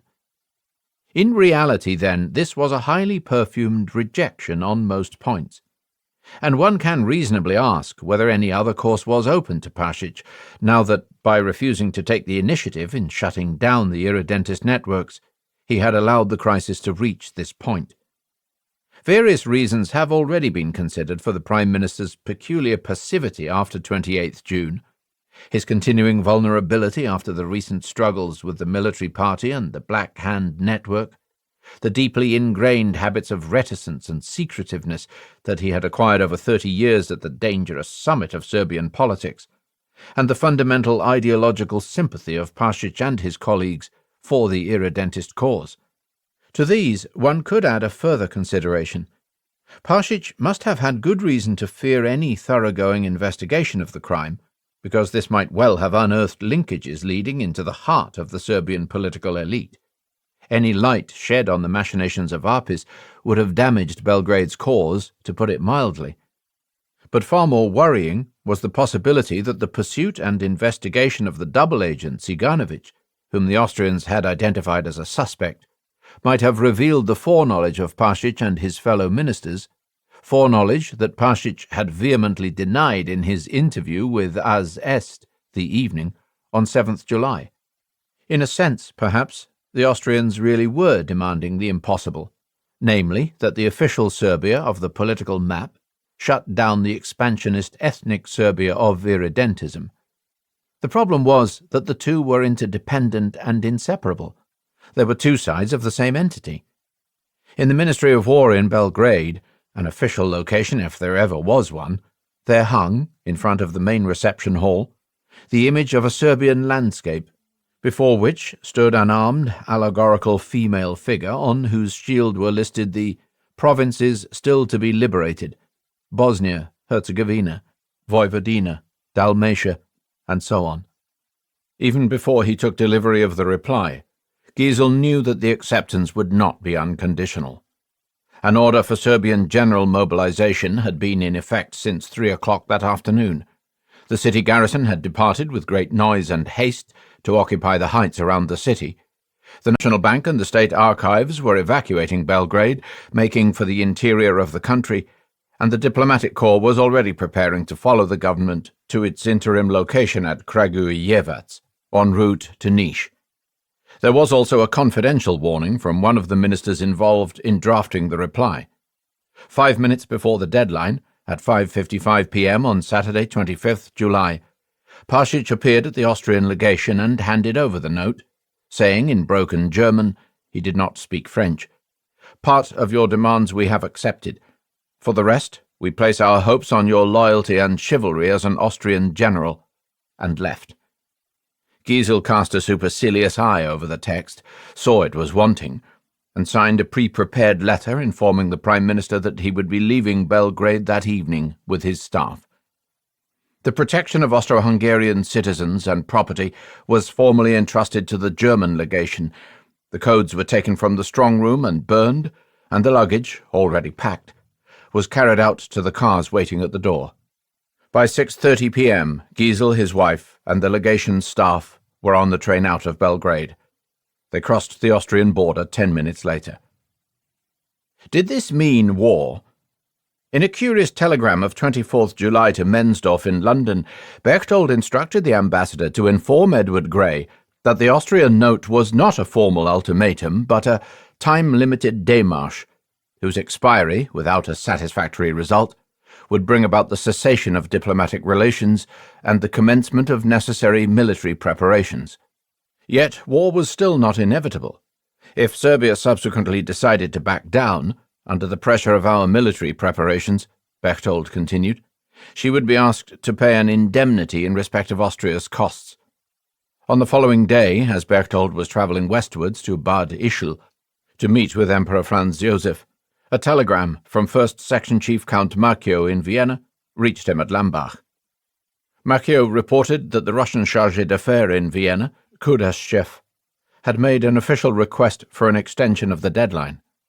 In his reply, Berchtold stated that an extension was impossible, but he added that even after expiry of the deadline, Serbia could still avoid war by complying with Austria's demands. Perhaps these words reflected, as Albertini believed, a momentary failure of nerve. Perhaps, on the other hand, they were merely a play for time.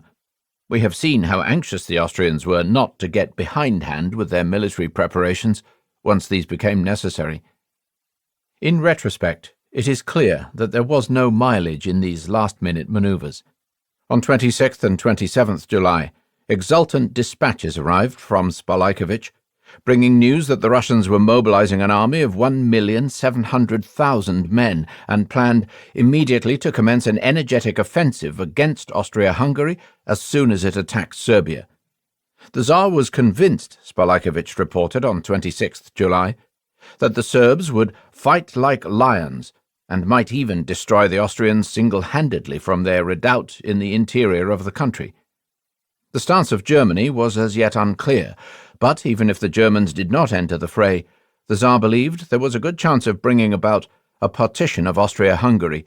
Failing that, the Russians would execute the French military plans so that victory against Germany is also certain. So excited was Spalajković, the former political chief of the Serbian Ministry of Foreign Affairs, that he turned to proposing policy. In my opinion, this presents to us a splendid opportunity to use this event wisely and achieve the full unification of the Serbs. It is desirable, therefore, that Austria-Hungary should attack us. In that case, onwards, in the name of God. These effusions from St. Petersburg contributed to a further hardening of the mood. Last-minute concessions to Austrian demands were now inconceivable. Pasic had long believed that the union of the Serbs would not be achieved in peacetime, that it would be forged only in the heat of a great war and with the help of a great power. This was not and had never been a plan as such. It was an imagined future whose hour now seemed imminent. Nearly 2 weeks would pass before any serious fighting took place, but the road to war was already in sight. For Serbia, there would be no looking back. A local war begins. On the morning of 28th July 1914, Emperor Franz Joseph signed his declaration of war on Serbia with an ostrich feather quill at the desk in his study in the imperial villa at Bad Ischl. In front of him was a bust in brilliant white marble of his dead wife.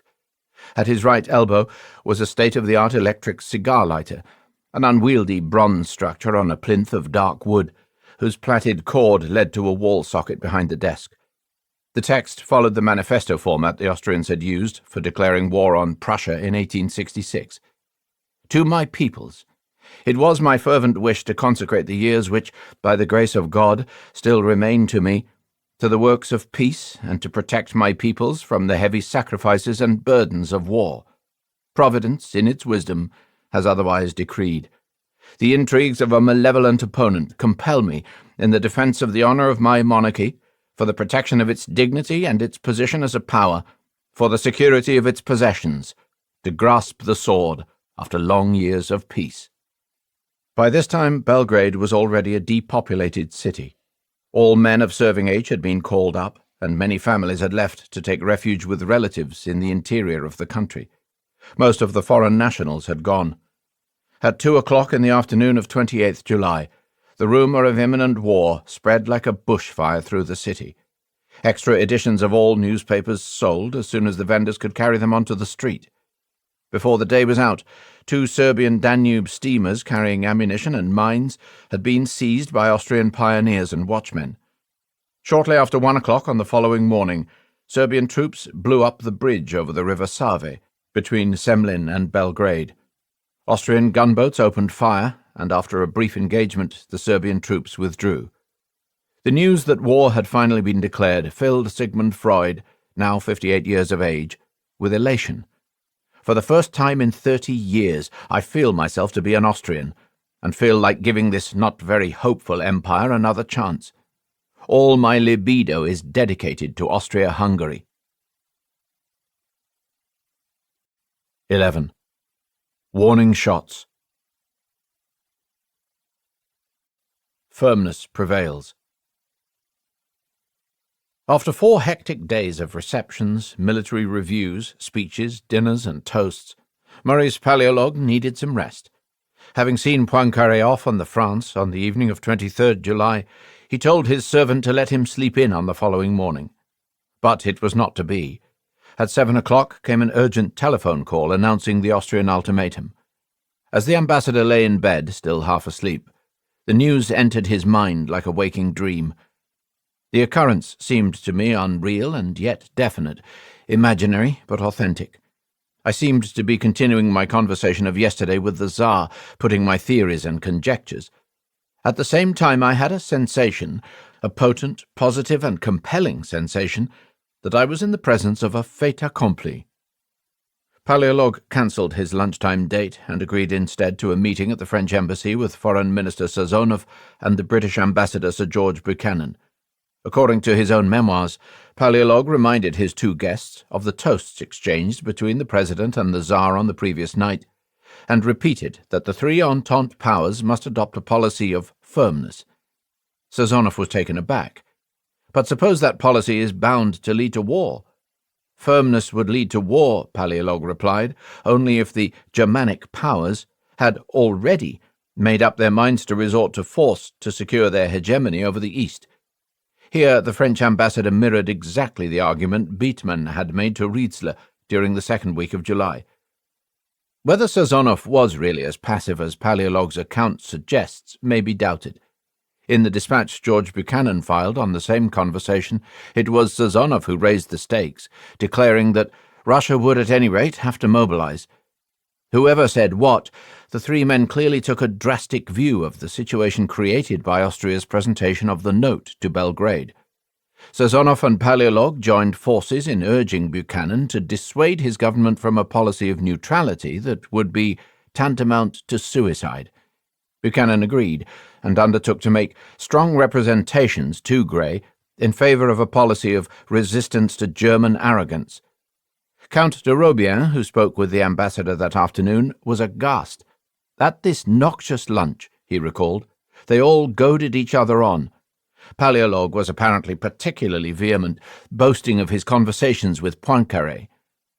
In fact, Sazonov needed no persuading from Paleolog or anyone else. Even before his lunch at the French embassy, he had dressed down the Austrian ambassador in terms that left no doubt about how he read the situation and how he intended to respond to it. After Fritz Zappari, following the customary practice in such cases, had read aloud the text of the Austrian note, Sazonov barked several times over, "I know what it is. You want to make war on Serbia. The German newspapers have been egging you on. You are setting fire to Europe. It's a great responsibility you are taking on. You will see what effect this has in London and Paris, and maybe elsewhere too." Zappari proposed to send him a dossier of evidence supporting Vienna's claims, but Sazonov waved the offer aside, saying he was not interested. "You want war, and you've burned your bridges." When Zappari replied that Austria had a right to defend its vital interests and was the most peace-loving power in the world, Sazonov responded with a sarcastic retort. "One can see how peaceful you are now that you are setting fire to Europe." Zappari left the meeting in an excited state and rushed straight to the Austrian embassy to encode and dispatch his report. No sooner had the Austrian ambassador left than Sazonov summoned the chief of the Russian General Staff, General Yanushkevich, to the Ministry of Foreign Affairs. The government, he declared, would soon be issuing an official press announcement to the effect that Russia did not intend to remain inactive if the dignity and integrity of the Serb people, brothers in blood, were under threat. A corresponding note was released to the press on the following day. Then he discussed with Yanushkevich plans for a partial mobilization against Austria-Hungary alone. During the days that followed the presentation of the note, the Russian foreign minister stuck to his policy of firmness, striking postures and making decisions that escalated the crisis. At 3 p.m. that afternoon, there was a 2-hour meeting of the Council of Ministers. Sazonov, fresh from his lunch with Paleolog and Buchanan, was the first to speak. He began by sketching out what he saw as the broader background to the current crisis. Germany, he declared, had long been engaged in systematic preparations aimed not just at increasing its power in Central Europe, but at securing its objectives in all international questions, without taking into consideration the opinion and influence of the powers not included in the Triple Alliance. Over the last decade, Russia had met these challenges with unfailing moderation and forbearance, but these concessions had merely encouraged the Germans to use aggressive methods. The time had come to take a stand. The Austrian ultimatum had been drawn up with German connivance. Its acceptance by Belgrade would transform Serbia into a de facto protectorate of the Central Powers. Were Russia to abandon its historic mission to secure the independence of the Slav peoples, she would be considered a decadent state, would forfeit all her authority and her prestige in the Balkans, and would henceforth have to take second place among the powers. A firm stand, he warned, would bring the risk of war with Austria and Germany, a prospect all the more dangerous for the fact that it was as yet still uncertain what position Great Britain would take. The next to speak was the Minister of Agriculture, A.V. Krivoshein, one of the ministers who had opposed and intrigued against Vladimir Kakovtsev. He enjoyed the special favour of the Tsar and was closely associated with the nationalist lobby in the Duma. As Minister of Agriculture, he was also closely affiliated with the Zemstvas, noble-dominated, elected organs of local government that spanned most of the Russian Empire. He had been linked for years to the Novaya Vremya, known for its nationalist campaigns on Balkan questions and the Turkish Straits. He had supported Sukhomlinov's policy of partial mobilization against Austria in November 1912, on the grounds that it was high time Russia stopped cringing before the Germans. He also appears to have been on quite close terms with the garrulous militia of Montenegro, who viewed him as an ally in Montenegro's struggle to redeem South Slavdom. After Kakovtsev's departure, Krivoshein was the most powerful man on the Council of Ministers. His views on foreign policy were hawkish and increasingly Germanophobic. In his words to the Council of Ministers on 24th July, Krivoshein invoked a complex array of arguments for and against a military response, but ultimately opted for a firm reaction to the Austrian démarche. Russia, he noted, was without question in an incomparably better political, financial, and military position than after the catastrophe of 1904 to 1905. But the rearmament program was not yet complete, and it was doubtful whether Russia's armed forces would ever be able to compete with those of Germany and Austria-Hungary in terms of modern technical efficiency. On the other hand, general conditions had improved in recent years. Perhaps he was referring to the strengthening of the Franco-Russian alliance, and it would be difficult for the imperial government to explain to the public and the Duma why it was reluctant to act boldly. Then came the nub of the argument. In the past, Russia's exaggeratedly prudent attitudes had failed to placate the Central European powers. To be sure, the risks to Russia in the event of hostilities were great. The Russo-Japanese War had made that clear. But while Russia desired peace, further conciliation was not the way to achieve it. War could break out in spite of our efforts at conciliation. The best policy under the present circumstances was therefore a firmer and more energetic attitude towards the unreasonable claims of the Central Powers. Krivoshein's statement made a profound impression on the meeting, and none of the speakers who followed said anything to modify his conclusions. War Minister Sukhomlinov and Naval Minister Grigorovich admitted that the rearmament program was still unfinished, but both stated nevertheless that hesitation was no longer appropriate, and saw no objection to a display of greater firmness. Peter Bach, speaking for the Finance Ministry, expressed some concerns about the capacity of Russia to sustain the financial and economic strains of a continental war, but even he acknowledged that further concessions were in themselves no guarantee of peace, and, since the honour, dignity and authority of Russia were at stake, he saw no reason to dissent from the opinion of the majority. Summing up that opinion, Premier Gorymykin concluded that it was the imperial government's duty to decide immediately in favour of Serbia. Firmness was more likely to secure peace than conciliation, and, failing that, Russia should be ready to make the sacrifices required of her. Finally, the meeting agreed the following 5 resolutions. 1. Austria would be requested to extend the time limit of the ultimatum. 2. Serbia would be advised not to offer battle on the frontier, but to withdraw its armed forces to the centre of the country. 3. The Tsar would be requested to approve, in principle, the mobilization of the military districts of Kiev, Odessa, Kazan, and Moscow. 4. The Minister of War would be instructed to accelerate the stockpiling of military equipment. And 5. Russian funds currently invested in Germany and Austria were to be withdrawn. It's war this time. On the next day, 25th July, there was a further, more solemn meeting of the Council of Ministers. presided over by the Tsar and attended both by Chief of Staff Yanushkevich and by Grand Duke Nikolai, commander of the St. Petersburg district and the husband of Anastasia of Montenegro, who had spoken so forthrightly with President Poincaré during the state visit. This meeting confirmed the Council's decisions of the previous day and agreed on further, more elaborate military measures. Most importantly of all, the Council decided to authorize a complex batch of regulations known as the Period Preparatory to War. These measures, which involved numerous dispositions intended to prepare for mobilization, were not to be confined to the districts bordering on Austria, but would apply right across European Russia. It would be difficult to overstate the historical importance of the meetings of 24th and 25th July. In one sense, they represented a kind of last-minute renaissance of the Council of Ministers, whose influence over foreign policy had been in decline since the death of Stolypin. It was rather unusual for foreign policy to be debated in this way by the Council.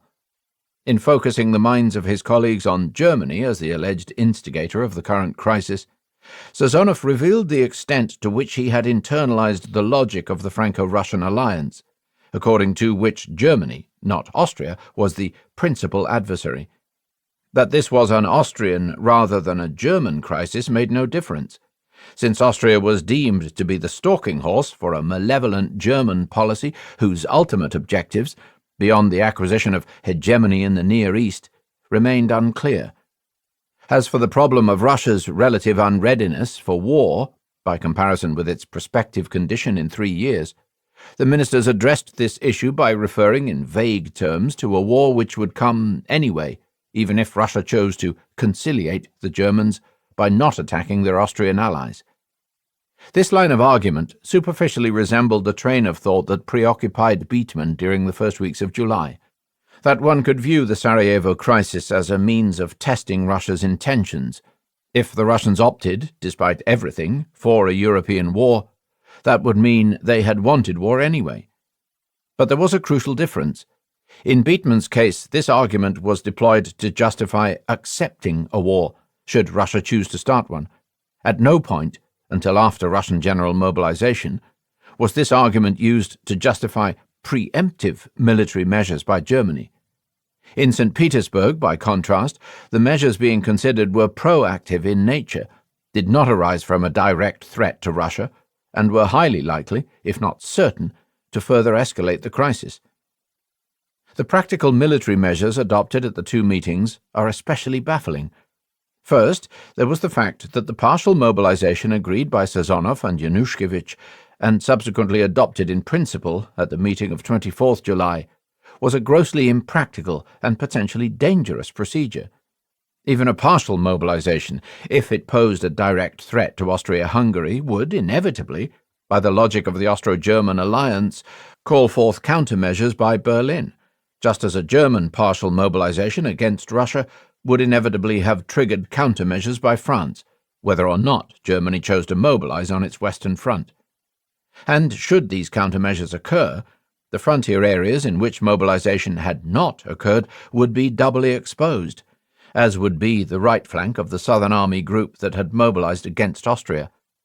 The room for maneuver created by the partial nature of the mobilization was thus largely illusory. Even more worrying was the fact that Russian plans simply did not provide for a partial mobilization. There existed no separate schedule for a mobilization against Austria alone. The current planning regime, known as Mobilization Schedule No. 19, was a seamless whole, an all-or-nothing proposition that made no distinction between the two adversaries. Variations in population density across the different districts meant that most of the army corps drew on reservists from other mobilization zones. Moreover, some army corps in the areas adjoining Austria were earmarked, in the event of full mobilization, for deployment into parts of the Polish salient adjoining Germany.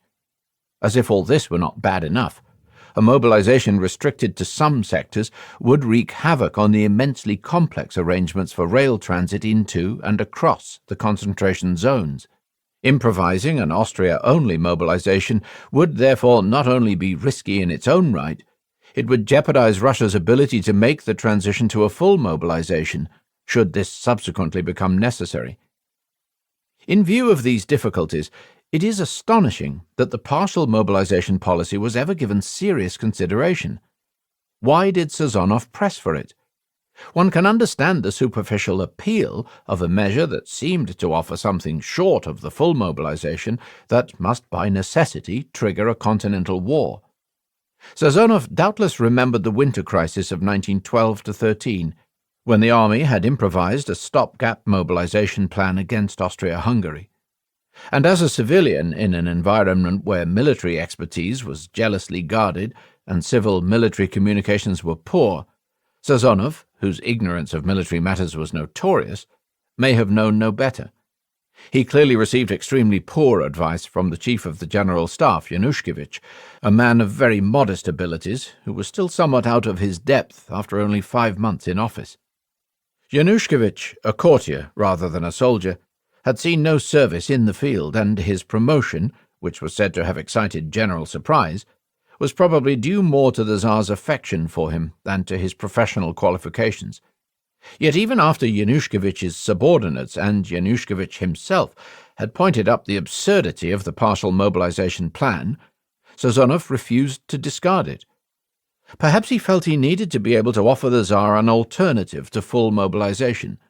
Perhaps he hoped that partial mobilization would suffice to persuade the Austrians and the Germans to back down. Perhaps, on the other hand, he hoped, with the offer of partial mobilization, to coax the Tsar into a situation from which he would be forced to progress to the real thing.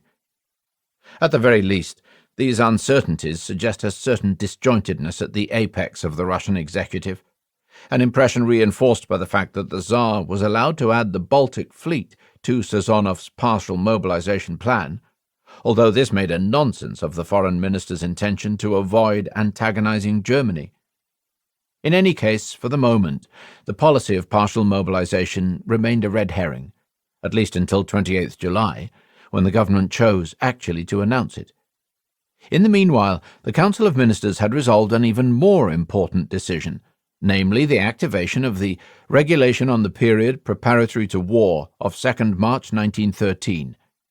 This pre-mobilization law provided for heightened security and readiness at magazines and supply depots, the accelerated completion of railway repairs, readiness checks in all departments, the deployment of covering troops to positions on threatened fronts, and the recall of reservists to training camps. And there were other measures. Troops in training at locations remote from their bases were to be recalled immediately. Around 3,000 officer cadets were to be promoted to officer rank to bring the officer corps up to wartime strength. Harbours were to be mined, horses and wagons assembled, and the state of war was to be declared in all fortresses in the Warsaw, Vilnius, and St. Petersburg districts, so that the military authorities would possess the fullness of powers required to ensure speedy general mobilization when the order came. And these measures were put in force not only in the Austrian border zones, but across the entirety of European Russia. Needless to say, these measures were fraught with risk. How would the Germans and the Austrians be able to tell the difference between Russia's far-reaching pre-mobilization measures and the opening phase of a mobilization proper? The text of the regulation of 2nd March conveys an impression of the scale of the measures underway. According to its stipulations, reserves were to be recalled to frontier divisions and instructed as to the uniforms and probable dispositions of the enemy. Horses are to be reshod. No more furloughs are to be granted, and officers and men on furlough or detailed elsewhere are to return at once to their troop divisions. Espionage suspects are to be arrested. Measures to prevent the export of horses, cattle, and grain are to be worked out. Money and valuable securities are to be removed from banks near the frontier to the interior. Naval vessels are to return to their harbours and receive provisions and full war equipment.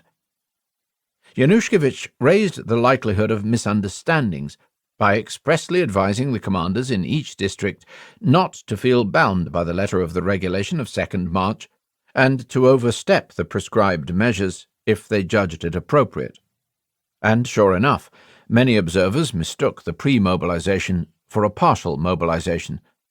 The Belgian military attaché in St. Petersburg reported on 26th July that the Tsar had ordered the mobilization of 10 army corps in military circumscriptions of Kiev and Odessa, adding that the news had been received with the greatest enthusiasm in military circles, and pointing out in a dispatch of the following day that the press had been informed that any public discussion of the mobilization of the army was strictly forbidden. German and Austrian consuls, diplomats, and attachés began firing off alarmed reports. From Copenhagen, the Austrian minister, Count Széchenyi, reported on 26 July that the Danish foreign minister, Erik Scavenius, had received news from St. Petersburg suggesting that Russia had already begun to mobilize, though in view of these precipitate offensive measures, Széchenyi thought it unlikely that France or England would feel obliged to intervene. On the following day, the Austrian consul Hein in Kiev reported the recall of officers to garrisons and long lines of artillery units marching westwards out of the Kiev encampment, their destination unknown. Later on the same day, 27th July, he reported 16 trains loaded with artillery and Cossacks leaving Kiev, and 26 military trains carrying artillery and sappers en route from Odessa, all bound for the Austrian border. The vast Kiev military camp was now empty. The troops had either moved to their winter quarters or were assembling at the station for embarkation.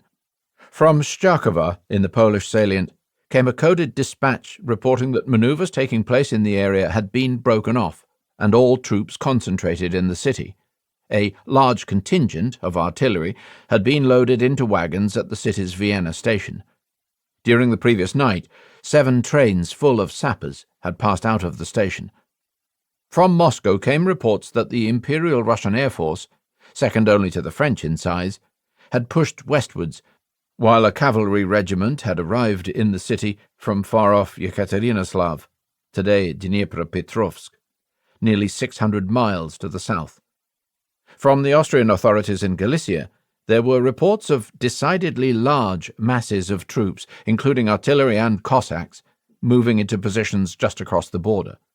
From Batum on the east coast of the Black Sea came news of regiments of infantry, Cossacks, and dragoons on their way to Warsaw.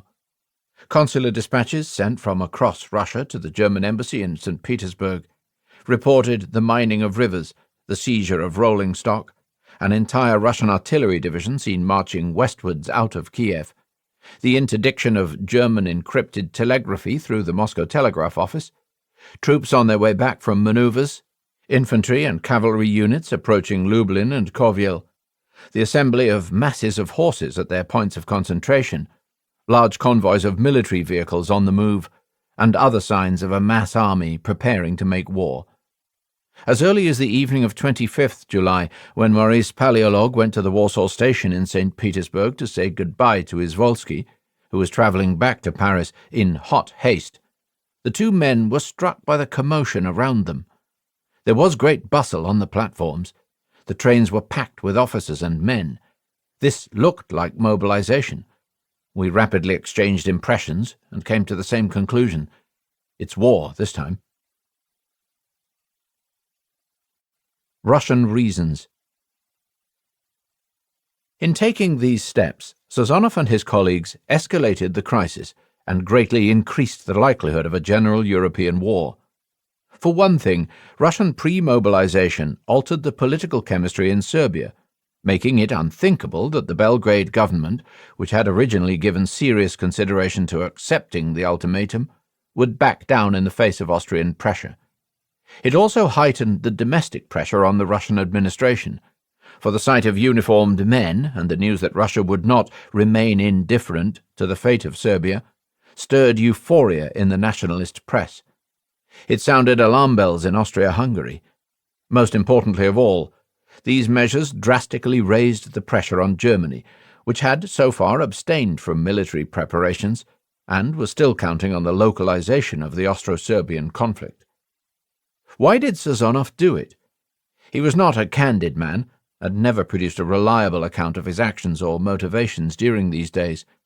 But the most plausible and obvious answer lies in his very first reaction to the news of the ultimatum. C'est la guerre européenne. Sazonov believed from the outset that an Austrian military action against Serbia must trigger a Russian counterattack. His response to the ultimatum was entirely consistent with his earlier commitments. Sazonov had never acknowledged that Austria-Hungary had a right to countermeasures in the face of Serbian irredentism. On the contrary, he had endorsed the politics of Balkan irredentism and had explicitly aligned himself with the view that Serbia was the rightful successor to the lands of unredeemed South Slavdom within the dual monarchy, an obsolete multi-ethnic structure whose days, in his view, were in any case numbered. It does not seem to have occurred to him that the days of the autocratic, multi-ethnic Russian Empire, whose minority relations were in worse condition than Austria-Hungary's, might also be numbered. Sazonov had denied from the start Austria's right to take action of any kind against Belgrade after the assassinations. He had repeatedly indicated in a range of contexts that he would respond militarily to any action against the client state. Already on 18th July, shortly after it became known that an Austrian note of some sort was in preparation, Sazonov had told Sir George Buchanan that anything resembling an Austrian ultimatum in Belgrade could not leave Russia indifferent, and she might be forced to take some precautionary military measures. Sazonov must have been aware of the immense risks involved, for he had joined Kakovtsev in opposing such a partial mobilization against Austria in November 1912, at the height of the Balkan crisis, on the grounds, as Kakovtsev put it, that whatever we chose to call the projected measures, a mobilization remained a mobilization, to be countered by our adversaries with actual war. The situation in 1914 was different, of course. The risks were greater, and with Kakovtsev out of the way, the mood was less inhibited. But there was another important difference. Even in November 1912, Sazonov had added a rider to his support for a stand-down, saying that even if we were ready for war, we had no right to undertake such steps without first coming to an understanding with our allies. About this understanding, at least with France, there could no longer be any doubt in the summer of 1914. It was not just that Poincaré and Paleolog had pressed so hard for Russian firmness on the Serbian question. It was that a crisis of this kind conformed exactly to the Balkan inception scenario that the alliance, over many discussions and summit meetings, had come to define in recent years as the optimal casus belli. In a fascinating dispatch filed on 30th July, the Russian military attaché in Paris, Count Ignatieff, who had numerous contacts among the most senior French military commanders, reported that he saw in all around him unconcealed joy at the prospect of having the chance to use, as the French see it, beneficial strategic circumstances. The Belgian minister in Paris registered the same upbeat mood. The French General Staff is favourable to war, he wrote on 30th July. The General Staff desires war, because in its view the moment is favourable, and the time has come to make an end of it. It is simply not the case, as has sometimes been claimed, that Paleolog misrepresented French intentions and made undertakings to St. Petersburg for which he had no authorization from Paris. Nor is it true that he misinformed Paris about Russian mobilization in order to allow the crisis to mature to the point where Paris would be unable to restrain her ally. On the contrary, he alerted the French Foreign Ministry throughout to the measures adopted by the Russian government. A telegram composed at 6:30 on the evening of 24th July endorsed the principle of alliance solidarity in the interests of preserving peace by the use of force. A further telegram of 11 o'clock that night referred to the measures that Russia would without doubt be obliged to take if Serbia were to be threatened in her independence or her territorial integrity. And a further telegram composed at 4:45 p.m. on the following day, and marked urgent and secret, reported that the Council of Ministers had that day agreed, in principle, the mobilization of the 13 army corps that are destined to operate against Austria. There followed the crucial sentence: "The mobilization will be made public and effective only when the Austro-Hungarian government attempts to constrain Serbia by force of arms. However, secret preparations, préparatifs clandestins, will begin from today." Viviani would later explode with indignation at the news that things had been allowed to go so far so quickly, and would demand from Paleolog a full account of his doings during the crucial days of the crisis, accusing him of having withheld vital information on Russian measures. This is where the myth of Paleolog's unauthorized manipulations began. But although Viviani was out of the loop, as Poincaré no doubt intended him to be, Poincaré and Paris were not. In case the notes from Paleolog did not suffice, there were parallel dispatches streaming in from the French military attaché, General Laguiche, who reported on 26 July, for example, that secret military dispositions were already underway in Warsaw, Vilna, and St. Petersburg, all districts abutting the German frontier. Yet there was no call for restraint from the Quai d'Orsay, nor did Poincaré, though he later falsified key details of his own involvement in the crisis, ever disavow Paleolog or the policy he had so enthusiastically represented in St. Petersburg. To be sure, there were moments when Sazonov's belief in a peaceful outcome seemed to revive. We have seen that the Austrians paused after receiving the ultimatum on 25th July, in the hope that the actuality of Austrian military preparations might prompt last-minute concessions from Belgrade. Sazonov mistakenly read this as a sign that Vienna might be looking for a climb-down, and began to talk of a negotiated settlement. Until the very last moment, he told the French ambassador on 26th July, "I will show myself ready to negotiate." What he meant by this became clear when he summoned Zapari for a frank and loyal explanation of his views. Working through the Austrian note point by point, Sazonov insisted on the unacceptable, absurd, and insulting character of every clause, and closed with an offer. Take back your ultimatum, modify its form, and I guarantee you we will have a result. This negotiation was hardly the basis for fruitful further discussions.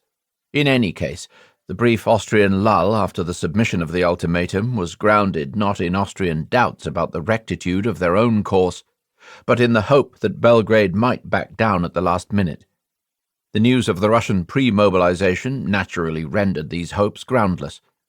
No one was more excited by the spectacle of Cossacks boarding trains than Miroslav Spalajkovich, who saw in them the portents of a final struggle for Serbian unity and freedom.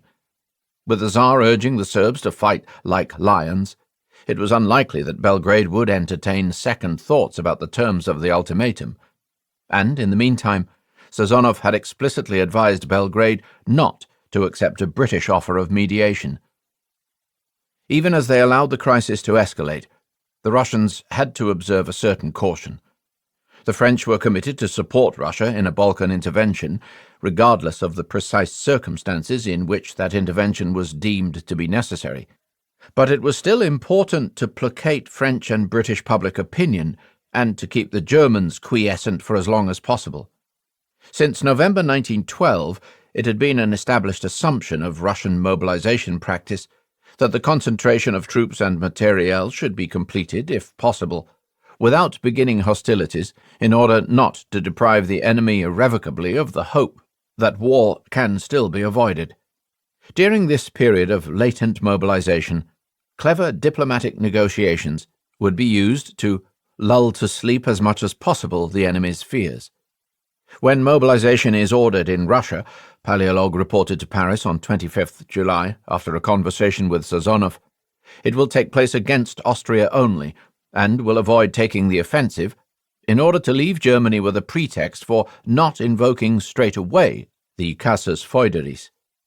It was also essential, for the sake of Russian, French, and British public opinion, that Austria, not Russia, be seen as the aggressor.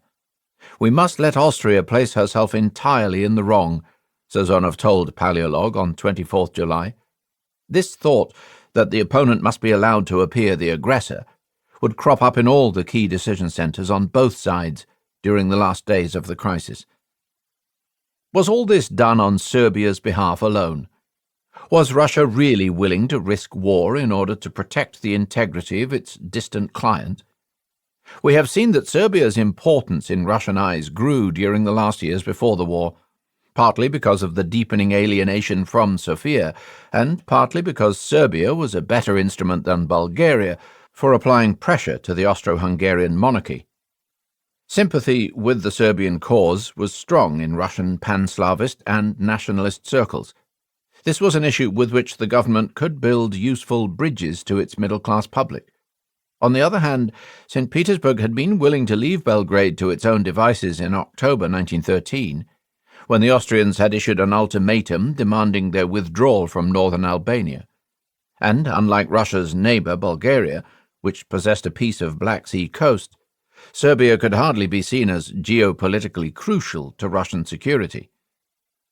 The robustness of the Russian response fully makes sense only if we read it against the background of the Russian leadership's deepening anxiety about the future of the Turkish Straits.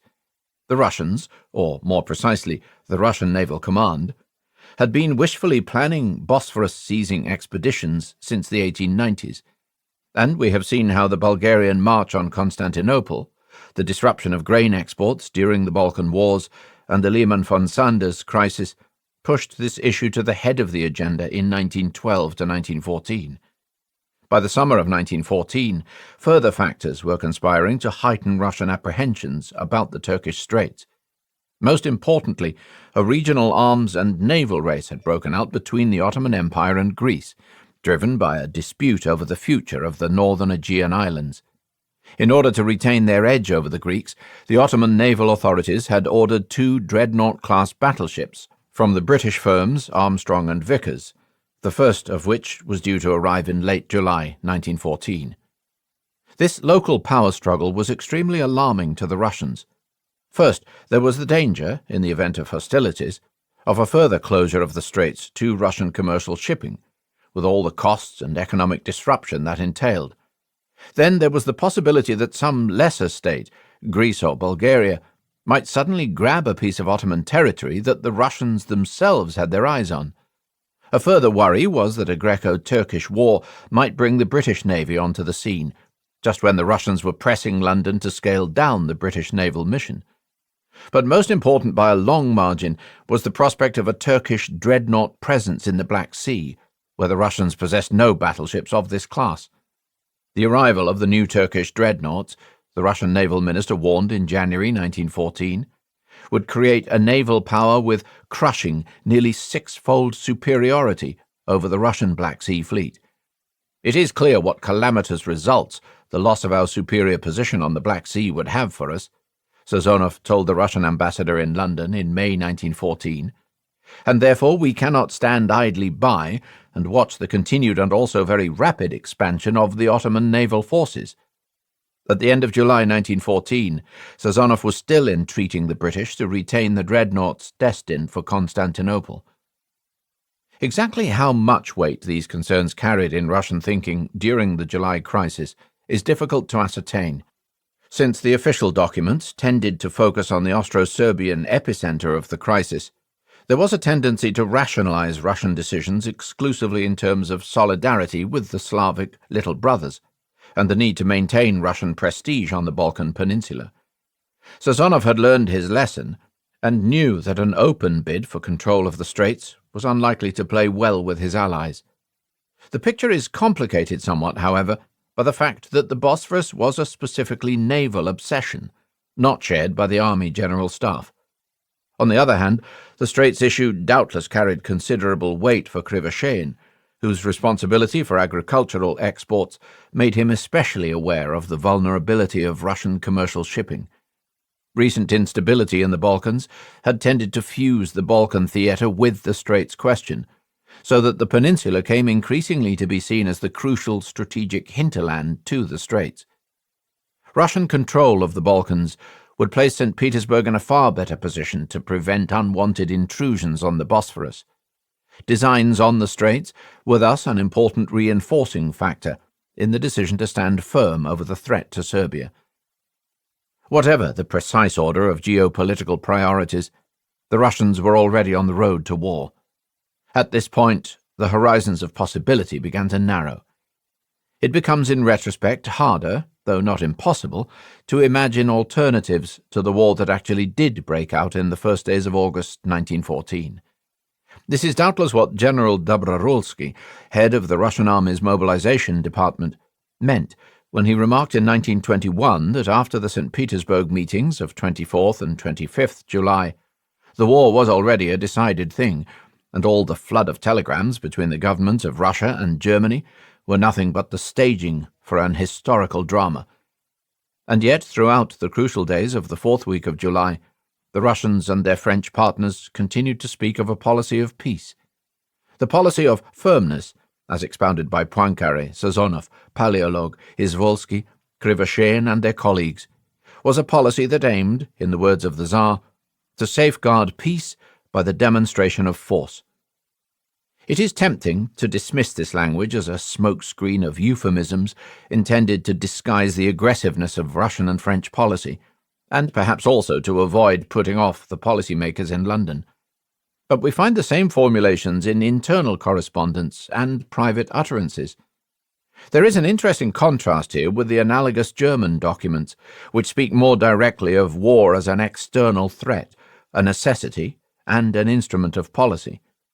Yet a closer look at what Russian and French statesmen were actually doing when they spoke of the need to safeguard peace suggests that the difference was discursive rather than substantial.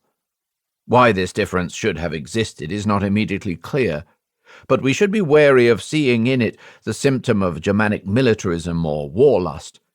It may well reflect the deep impact of Clausewitz on German political language. The War of 1914-18 was the absolute negation of everything that Clausewitz had stood and argued for, but his subtle writings on conflict had depicted war as an eminently political tool, whose deployment, as a measure of last resort, should always serve political ends. By contrast, the language of the Russian and French decision-makers reflected the assumption that war and peace were stark existential alternatives. However, neither Clausewitz's sage injunctions on the primacy of politics, nor heartfelt invocations of peace as the highest human good, did anything to inhibit the decision-makers who took Europe into war in July 1914. 12. Last Days. A strange light falls upon the map of Europe. Throughout most of the July crisis of 1914, the eyes of the decision-makers in London were riveted on the 9 counties of Ulster in the north of Ireland.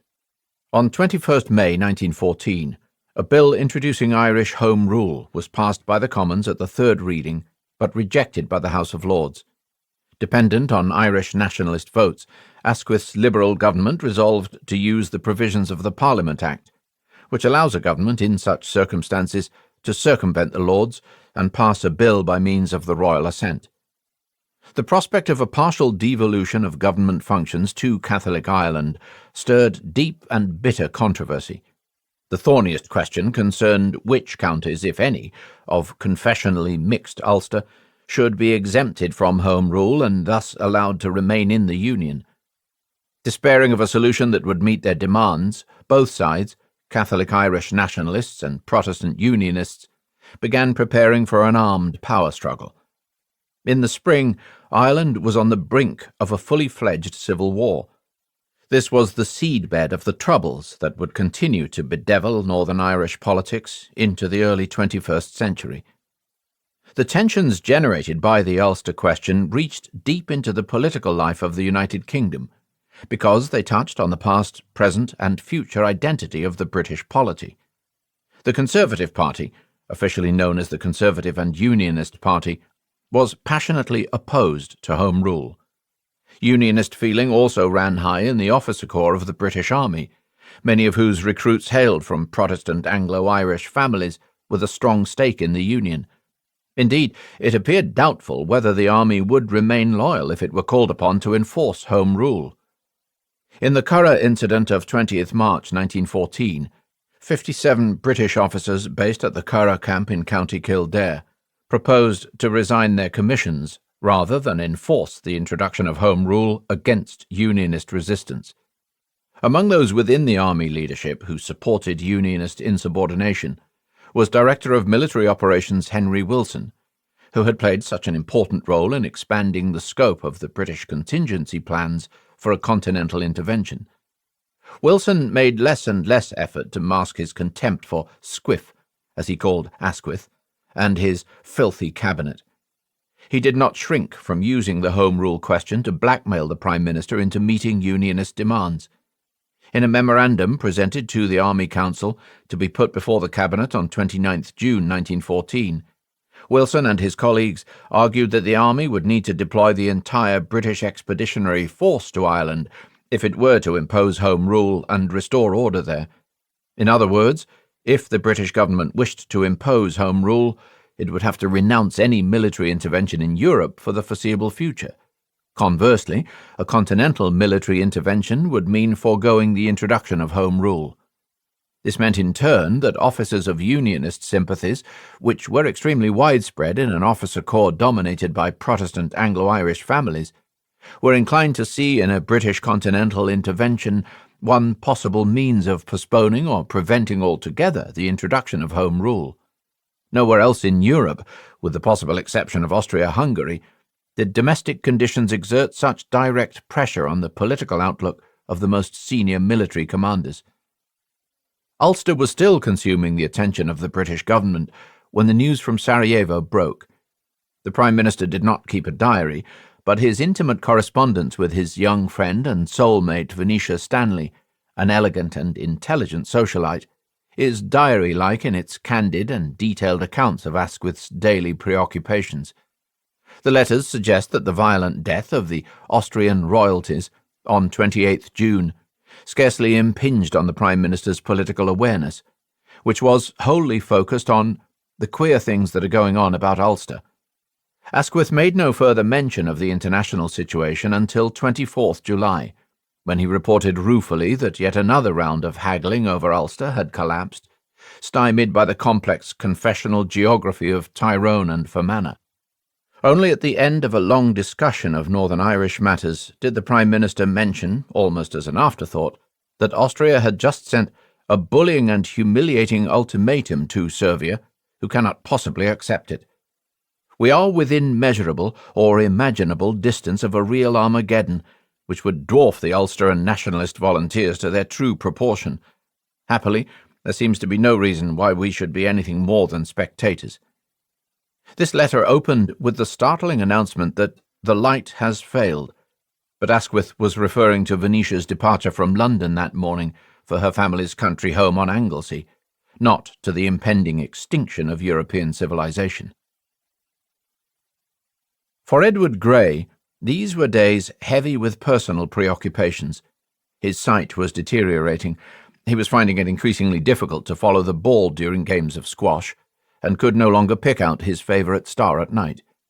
He was planning to spend more time in the country, and there was talk of a visit to a renowned German oculist.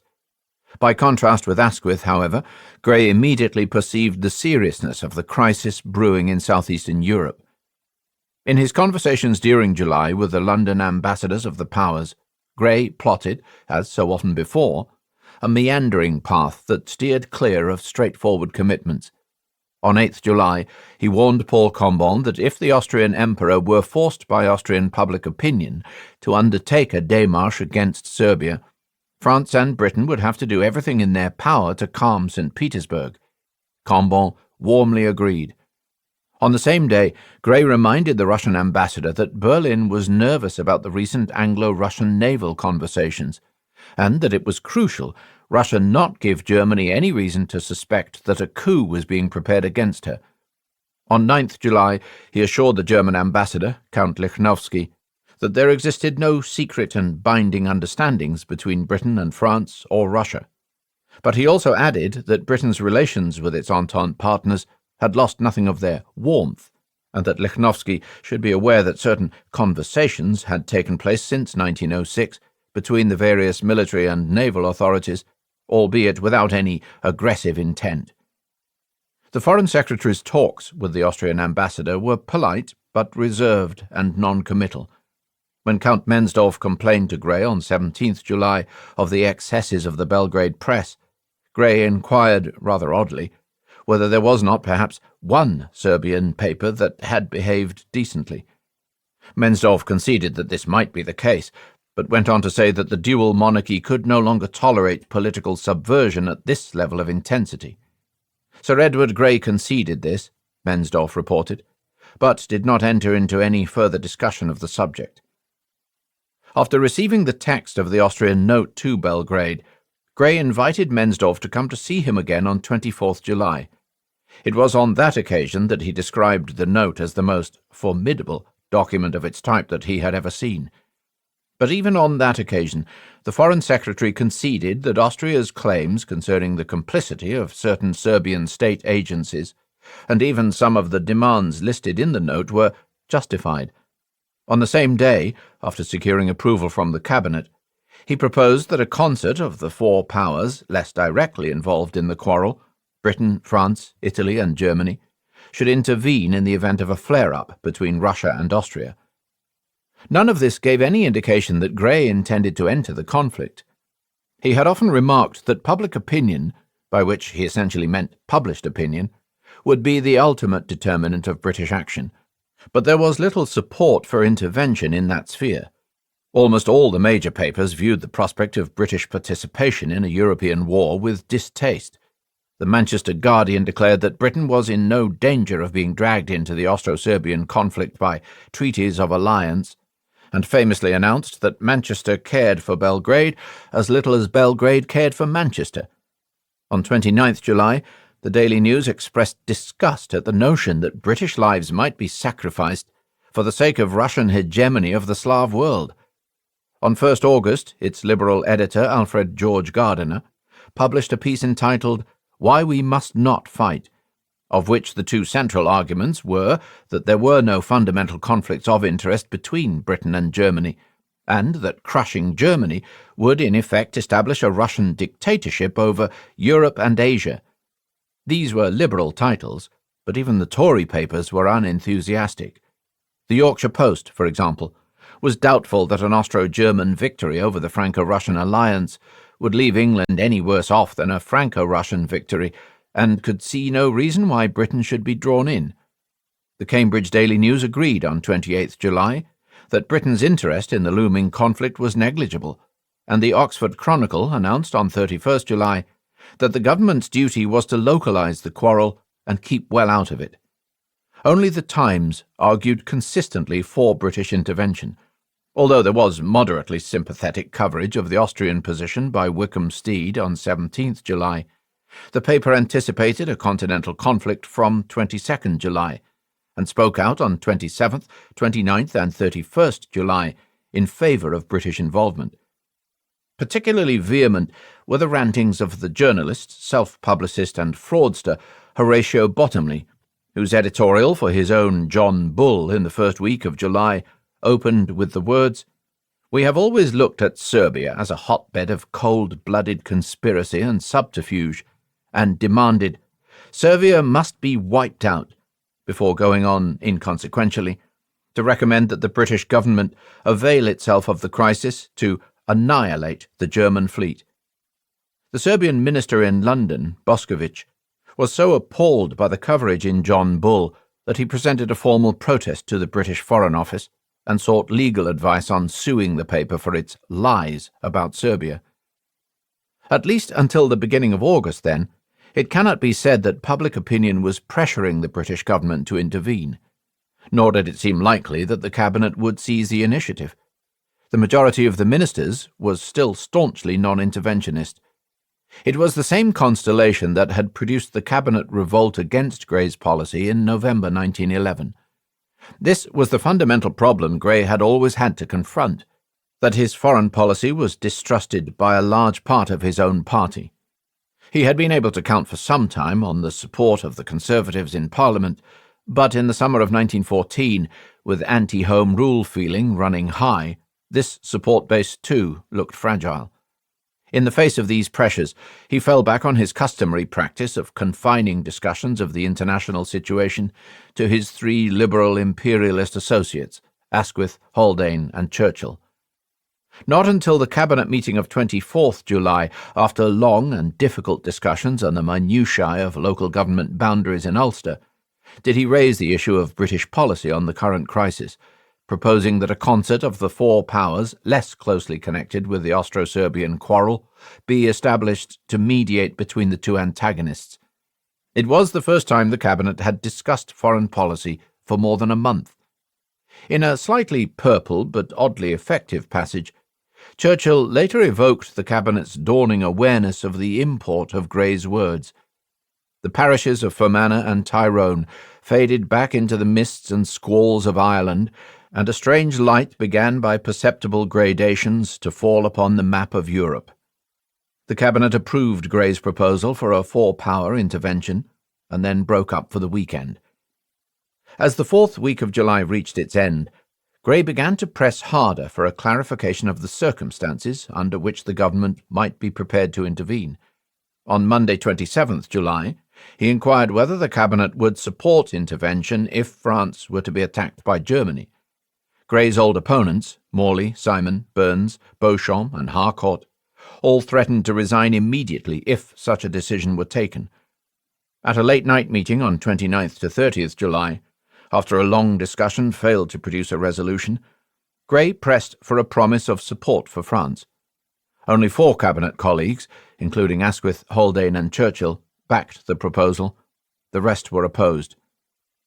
Even the question of Belgium seemed unlikely to trigger an intervention. It was widely assumed, on the basis both of military intelligence secured by the French General Staff and of military inference, that the Germans would approach France through Belgium, breaching the 1839 international treaty guaranteeing its neutrality. But the cabinet took the view that, while Britain was indeed a signatory to the treaty, the obligation to uphold it fell on all the signatories collectively, not on any one of them individually. Should the matter actually arise, they concluded, the British response would be one of policy rather than obligation. Indeed, it is striking with what sang-froid senior British military and political leaders contemplated a German breach of Belgian neutrality. On the basis of Anglo-French staff conversations in 1911, Henry Wilson had come to the conclusion that the Germans would choose to cross the Ardennes through southern Belgium, confining their troops to the area south of the rivers Sambre and Meuse. These findings were presented to the 114th meeting of the Committee of Imperial Defence. The same scenario was discussed by the Cabinet on 29th July, when Lloyd George showed, using a map, why it was likely that the Germans would cross only the furthest southern corner of Belgium. Far from greeting this prospect with outrage, the ministers accepted it as strategically necessary, from Germany's standpoint, and thus virtually inevitable. British strategic concerns were focused primarily on Antwerp and the mouth of the River Schelde, which had always been regarded as one of the keys to British security. "I don't see," Churchill commented, "why we should come in if they go only a little way into Belgium." Lloyd George later claimed that he would have refused to go to war if the German invasion of Belgium had been confined to the route through the Ardennes. British policymakers assumed in any case that the Belgians themselves would not make their last stand in the south, but would, after offering token resistance to demonstrate that they had not permitted the violation, fall back on their lines of fortification further to the north. There would thus be nothing automatic about the relationship between a German invasion of Belgium and British intervention in the conflict. It would be a mistake, however, to infer from these indications of reluctance that Grey himself, or his closest associates, had abandoned their long-standing commitment to the Entente. On the contrary, Grey viewed the crisis unfolding in Europe almost entirely through the lens of the Entente. The prospect that Parliament might not honour the moral obligation to France that he had worked so hard to create and protect caused him profound anxiety. He shared the personal distaste of his colleagues for the adventurist politics of Belgrade, and was aware of the massacres and harassment in the newly conquered areas. He certainly possessed enough information to understand the kind of threat that Serbia posed to the Austro-Hungarian monarchy. He expressed disgust at the notion that any great power should be dragged into a war by Serbia. Yet he showed no interest in the kind of intervention that might have provided Austria with other options than the ultimatum. The four-power mediation proposed at the Cabinet meeting of 24th July was a non-starter. Of the four powers involved, Britain, Germany, Italy, and France, Only one was likely to defend the interests of Austria-Hungary. Moreover, Austria-Hungary and the international system lacked the means to ensure compliance with whatever stipulations might have been agreed. Finally, the great power most directly involved in sponsoring Serbian irredentism would not have been involved in or bound by the decisions of the concert. Gray's confidence in his ability to patch together some form of mediation doubtless derived in part from the good fame he had earned by chairing the Ambassadors' Conference of 1913 in London. But arguments over Albanian border strips and a peace-war mediation among the great powers were very different things. In his reactions to the crisis, Gray subordinated his understanding of the Austro-Serbian quarrel to the larger imperatives of the Entente, which meant, in effect, tacitly supporting Russian policy. Gray did speak at intervals of the importance of calming Russia, and he did ask St. Petersburg to avoid unnecessarily provocative measures, but he showed remarkably little knowledge of or interest in what was actually happening in Russia during the crucial days following the presentation of the Austrian note. This ignorance was not entirely his fault, for the Russians deliberately concealed the extent of their clandestine preparations from Sir George Buchanan, telling him on 26th July that the protective measures in Moscow and St. Petersburg had been put into effect merely to deal with a wave of strikes currently disrupting Russian industry. Buchanan was not entirely convinced. In a brief dispatch to Gray on 26th July, he noted that since the strikes were practically over, the measures he had observed must doubtless be connected with intending mobilization. But Gray was not interested. There was no attempt on Buchanan's part to follow up on these indications, and no instruction from London to do so. And this approach was characteristic of the Foreign Ministry's handling of communications with Russia. On 26th July, the day Buchanan filed his report, Nicholson met with Count Lichnowsky, who appeared with an urgent telegram from his government, reporting that Russia seemed to be calling in classes of reserves, which in effect signalled mobilization. Nicholson replied that London had no information as to a general mobilization, or indeed of any mobilization immediately. But then he added, "It would, however, be difficult and delicate for us to ask Petersburg not to mobilize at all when Austria was contemplating such a measure. We should not be listened to. The main thing was to prevent, if possible, active military operations." This was an odd reading of the situation, to say the least, for it implied an equivalence between Austrian and Russian mobilization, overlooking the fact that whereas Austrian measures were focused exclusively on Serbia, Russian ones were directed against Austria and Germany, inasmuch as the regulation of 2nd March 1913 applied to nearly all the western Russian military districts and had in any case been extended to cover the mobilization of the Baltic Fleet. Gray's comments also revealed a blank, or perhaps partially willful, ignorance of the meaning of mobilization measures, in an era when the speed of concentration and attack was seen as a crucial determinant of military success. Finally, had Gray been interested in adopting an impartial approach to the admittedly tangled problem of mediation and localization, he might have wished to examine closely the strengths and weaknesses of the Austrian case against Serbia, and to prevent Russian countermeasures that were certain to trigger a broader conflict. But he did nothing of the kind. At his meeting with Benkendorf on 8th July, and at various points thereafter, Gray had, after all, acquiesced in the Russian view that a Servian war inevitably meant a European war. Gray knew in general terms what had transpired during the French visit to St. Petersburg. In a dispatch of 24th July, following Poincaré's departure, Ambassador Buchanan reported that the meetings in the Russian capital had revealed a perfect community of views between Russia and France on the general peace and the balance of power in Europe, and that the two states had made a solemn affirmation of the obligations imposed by their alliance. Sazonov had asked Buchanan to convey to Gray his hope that the British government would proclaim its solidarity with France and Russia. Commenting on this dispatch, Eyre Crowe used more trenchant formulations than Gray would have chosen, but captured the inner logic of the position that the Foreign Secretary would adopt. Whatever we may think of the merits of the Austrian charges against Serbia, France and Russia consider that these are the pretexts, and that the bigger cause of triple alliance versus triple entente is definitely engaged. I think it would be impolitic, not to say dangerous, for England to attempt to controvert this opinion, or to endeavour to obscure the plain issue by any representation at St. Petersburg and Paris. Our interests are tied up with those of France and Russia in this struggle, which is not for the possession of Serbia, but one between Germany aiming at a political dictatorship in Europe and the powers who desire to retain individual freedom.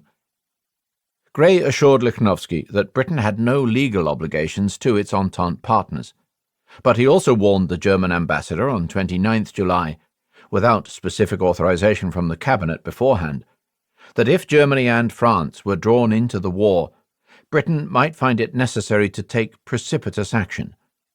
When Beetman Holweg contacted London on 30th July to suggest that Germany would abstain from annexations of French territory if Britain agreed to remain neutral, Grey cabled Goshen, the British ambassador in Berlin, to inform him that the proposal cannot for a moment be entertained. Grey's actions and omissions revealed how deeply Entente thinking structured his view of the unfolding crisis.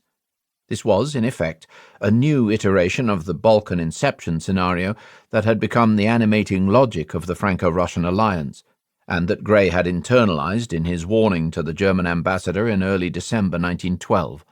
Listen to Chapter 5. There would be a quarrel in the Balkans. It didn't really matter who started it. Russia would pile in, pulling in Germany. France would inevitably intervene on the side of her ally. In that situation, Britain could not stand aside and watch France be crushed by Germany. This is precisely the script, notwithstanding momentary doubts and prevarications, that Grey followed in 1914.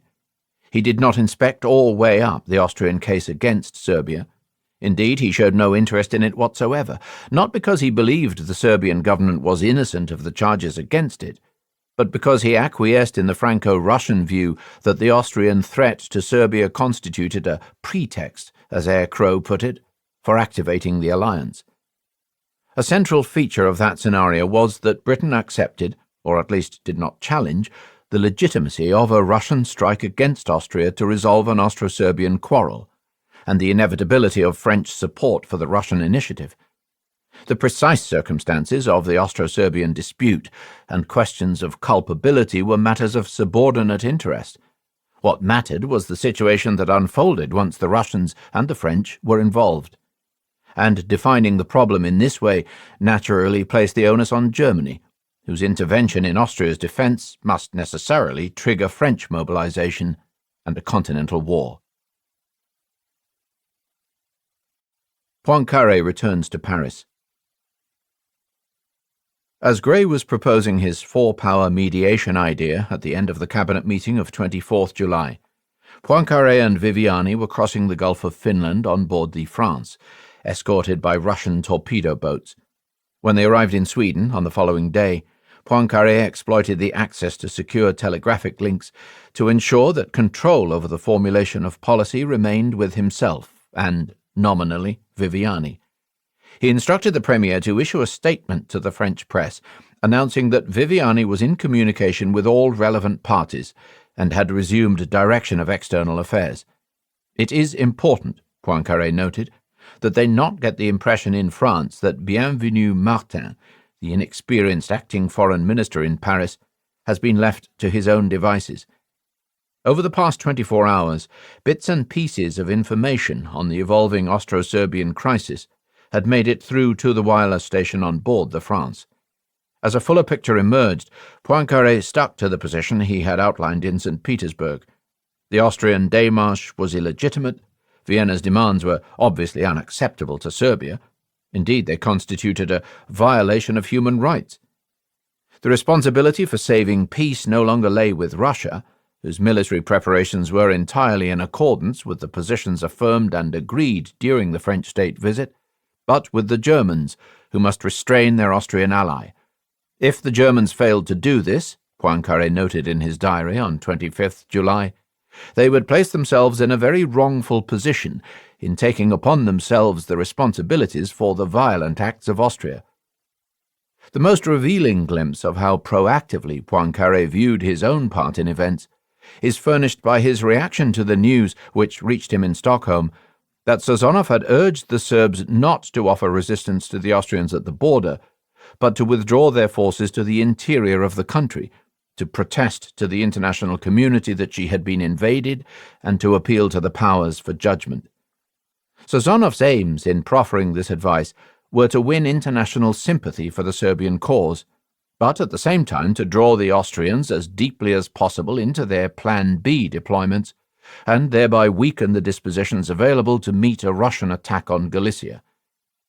Poincaré misread this news as an indication that Sazonov had lost his nerve and was counselling an abdication of Russia's responsibilities to the Balkan state. We assuredly cannot show ourselves braver, that is, more committed to Belgrade, than the Russians, he wrote. Serbia has every chance of being humiliated.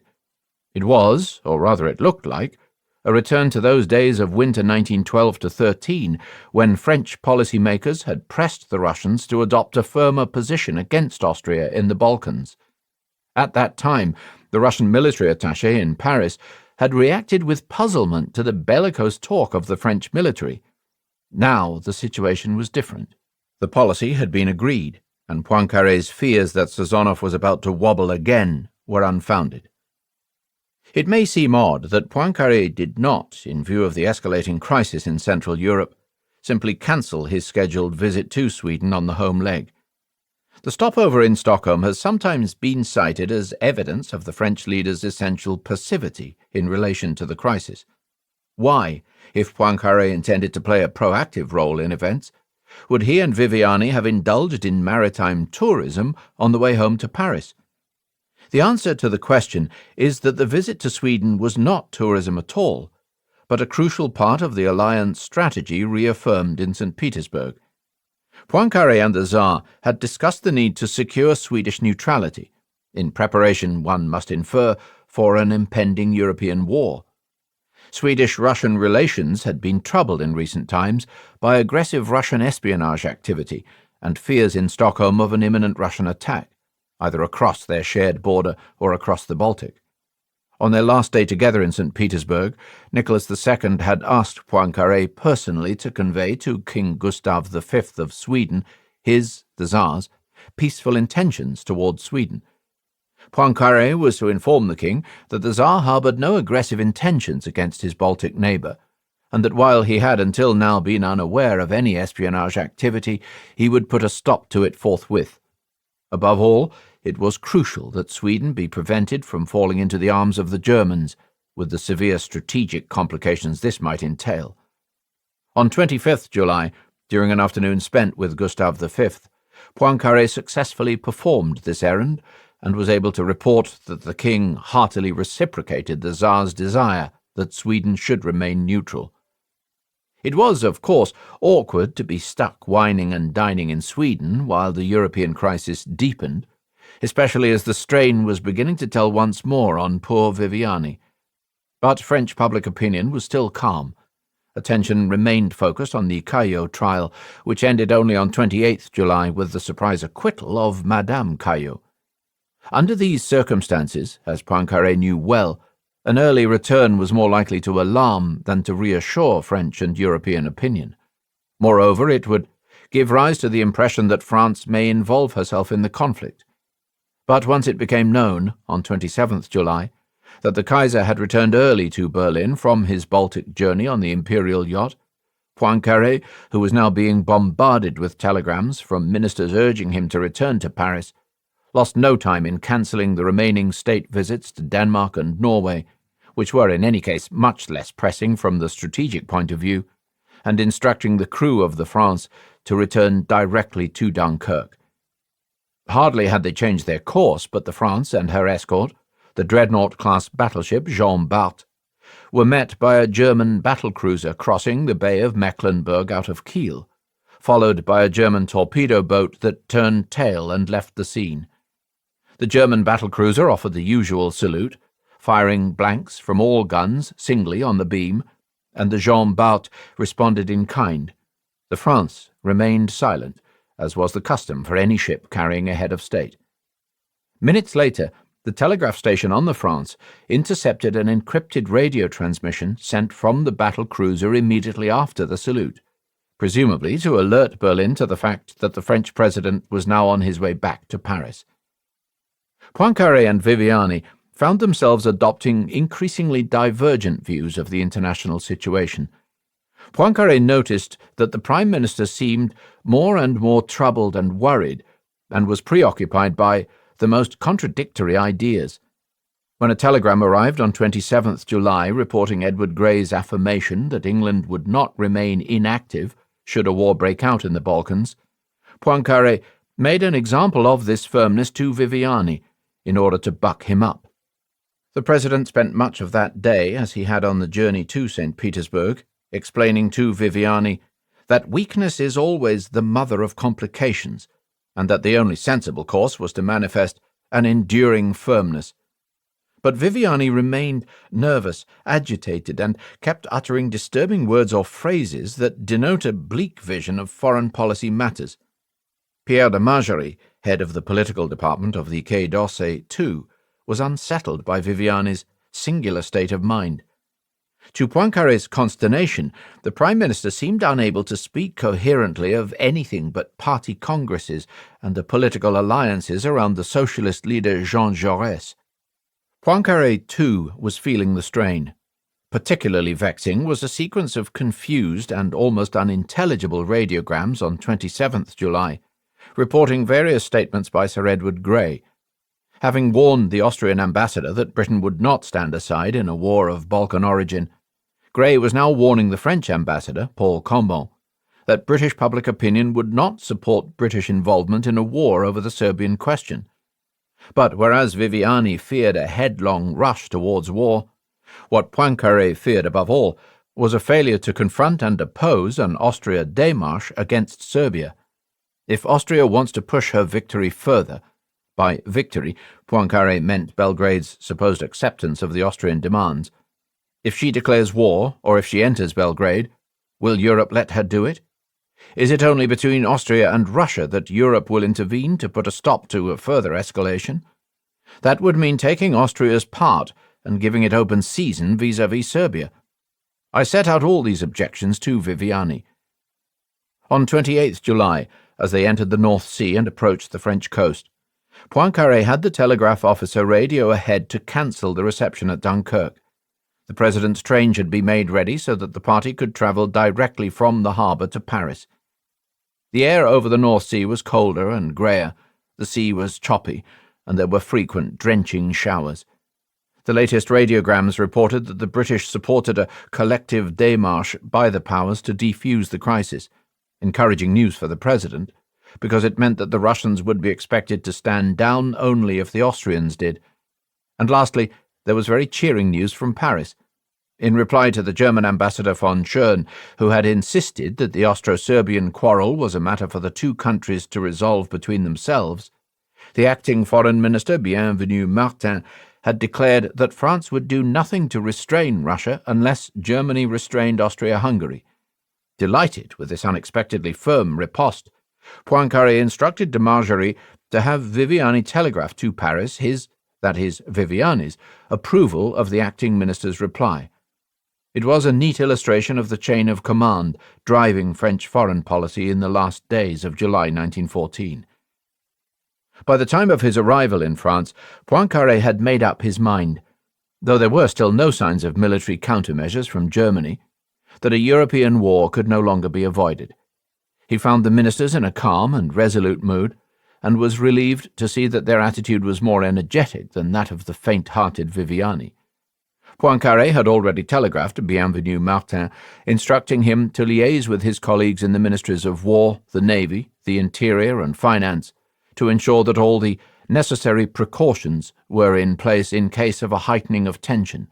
He was pleased to find that great progress had been made in all relevant sectors. Abel Ferry, the Under-Secretary of State for Foreign Affairs, and René Renoux, Minister of Public Works, who had travelled to Dunkirk to meet the presidential party, informed Poincaré that soldiers on leave had been recalled, troops in training camps had returned to their garrisons, the prefects had been placed on alert, Civil servants had been instructed to remain at their posts, and key supplies had been purchased by Paris. In short, the steps had been taken which, in the event of need, would permit an immediate mobilization. When Renaud asked him in the train from Dunkirk to the capital whether a political settlement among the great powers was still possible, Poincaré replied, "No, there can be no settlement. There can be no arrangement." Most telling of all is the description in Poincaré's diary of the crowds that gathered to greet him on the way to Paris. It suggests the state of mind of a political leader already at war. Immediately we note that the morale of the population is excellent, especially of the labourers and dockers. A very dense multitude had poured onto the wharves and quays and greeted us with repeated cries of "Vive la France! Vive Poincaré!" I master my emotion and exchange a few words with the mayor, senators, and deputies. They all tell me, and the prefect confirms, that we can count on the unity and on the determination of the country. The Russian government had already implemented far-reaching pre-mobilization measures. Paris was well informed of these, both by Paléologue, in the brief note of 25th July, and in more detail on the following day, by the French military attaché in St. Petersburg, General Pierre de la Guiche.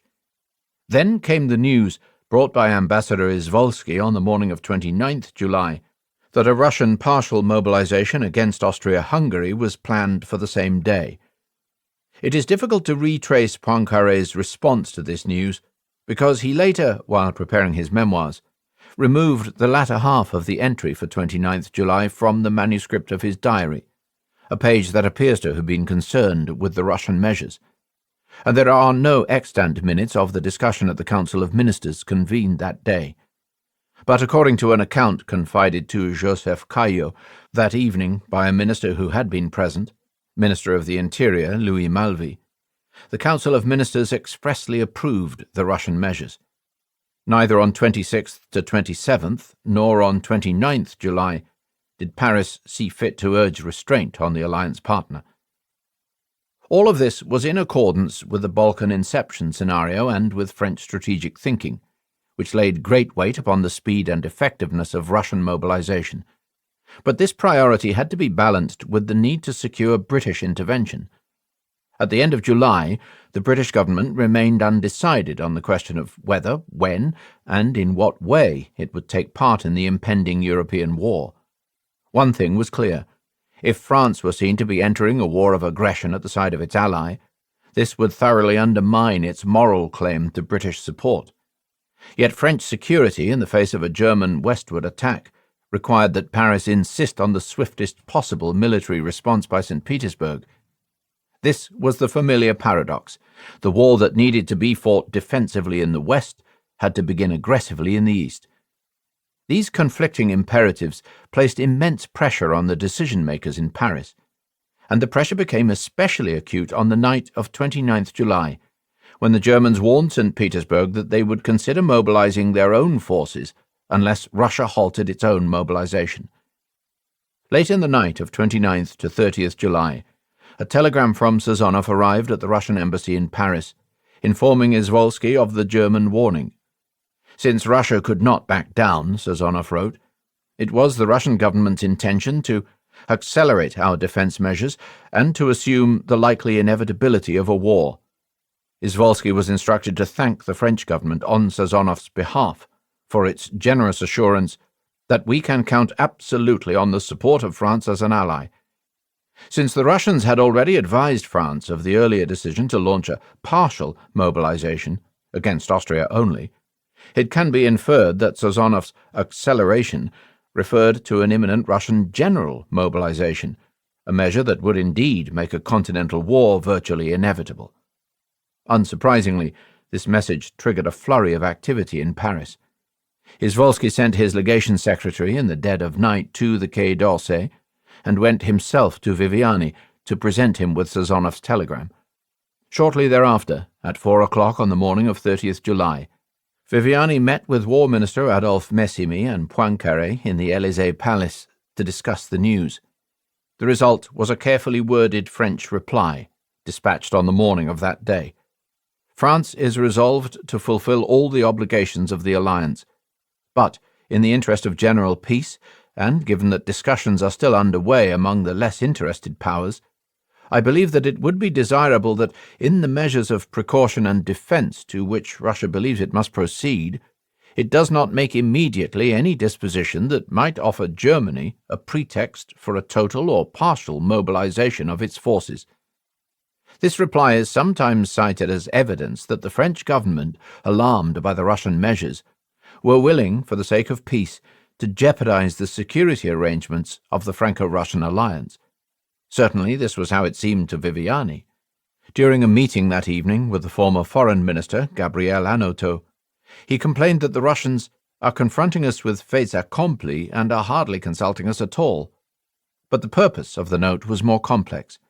It was intended to persuade the British that France was endeavouring to restrain its ally. With this purpose in mind, a copy of the message was dispatched immediately to Paul Combon in London. The link with the Anglo-French Entente is made explicit in Poincaré's diary, which records that the message to St. Petersburg was formulated on account of the ambiguous attitude of England. At the same time, however, de Margerie and Messimy were instructed by Poincaré, apparently without Viviani's knowledge, to clarify to Izvolsky the true nature of the French government's intentions. Izvolsky's report of conversations with the diplomat and the minister substantially muted the impact of the earlier telegram urging restraint. Margerie, with whom I have just spoken, told me that the French government has no wish to intervene in our military preparations, but believes it to be extremely desirable, in the interest of the continuation of negotiations for the preservation of peace, that these preparations should avoid as far as possible an overt and provocative character. Developing the same thought, the Minister of War also said to Count Ignatieff, the Russian military attaché in Paris, that we could make a declaration to the effect that we are willing, for the sake of the higher interests of peace, temporarily to slow our mobilization measures, which need not prevent us, on the other hand, from continuing our military preparations and indeed pursuing them more energetically, as long as we refrain from mass transports of troops. These two telegrams, both dispatched on 30th July, capture the complex triangulations of a French policy that had to mediate between the hard imperatives of the Franco-Russian alliance and the fuzzy logic of the Anglo-French Entente. Appealing to the higher interests of peace, in essence, meant offering the opponent an opportunity to back down, an eventuality that looked increasingly unlikely. In the meanwhile, Russia's preparations for war continued, in the form of an almost mobilization that stopped short of the concentration of masses of troops at the western frontier. As he jotted down notes in the Council of Ministers on the morning of 30th July, the Under-Secretary of State at the Quai d'Orsay, Abel Ferry, summarized French policy thus: "Do not stop Russian mobilization. Mobilize, but do not concentrate." In Poincaré's diary, the passage from that day reporting the dispatch of the telegram urging restraint on St. Petersburg is followed by the sentence, "At the same time, we take the necessary measures to establish our covering troops in the east." Russia mobilizes. On the evening of 29th July, the chief of the Russian General Staff passed the ukaz for general mobilization to General Sergei Dobrorolsky. As Director of Mobilization, it was Dobrorolsky's task to collect the ministerial signatures without which the order could not come into effect. The general later recalled his visits to the Ministries of War, the Navy, and the Interior. The mood was sombre. Sukhomlinov, once so outspoken in his belligerence, had grown very quiet in recent days. Perhaps, Dobrorolsky reflected, he now regretted the incendiary article he had planted some months before in the Birjevye Vedomosti, declaring that Russia was ready for war. The Minister of the Navy, Admiral Grigorovich, was shocked to see the ukaz. What? War with Germany? Our fleet is in no state to hold its own against the German fleet. He called Sukhomlinov on the telephone for confirmation, and then signed, with a heavy heart. In the office of the reactionary ultra-monarchist Minister of the Interior, Nikolai Maklakov, Dobrorolsky found an atmosphere of prayers. Large icons standing on a narrow table glowed in the light of a church lamp. In Russia, the minister said, War will never be popular with the profound masses of the people. Revolutionary ideas are more to their taste than a victory over Germany. But one does not escape one's destiny. Crossing himself, Maklakov, too, signed the order. At around 9 p.m., with all the necessary signatures collated, Dobrorolski made his way to St. Petersburg's Central Telegraph Office, where the Director-in-Chief of Posts and Telegrams had been warned in advance to make himself available for a transmission of the greatest importance. With scrupulous care, the text was typed up in multiple copies so that it could be sent simultaneously from the machines in the main hall that linked St. Petersburg to the principal centers of the Russian Empire. From these, it would be retransmitted to all towns in all districts. Following the protocol for the dispatch of mobilization orders, the telegraph office had shut down all other traffic. At 9:30 p.m., just before transmission, the phone rang. It was Yanushkevich, chief of the General Staff, ordering Dobrorolski not to transmit the text, but to stand by for further instructions. A few minutes later, a messenger, in the form of Staff Captain Turgan Baranovsky, arrived in a state of agitation. The Tsar had changed his mind. Instead of the mobilization order, an order for partial mobilization was to be promulgated, along the lines resolved in principle at the meetings of 24th and 25th July. The new order was duly drawn up and transmitted at around midnight on 29th to 30th July, triggering mobilization measures in the Kiev, Odessa, Moscow, and Kazan districts. This sudden reversal produced almost comical levels of confusion at the French embassy. General Laguiche, the military attaché, was advised of the impending mobilization just after 10 p.m., but told by the Russians not to inform Ambassador Paleolog, lest the latter's indiscretion compromise the secrecy of the decision. But Paleolog learned of it an hour later from a different source, that is, an indiscreet Russian, and immediately sent his first secretary, Chambrin, to the Russian Foreign Ministry to alert Paris by urgent telegram to the fact that a secret general mobilization was underway. The ministerial telegram link was chosen because it was feared that the French ciphers might not be secure. At the same time, Paleolog dispatched a telegram to the Quai d'Orsay in French cipher bearing the text, "Please collect from the Russian embassy, as a matter of extreme urgency, my telegram number 304. On reaching the ministry, Chambron bumped into Laguiche, who had just learned that the Tsar had rescinded the mobilization order. Laguiche ordered Chambron to delete the section of his telegram referring to the decision secretly to begin mobilization. The telegram dispatched to the Russian embassy in Paris now merely announced the Russian mobilization against Austria, so that Viviani and his colleagues remained unaware of how close St. Petersburg had come to a general mobilization. On the following morning, Paleolog was incandescent at the efforts of the military attaché and his own first secretary to obstruct his communications with Paris. In any case, the partial mobilization announced on 29th July was not a sustainable arrangement. Partial mobilization posed insuperable difficulties to the Russian staff planners, because it threatened to disrupt the arrangements for a subsequent full mobilization.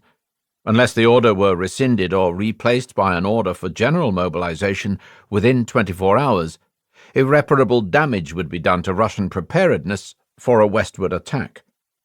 Early on the morning of 30th July, Sazonov and Krivoshein conferred by telephone. Both were greatly disturbed at the stoppage of the general mobilization. Sazonov proposed that Krivoshein request an audience of the Tsar in order to persuade him of the urgency of general mobilization. At 11 a.m., Sazonov and Yanushkevich met in the latter's office, and the staff chief set out once again the reasons for proceeding at once to general mobilization. Standing in the office of the chief of staff, Sazonov had a telephone call put through to the Peterhof Palace. After some pained minutes of waiting, Sazonov heard the voice, unrecognizable at first, of a man little accustomed to speaking on the telephone, who desired to know with whom he was speaking. The Tsar agreed to receive Sazonov at 3 o'clock that afternoon. He refused to receive Krivoshein at the same time, because he hated it when ministers joined forces to form a lobby. At the Peterhof, Sazonov was admitted immediately to the Emperor's study, where he found the sovereign tired and preoccupied. At the Tsar's request, the audience took place in the presence of General Tatistchev, who was about to return to his posting as Russian military attaché to the German Emperor.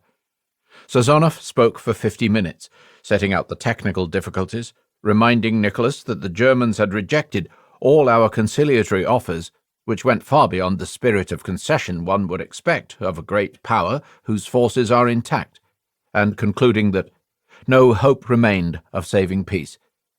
The Tsar ended the meeting with a final decision. "You are right. There is nothing else left than to prepare ourselves for an attack. Transmit to the Chief of the General Staff my orders of mobilization." At last, with profound relief, Yanushkevich received the call he had been waiting for. "Issue your orders, General," Sazonov told him, "and then disappear for the rest of the day." But Sazonov's fear that there would be another countermanding order proved groundless. Once again, it fell to General Dobrorolski to make his way to the Central Telegraph Office and transmit the telegram ordering a general mobilization. This time, everyone knew what was at stake. When Dobrorolski entered the main hall of the telegraph office at around 6 p.m., solemn silence reigned among the telegraphers, men and women. Each was seated before his or her machine, waiting for the copy of the telegram. There was no messenger from the Tsar. Several minutes after 6 p.m., though the human operators remained silent, the machines began clicking and tapping, filling the hall with dense, purposeful rustling. The Russian general mobilization was one of the most momentous decisions of the July crisis. This was the first of the general mobilizations.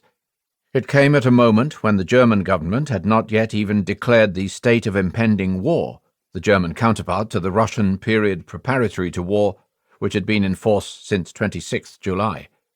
Austria-Hungary, for its part, was still locked into a partial mobilization focused on defeating Serbia. There would later be some discomfort among French and Russian politicians about this sequence of events. In the Orange Book produced after the outbreak of war by the Russian government to justify its actions during the crisis, the editors backdated by 3 days the Austrian order of general mobilization so as to make the Russian measure appear a mere reaction to developments elsewhere. A telegram dated 29th July from Ambassador Shebeko in Vienna, stating that an order of general mobilization was anticipated for the following day, was backdated to 28th July and reworded to say, "The order for general mobilization has been signed." In fact, the order for Austrian general mobilization would not be issued until 31st July, to go into effect on the following day. The French Yellow Book played even more adventurously with the documentary record by inserting a fictional communiqué from Paleolog dated 31st July, stating that the Russian order had been issued as a result of the general mobilization of Austria and of the measures for mobilization taken secretly but continuously by Germany for the past 6 days. In reality, the Germans had remained, in military terms, an island of relative calm throughout the crisis. Why did the Russians take this step?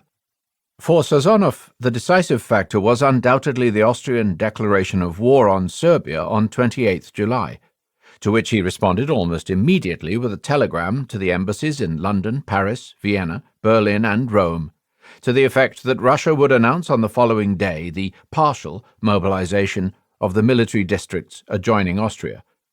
This is the telegram that was discussed by the French Council of Ministers on 29th July.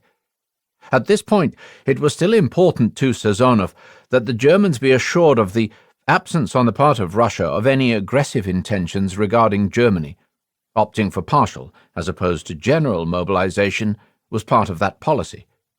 Why, then, did he so rapidly shift from partial to general mobilization? 4 reasons spring to mind. We have already considered the first, namely the technical impossibility of combining partial mobilization, for which no proper plan existed, with the option of a general mobilization thereafter. A further factor was Sazonov's conviction, entertained from the beginning of the crisis, but increasingly indignant and dominant, that Austria's intransigence was in fact Germany's policy. This was an idea deeply rooted in Russian Balkan policy, which had for some time ceased to take Austria-Hungary seriously as an autonomous factor in European affairs. Witness Sazonov's injunction to Beetman at Baltic Port in the summer of 1912 not to encourage Austrian adventures, and it was reinforced by reports suggesting, correctly, that Germany was continuing to support the Austrian position rather than pressuring its ally to back down. In his memoirs, Sazonov recalled receiving on 28 July, the day of the Austrian declaration of war on Serbia, a telegram from Ambassador Benkendorf in London reporting that a conversation with Count Lichnowsky, the German ambassador there, had confirmed his conviction that Germany was supporting the obstinacy of Austria. This was an idea of great importance because it allowed the Russians to establish Berlin as the moral fulcrum of the crisis and the agent upon which all hope of peace rested. As Benkendorf pithily put it, the key to the situation is clearly to be found in Berlin. Sazonov himself articulated this view in a brief telegram dispatched to the Paris and London embassies on 28 July, in which he declared that he inferred from a conversation with the German ambassador to St. Petersburg, Count Portales, that Germany favours the unappeasable attitude of Austria. The Russian foreign minister's position hardened considerably on the following day, when Portales called in on him during the afternoon to read out a message from the German Chancellor in which it was stated that if Russia continued with her military preparations, Germany too would find herself compelled to mobilize. To this, Sazonov, who viewed the Chancellor's warning as an ultimatum, curtly replied, "Now I am in no doubt as to the true cause of Austrian intransigence," prompting Portales to rise from his chair and exclaim, "I protest with all my force, Monsieur le Ministre, against this wounding assertion." The meeting ended on a cold note. The point, as the Russians saw it, was that if Germany, despite its outward quiescence, was in fact the driving force behind Austrian policy, then partial mobilization made no sense, given the solidity of the Austro-German bloc. Why not recognize the true nature of the threat and mobilize all out against both powers?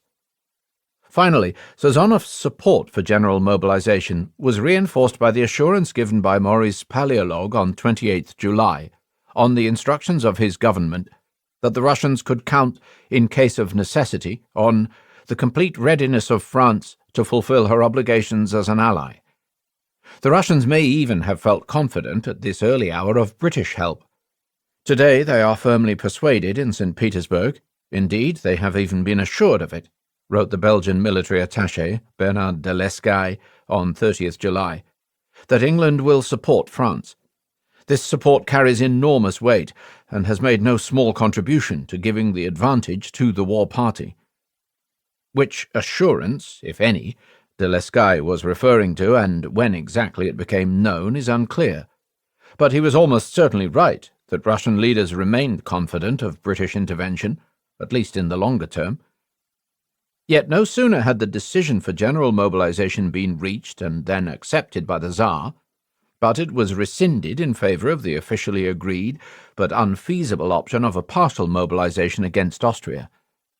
The reason for this lay fundamentally in the Tsar's fear and abhorrence of war, now that he faced the task of making it a reality. Virtually all of those who knew the Tsar, and left behind written observations of the sovereign's personality, agree that he combined two characteristics that were in tension with each other. One was a very understandable dread at the prospect of war and the disruption it would cause to his country. The other was a susceptibility to the elevated tone of nationalist politicians and rhetoric, a preference for men and measures that stirred patriotic emotion.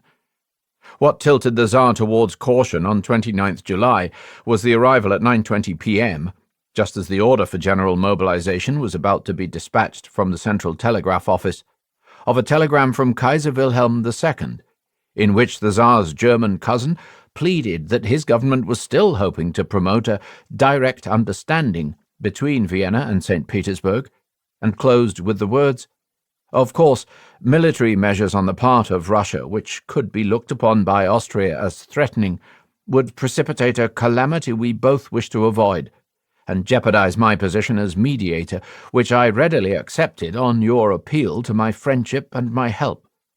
Saying I will not be responsible for a monstrous slaughter, the Tsar insisted that the order be cancelled. Yanushkevich reached for the phone to stay Dobrorolsky's hand, and the messenger was sent running to the telegraph office to explain that an order for partial mobilization was to be promulgated instead. It is worth pausing for a moment to ponder on the fact that the impact of a telegram from the Emperor's third cousin in Berlin was sufficient to stay an order of general mobilization for nearly 24 hours. After the Revolution of February 1917, the Russian revolutionary publicist and scourge of Tsarism, Vladimir Burtsev, was placed in charge of the Tsar's private papers, in which he discovered a cache of personal telegrams exchanged between the German and Russian emperors. Signing as Willy and Nicky, the two men communicated with each other in English, adopting an informal, at times even intimate tone. The discovery of these documents was a sensation. In September 1917, the journalist Hermann Bernstein, who was reporting on the revolutionary events, published them in the New York Herald, and they were reissued in book form with a foreword by Theodore Roosevelt 4 months later. The Willy-Nicky telegrams, as they came to be known, have exerted an enduring fascination, partly because, reading them, one seems to be eavesdropping on a private conversation between two emperors from a now vanished Europe, and partly because they convey the sense of a world in which the destinies of nations still rested in the hands of extremely powerful individuals. In fact, both impressions are misleading, at least as far as the famous telegrams of 1914 are concerned. Those exchanged during the July crisis were neither secret, since their existence was widely known and discussed, nor private. They were, in effect, diplomatic cables couched in the form of personal correspondence. At both ends of the conversation, the content was carefully vetted by Foreign Office personnel. They were an example of that curious monarch-to-monarch signalling that remained a feature of the European system until the outbreak of war, though in this case the monarchs were the transmitters rather than the generators of the signals exchanged. Their existence reflects the monarchical structure of the European executives, not the power of the monarchs to shape policy. The telegram of 29th July was exceptional. It arrived at a very special moment when, for once, everything hung on the decision of the Tsar, not because he was the dominant player in the policy-making process, but because his permission and signature was required for an order of general mobilization. And this was a matter not of political influence as such, but of the residual military absolutism of the autocratic system. At a moment when the Tsar found it agonizingly difficult to give his assent, understandably, given the stakes involved, the telegram from Willy was enough to tip the balance away from general mobilization. But the effect lasted for less than a day, because both monarchs were merely articulating the fundamentally opposed positions of their respective executives. On the morning of 30th July, when the Tsar received a telegram from Wilhelm II reiterating the warning issued by Ambassador Portales on the previous day, Nicholas II abandoned any hope that a deal between the cousins could save peace and returned to the option of general mobilization. One last thought on the Russian decision to mobilize. When Sazonov saw the Tsar on the afternoon of 30th July, he found him preoccupied with the threat posed to Russia by Austrian mobilization. They, the Germans, don't want to acknowledge that Austria mobilized before we did. Now they demand that our mobilization be stopped without mentioning that of the Austrians. At present, if I accepted Germany's demands, we would be disarmed against Austria. Yet we know that the Austrian preparations were at this point still entirely focused on the task of securing victory over Serbia, regardless of the growing threat of a Russian response. The Tsar's anxiety was not the expression of an individual paranoia. Rather, it reflected a broader tendency in Russian military threat analysis. Russian military intelligence consistently overrated Austrian military capability, and, more importantly, presumed a very formidable capacity for preemption by stealth, an assumption fortified by the Balkan crisis of 1912-13, when the Austrians had managed to raise troop strengths in Galicia without at first attracting the Russians' notice. These tendencies were reinforced, paradoxically, by the very detailed knowledge the Russians possessed, thanks to the now deceased Colonel Redl and other well-placed sources, of Austrian deployment plans. This was not a new problem. Already in 1910, Suchomlinov, newly appointed as Minister of War, boasted that he had seen specific Austrian army and naval deployment plans for the conquest of Macedonia. Such evidence, he claimed, revealed the immense scale of the threat posed to Russian interests by Austro-Hungarian expansionism on the Balkan Peninsula, and made a nonsense of all diplomatic assurances. That these, in fact, antiquated and obsolete documents might have been contingency plans rather than expressions of Austrian policy appears not to have occurred to Suchomlinov, who presumably intended to use them as arguments for a hike in military funding. A tendency towards paranoid overreading of captured planning documents continued to dog Russian security policy until 1914.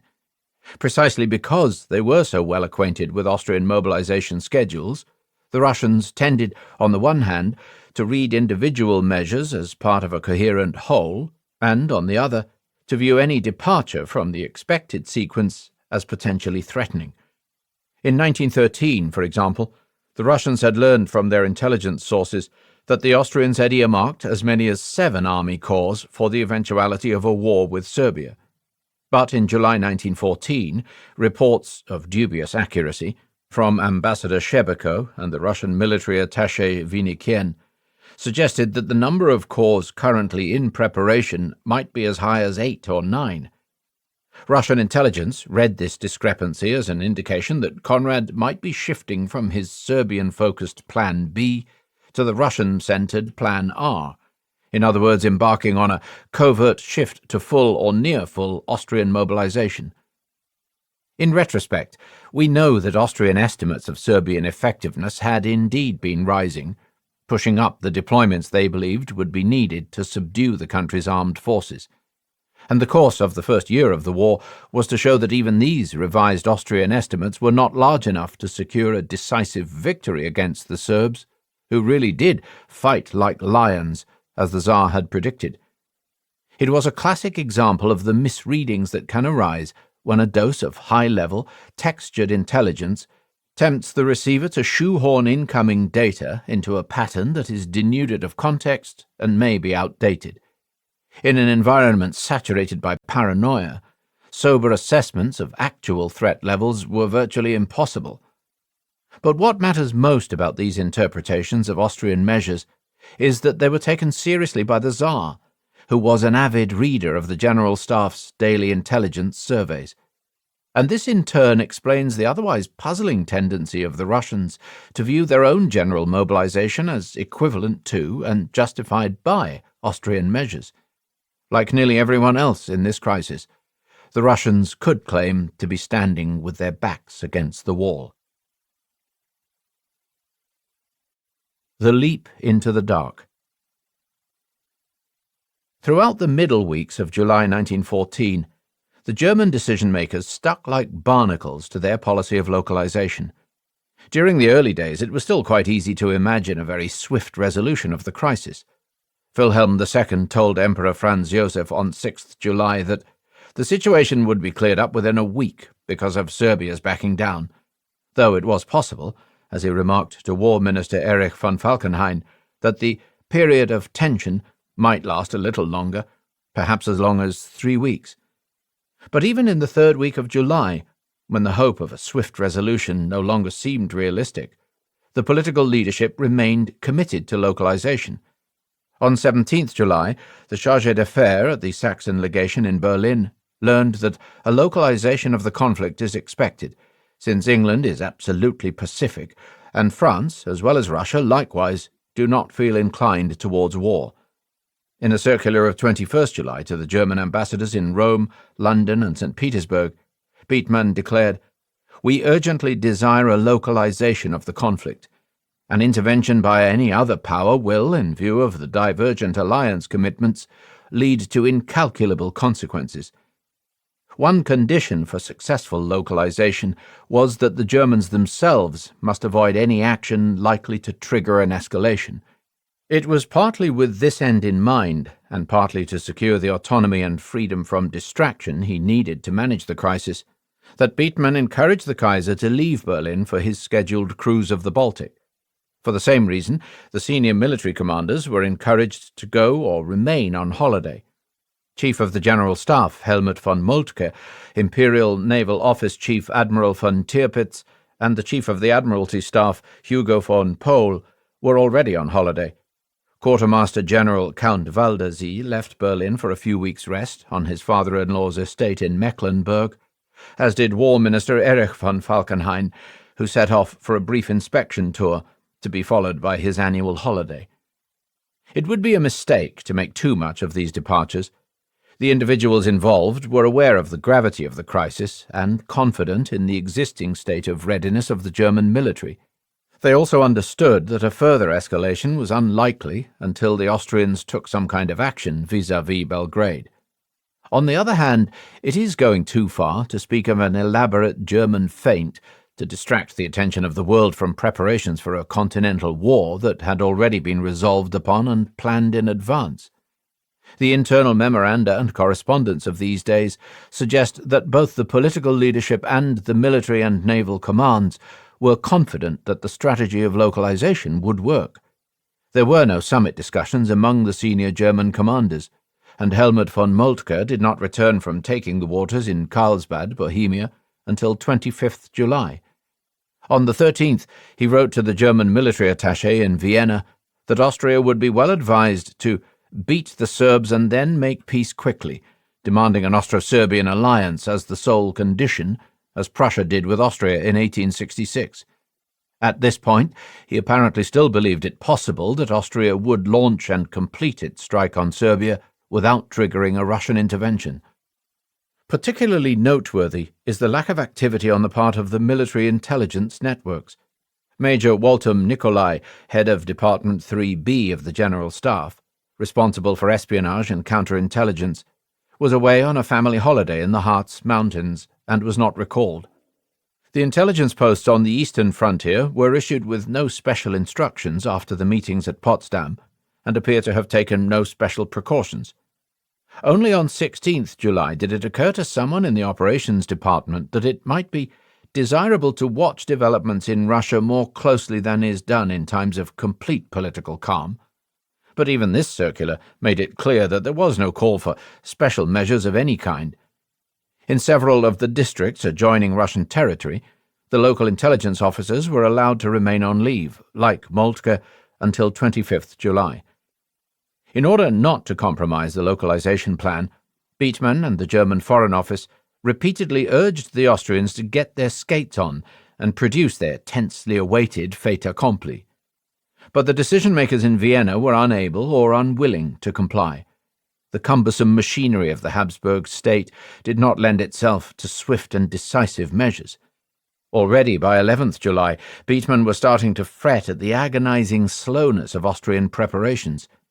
In a diary entry composed on Beetman's estate, Kurz Rietzler summed up the problem. Apparently the Austrians need a horribly long time to mobilize. 16 days, says Konrad von Hertzendorf. This is very dangerous. A quick fait accompli and then friendly to the Entente. That way the shock can be withstood.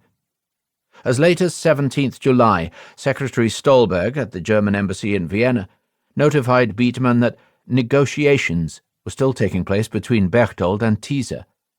It was in order to meet the need for speed and minimize the likelihood of international complications that Berchtold set the deadline for the reply to the Austrian note to only 48 hours. For the very same reason, Jago pressed the Austrians to bring forward the projected date of their declaration of war on Serbia from 29th to 28th July. If the sluggishness of the Austrian response removed one of the preconditions for the success of the policy of localization, why did the Germans stick so doggedly to it? One reason was that they continued to believe that deeper structural factors, such as the incompleteness of the Russian armaments program, militated against an armed intervention. The French government was harder to read, all the more so as the President, the Prime Minister, and the head of the political department of the Quai d'Orsay were all in Russia or at sea for the 3rd and 4th week of July. But German confidence in the likely inaction of the Entente was reinforced by the Humbert report on French military readiness. The Germans greeted Humbert's sensational revelations on the supposed inadequacy of French military preparations with skepticism, recognizing in the intemperate language of Humbert's report an essentially political attack on War Minister Adolphe Messimy and his staff. German military experts were quick to point out that the smaller French field guns were in fact superior in quality to their German counterparts.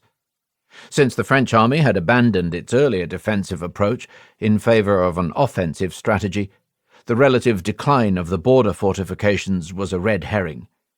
In a secret memorandum following up the Humbert revelations, however, Moltke concluded that French military preparations on the eastern frontier were indeed deficient, especially in the areas of heavy artillery, mortars, and bomb-proof ammunition storage.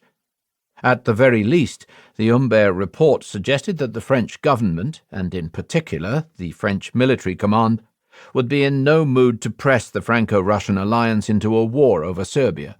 The Russians, too, would surely be discouraged.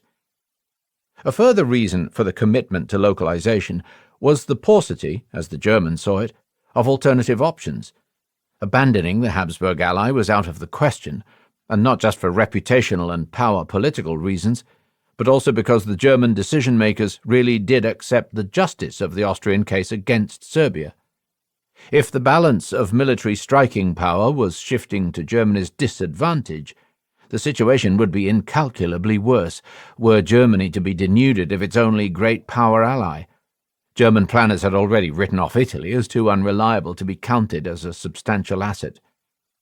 Italian ambivalence also undermined the plausibility of the proposal, favoured by Grey, that a concert of the four less involved powers work together to resolve the dispute.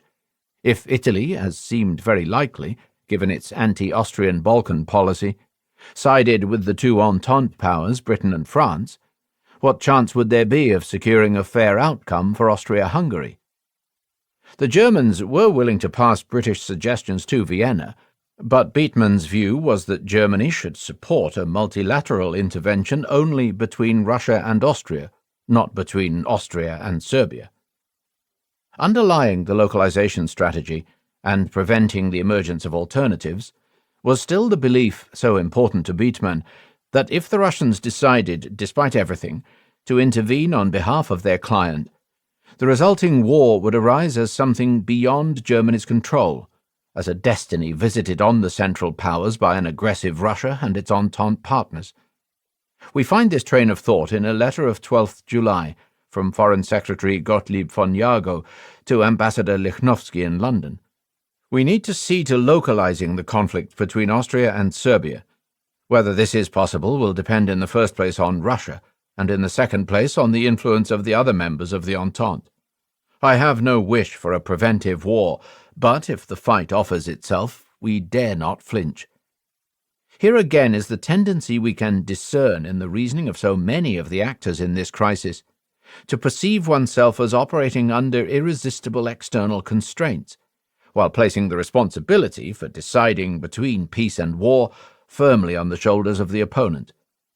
Through their support for Austria-Hungary, and through their blithe confidence in the feasibility of localization, the German leaders made their own contribution to the unfolding of the crisis. And yet nothing in how they reacted to the events of summer 1914 suggests that they viewed the crisis as the welcome opportunity to set in train a long-laid plan to unleash a preventive war on Germany's neighbours. On the contrary, Zimmermann, Jagow, and Beetman were remarkably slow to grasp the scale of the disaster unfolding around them. On 13th July, Zimmermann was still confident that there would be no great European conflict. As late as the 26th, it was still the view of the senior Foreign Office staff that both France and England would stay out of any Balkan conflict. Far from being masters of the situation, the German policymakers appeared to be struggling to stay abreast of developments. During the decisive days of the crisis, Jagow struck senior colleagues as nervous, irresolute, fearful, and inadequate to the responsibilities of his office, while Beetman reminded Tirpitz of a drowning man. During these hot July weeks, the Kaiser was taking his Scandinavian cruise. Extended journeys by ship, mostly in the Baltic, had long been a fixture in Wilhelm II's summer calendar. They allowed him to escape from the tension, complexity, and the sense of impotence that dogged him in Berlin. On board the royal yacht Hohenzollern, surrounded by agreeable sycophants who could always be press-ganged into imperial amusements, the Kaiser could be master of all he surveyed and give free rein to the impetuous currents of his personality. After a few pleasant days at the Kiel regatta, accompanied by much jovial fraternizing with officers of the Royal Navy, Wilhelm sailed on to the Norwegian coastal town of Balholm, where he remained anchored until 25th July. It was from here, on 14th July, that he sent a first personal reply to Franz Josef's message requesting German help. The letter reiterated the earlier assurance of support and denounced the crazed fanatics whose pan-Slavist agitation threatened the dual monarchy, but interestingly enough, it made no reference to the waging of war. Wilhelm stated that although he must refrain from taking a view on the question of current relations between Vienna and Belgrade, he saw it as a moral duty of all civilized states to counter anti-monarchist propaganda of the deed with all the available instruments of power.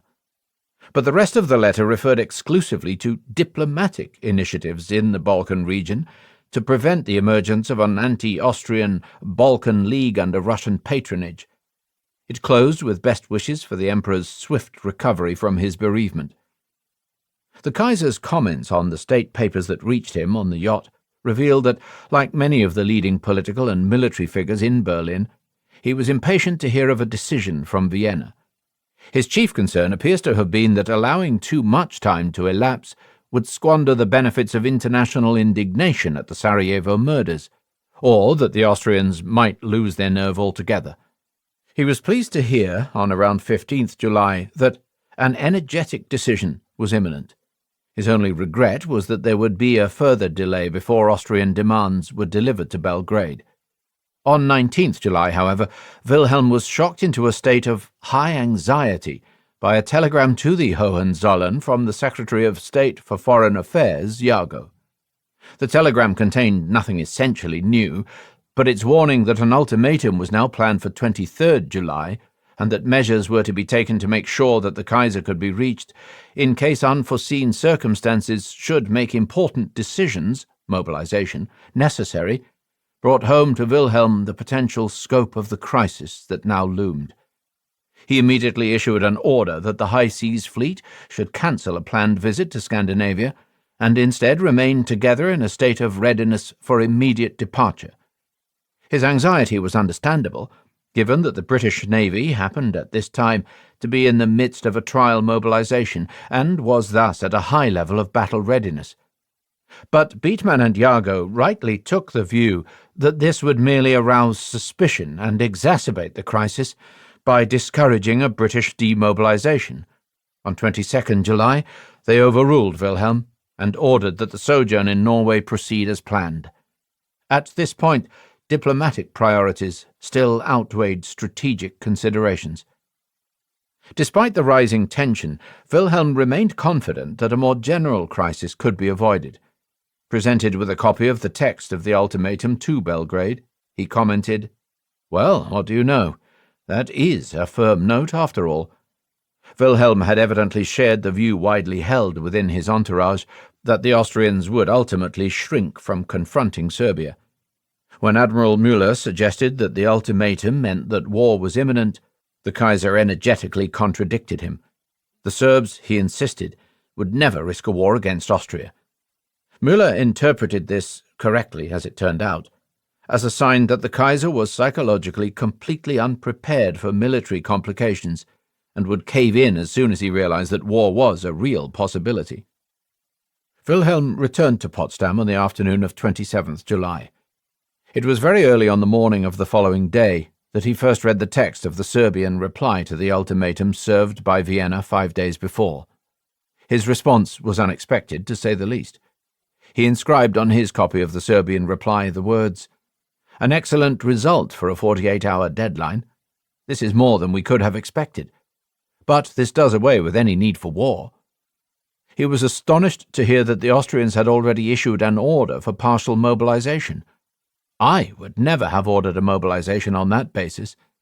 At 10 o'clock that morning, the Kaiser dashed off a letter to Jago, in which he declared that since Serbia had tendered a capitulation of the most humiliating kind, any reason for war has now been eliminated. Instead of invading the country outright, he went on, they should consider temporarily occupying the evacuated city of Belgrade as a means of ensuring Serbian compliance. More importantly, Wilhelm ordered Jago to inform the Austrians that this was his wish, that every cause for war had vanished, and that Wilhelm himself was prepared to mediate for peace with Austria. This I will do in my own way, and as sparingly of Austria's national feeling and of the honour of her arms as possible. He also let Moltke know in writing that if Serbia abided by her undertakings to Austria-Hungary, the grounds for war would no longer exist. During that day, according to the Minister of War, he made confused speeches which give the clear impression that he no longer wants war and is determined to avoid it, even if it means leaving Austria-Hungary in the lurch. Historians have seen this sudden bout of circumspection as evidence of a failure of nerve. On 6th July, when the Kaiser had met Gustav Krupp in Kiel, he had repeatedly assured the industrialist, "This time I shall not chicken out." Krupp was struck by the pathos of these feeble attempts to prove his mettle. As Luigi Albertini aptly put it, Wilhelm was full of bluster when danger was a long way off, but piped down when he saw a real threat of war approaching. There is something in this. The Emperor's readiness to commit himself to the defence of Austrian interests had always been inversely proportional to his assessment of the risk of conflict. And on 28th July, the risks appeared very grave indeed. The latest telegrams from Lichnowsky in London reported Sir Edward Grey as saying that Serbia had given satisfaction to a degree he would never have believed possible, and warning that a major conflagration was in prospect if Austria did not moderate its position. Hypersensitive as he was to the British viewpoint, Wilhelm must have taken these warnings seriously. Indeed, they may even account for his interpretation of the Serbian reply, which was so at odds with the view of the Chancellor and the Foreign Office. In some respects, however, Wilhelm's note of 28th July was less out of line with his previous interventions than the idea of a failure of nerve might imply. His comments during the crisis suggest that, unlike those figures in Vienna and Berlin who saw the ultimatum as a mere pretext for military action, he regarded it as an authentic diplomatic instrument with a role to play in resolving the crisis, and that he remained wedded to the notion of a political resolution of the Balkan problem. A fissure had opened within the German decision-making structure. The view of the sovereign was at odds with that of the most senior political decision-makers. But the fissure was soon closed. The most remarkable thing about the letter to Jago of 28th July is that it was not acted upon. Had Kaiser Wilhelm II enjoyed the plenitude of power that is sometimes attributed to him, this intervention might have changed the course of the crisis and possibly of world history. But he was out of touch with developments in Vienna, where the leadership was now impatient to press ahead with the strike on Serbia. And, more importantly, having been away at sea for the better part of 3 weeks, he was out of touch with developments in Berlin. His instructions to Jago had no influence on Berlin's representations to Vienna. Bethmann did not inform the Austrians of Wilhelm's views in time to prevent them from issuing their declaration of war on 28th July. And the Chancellor's urgent telegram to Tschirschky, dispatched only a quarter of an hour after the Kaiser's letter to Jago, incorporated some of Wilhelm's proposals, but omitted the crucial insistence that there could now be no reason for war. Instead, Bethmann stuck to the earlier line, since abandoned by Wilhelm, that the Germans must avoid very carefully giving rise to the impression that we wish to hold the Austrians back. Why Bethmann did this is difficult to establish. The view that he had already harnessed his diplomacy to a policy of preventive war cannot be supported from the documents. It is more probable that he was simply already committed to an alternative strategy that focused on working alongside Vienna to persuade Russia not to overreact to Austrian measures. On the evening of 28th July, Bethmann persuaded the Kaiser to send a telegram to Nicholas II, assuring him that the German government was doing its level best to bring about a satisfactory understanding between Vienna and St. Petersburg. Only 24 hours before, Wilhelm had rejected such a move as premature. The result was the note mentioned earlier to Nicky, begging him not to compromise Willy's role as intermediary. Bethmann was thinking in terms of localizing the conflict, not of preventing it, and he was determined to protect that policy against interventions from above. From 25th July onwards, there was growing evidence of military movement in Russia. The intelligence officer in Königsberg reported that an unusually long batch of encrypted transmissions had been intercepted between the Eiffel Tower and the Russian wireless station at Bobruisk. On the morning of Sunday, 26th July, Lieutenant General Chelius, the German military plenipotentiary to the court of Nicholas II, reported that the authorities appeared to have inaugurated all preparations for mobilization against Austria. In order to acquire a fuller picture of what was happening across the border, Major Nikolai of Department 3B returned to Berlin, cut short his holiday leave, and issued orders that the tension travellers, Spannungsreisende, were to be mobilized. These were volunteers from a range of backgrounds whose task was, at the first sign of international tension, to enter Russia and France under the guise of vacationers or commercial travellers, and record covert observations in order to establish, as Major Nikolai put it in their brief, whether war preparations are taking place in France and Russia. Some of them made repeated short trips across the border and reported their observations in person, like the indefatigable Herr Henumont, who managed to visit Warsaw twice in the space of 3 days, and was trapped for a time in Russian Poland when the borders closed. Others travelled further afield and sent lightly coded cables through the public telegraph service. There was as yet no sense of hurry. The intelligence officers handling the travellers were informed on 25th July that the period of tension might be quite protracted. If, on the other hand, the tension waned, those travellers whose leave had been cancelled would be able to go back on vacation. The tension travellers and other agents operating out of the intelligence stations on the eastern frontier soon began to generate a picture of Russian military preparations. From the station at Königsberg came reports of empty freight trains moving eastwards, troop movements around Kovno, and alerts to frontier guard units. At 10 p.m. on 26th July, tension traveller Vensky reported from Vilna, using the commercial telegram service, that war preparations were already well underway in the city. Throughout the 27th and 28th, a steady flow of details from tension travellers and other agents reached the newly created Intelligence Assessment Board at the General Staff. On the afternoon of 28th July, the board produced an appraisal summarizing the latest information to hand. Russia apparently partial mobilization, extent not yet discernible with certainty. Military districts Odessa and Kiev fairly certain. Moscow still uncertain. Isolated reports regarding mobilization of the Warsaw military district not yet verified. In other districts, notably Vilna, mobilization not yet ordered. Nevertheless, it is certain that Russia taking some military measures also on the German border, which must be regarded as preparation for a war. Probably proclamation of her period preparatory to war, proclaimed for the whole empire. Frontier guard everywhere equipped for combat and ready to march. This dramatic worsening of the situation, further reinforced by the news of partial mobilization on 29th July, injected an element of panic into German diplomacy. Worried by messages from London and by the steady stream of data on Russian military preparations, Bethmann suddenly changed his tack. Having undermined Wilhelm's efforts to restrain Vienna on 28th July, he now attempted to do so himself in a series of urgently worded telegrams to Ambassador Tchirski the next day. But his efforts were rendered futile in their turn by the speed of Russian preparations, which threatened to force the Germans into countermeasures before mediation could begin to take effect. After the news of Russia's mobilization on 30th July, it was merely a matter of time before Berlin responded with military measures of its own. 2 days earlier, the Minister of War, Erich von Falkenhayn, had succeeded after a struggle with Beetman, in getting troops in training areas ordered back to their bases.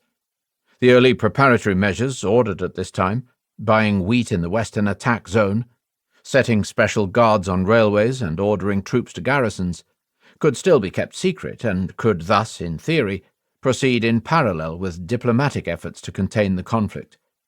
But the same did not apply to the state of imminent danger of war, SIDW, the last stage of preparedness before mobilization. The question whether and when Germany should adopt this measure, which had been in force in Russia since 26th July, was one of the central bones of contention within the Berlin leadership during the last days of peace. At a meeting on 29th July, the day of Russia's partial mobilization, there was still disagreement among the military chiefs. Falkenhayn, the Minister of War, was in favor of declaring the SIDW, while the Chief of the General Staff Helmut von Moltke and Chancellor Beetman Hollweg were for merely extending guard duties on important transport structures. The Kaiser appears to have oscillated between the two options. In Berlin, as in St. Petersburg, the deepening concentration of the political leadership on momentous and controversial sovereign decisions enabled the head of state to re-emerge as a central participant in the policy-making process. The telegram Wilhelm had received that morning from the Tsar, threatening extreme Russian measures that would lead to war, disposed him at first to support the Minister of War. But under pressure from Beetman, he changed his mind, and it was decided that the SIDW would not be declared. Falkenhayn regretted this outcome, but noted in his diary that he could understand the motivations for it, because anyone who believes in, or at least wishes for, the maintenance of peace can hardly support the declaration of the threat of war.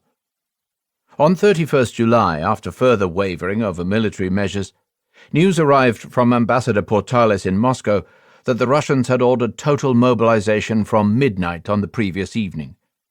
The Kaiser now ordered by telephone that the SIDW be declared, and the order was issued to the armed forces by Falkenhayn at 1 p.m. on 31st July.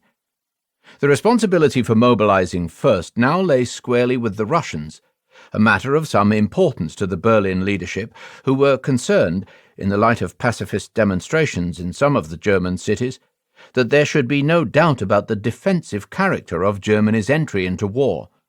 Of particular concern was the leadership of the Social Democrats, SPD, who had secured more than a third of all German votes in the last Reichstag elections. Beetman had met on 28th July with the right-wing SPD leader Albert Zurekum, who had promised that the SPD would not oppose a government obliged to defend itself against Russian attack. Anti-Russian feeling was as strong within the SPD as it was in the British Liberal movement. On 30th July, the Chancellor was able to reassure his colleagues that they need not fear, in the event of war, subversion from within by the organized working class. In view of developments in Russia, Wilhelm could hardly continue to block declaration of the SIDW. But it is interesting to note that, according to the testimony of the Bavarian military plenipotentiary von Weininger, this decision had to be wrung out of him by Falkenhayn. By afternoon, the sovereign had regained his sang-froid, mainly because he had persuaded himself that he was now acting under external constraint, a matter of great import to nearly all the actors in the July crisis. During a meeting at which War Minister Falkenhayn was present, Wilhelm gave a spirited exposé of the current situation, in which the entire responsibility for the impending conflict was laid at Russia's door. His demeanour and language, Falkenhayn noted in his diary, were worthy of a German emperor, worthy of a Prussian king. These were striking words from a soldier at the forefront of those hawks who had excoriated the monarch for his love of peace and his fear of war. When the Russian government refused to rescind its mobilization order, Germany declared war on Russia on 1st August 1914. There must be some misunderstanding. During the last days of July, the German Kaiser's attention remained focused on Britain. This was partly because, like many Germans, he saw Britain as the power at the fulcrum of the continental system, upon which depended the avoidance of a general war. Wilhelm shared in a broader tendency both to overestimate Britain's weight in continental diplomacy and to underestimate the degree to which its key policymakers, Grey in particular, had already committed themselves to a specific course. But there was surely also a psychological dimension. England was the place where Wilhelm had desperately sought, but only sometimes achieved, applause, recognition, and affection. It represented much that he admired: a navy equipped with the best guns and equipment that modern science could build, wealth, sophistication, worldliness, and, at least in the circles he encountered on his visits, a kind of aristocratic, poised comportment that he admired but found impossible to emulate. It was the home of his dead grandmother, of whom Wilhelm later remarked that, had she lived on, she would never have allowed Nicky and George to gang up on him like this. It was the kingdom of his envied and detested uncle Edward VII, who had succeeded where Wilhelm had failed, in improving the international standing of his country. And, of course, it was the birthplace of his mother, now dead for 13 years, with whom he had had such a troubled and unresolved relationship. A tangle of emotions and associations was always in play when Wilhelm attempted to interpret British policy. The Kaiser was hugely encouraged by a message from his brother, Prince Henry of Prussia, on 28th July, suggesting that George V intended to keep Britain out of the war. Early on the morning of the 26th, Henry, who had been yachting at Cowes, rushed to Buckingham Palace to take his leave from the British king before returning to Germany. A conversation had taken place between the two men, in which Henry claimed that George V had said, "We shall try all we can to keep out of this and shall remain neutral." These words were cabled to the Kaiser as soon as the prince reached Kiel Harbour on 28th July.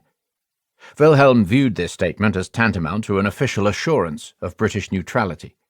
When Tirpitz challenged him on his reading, Wilhelm replied, with a characteristic blend of pomposity and naivety, "I have the word of a king, and that is enough for me." Whether the British king had in fact uttered these words is unclear. His diary is predictably uninformative on the subject. It states simply, "Henry of Prussia came to see me early. He returns at once to Germany." But another account of the meeting, probably composed by the monarch at the request of Edward Grey, provides more detail. According to this source, when Henry of Prussia asked George V what England would do in the event of a European war, the British monarch replied, "I don't know what we shall do. We have no quarrel with anyone, and I hope we shall remain neutral. But if Germany declared war on Russia, and France joins Russia, then I am afraid we shall be dragged into it. But you can be sure that I and my government will do all we can to prevent a European war." There was, then, a stiff measure of wishful thinking in Henry's report of the exchange, though we cannot absolutely rule out the possibility that George V adjusted his own account of the meeting to the expectations of the Foreign Secretary, in which case the truth may lie somewhere between the two. In any case, Henry's telegram was enough to replenish the Kaiser's confidence that Britain would stay out, and his optimism seemed to be borne out by the reluctance of the British government, and specifically of Grey, to make known their intentions. Wilhelm was thus shocked to learn, on the morning of 30th July, of a conversation between Grey and the German ambassador, Prince Lichnowsky, in which the former had warned that whereas Britain would stand aside if the conflict remained confined to Austria, Serbia, and Russia, a bizarre notion, it would intervene on the side of the Entente if Germany and France were to become involved.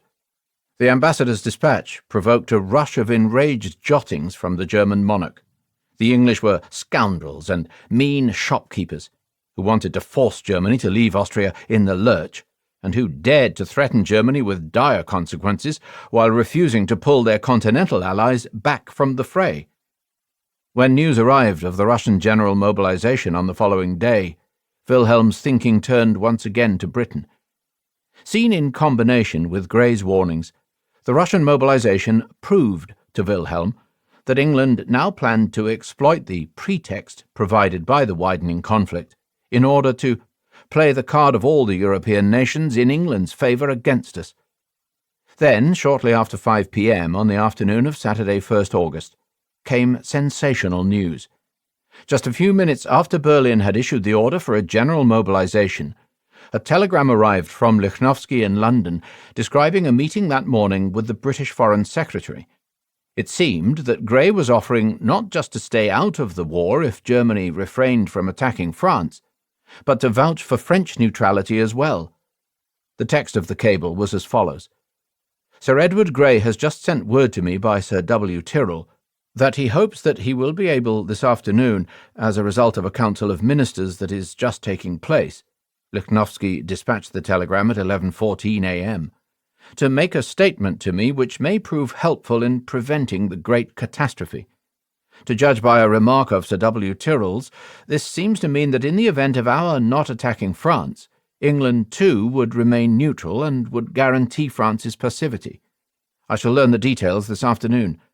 Sir Edward Grey had just called me upon the telephone and asked whether I thought I could give an assurance that in the event of France remaining neutral in a war between Russia and Germany, we should not attack the French.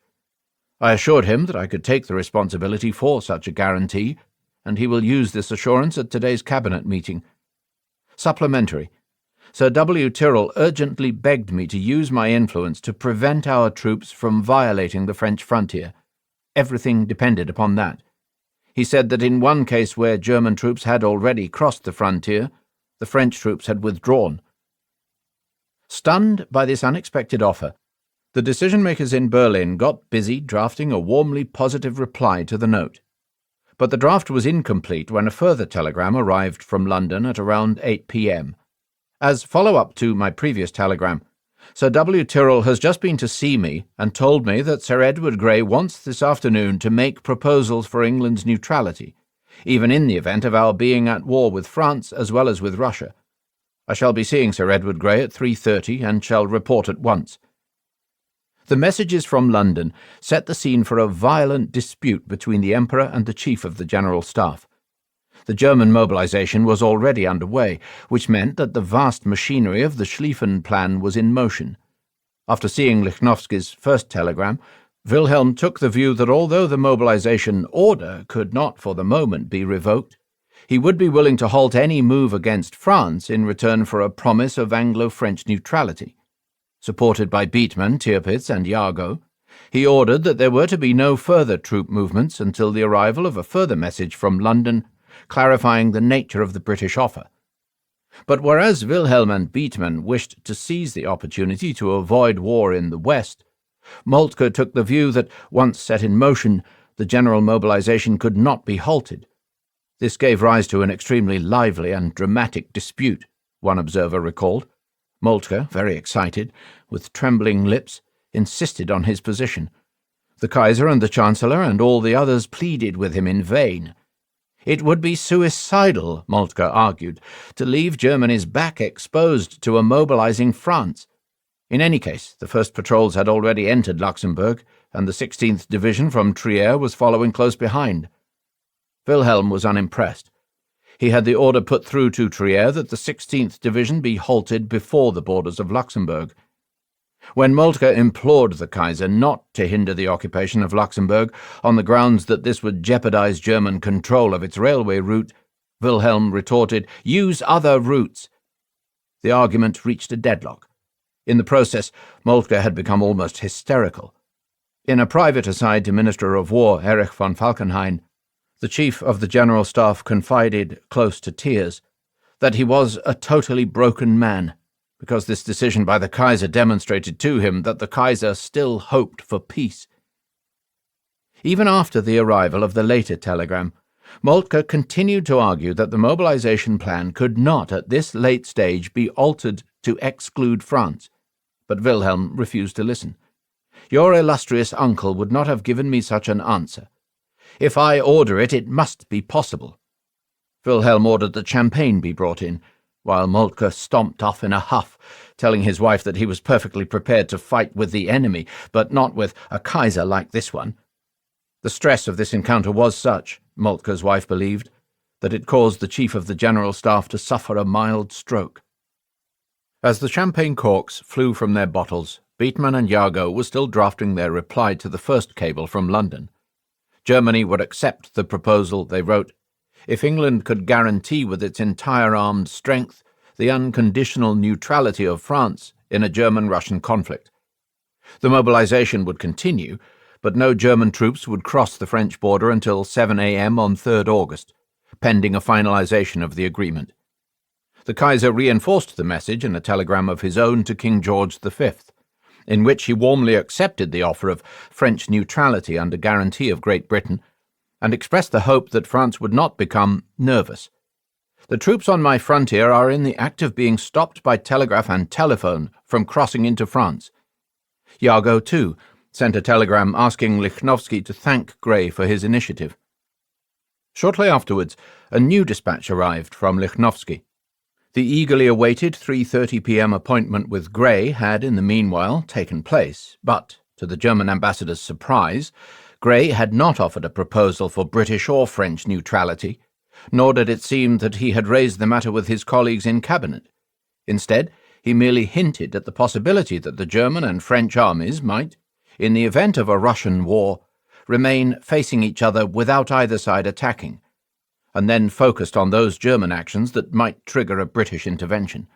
In particular, Grey warned, it would be very difficult to restrain English feeling on any violation of Belgian neutrality by either France or Germany. Lichnowsky responded with a question that turned the tables on the Foreign Secretary. Would Grey be prepared to give him an assurance of Britain's neutrality if Germany agreed not to violate Belgian territory? Oddly enough, this overture caught Grey off guard. He was obliged to state that he could not give any such assurance, since England must keep its hands free. In other words, Grey appeared to be backing away from his earlier proposal. At the same time, he revealed, perhaps inadvertently, that he had made his proposal without consulting the French beforehand. In his account of this somewhat inconclusive conversation, Lichnowsky reported simply that the British did not appear prepared to make any engagement that would limit their freedom of action, but that Grey had agreed to inquire into the possibility of a Franco-German armed standoff. In Berlin, this dispatch, which arrived early in the evening, gave rise to general confusion, and no reply was sent. In the meanwhile, however, the Kaiser's telegram to King George V, warmly accepting his government's proposal of French neutrality, had reached its destination, causing consternation in London. No one, it seems, had been initiated into the twists and turns of Grey's operations that day, and the Foreign Secretary was summoned urgently to Buckingham Palace to provide an explanation and draft a reply. At around 9 p.m., he penciled the text that became George V's answer to Kaiser Wilhelm's telegram. There must be some misunderstanding as to a suggestion that passed in friendly conversation between Prince Lichnowsky and Sir Edward Grey this afternoon, when they were discussing how actual fighting between German and French armies might be avoided, while there is still a chance of some agreement between Austria and Russia. Sir Edward Grey will arrange to see Prince Lichnowsky early tomorrow to ascertain whether there is a misunderstanding on his part. Any remaining ambiguity was dispelled by a further telegram from Prince Lichnowsky, who had received Jago's acceptance of the British proposal at around the same time as King George had received the exuberant telegram from his cousin. With deadpan clarity, Lichnowsky wrote, "Since there is no British proposal at all, your telegram inoperative. Therefore have taken no further steps." By this time it was past 11 p.m. in Berlin. Relief was in sight for Moltke, who was at General Staff headquarters, weeping tears of despair over the Kaiser's order halting the 16th Division. Shortly before midnight, Moltke was ordered back to the palace to hear news of the latest dispatch. On his arrival, Wilhelm showed the staff chief a further telegram he had received, outlining the corrected British position, and said, "Now you can do what you want." What was Grey up to?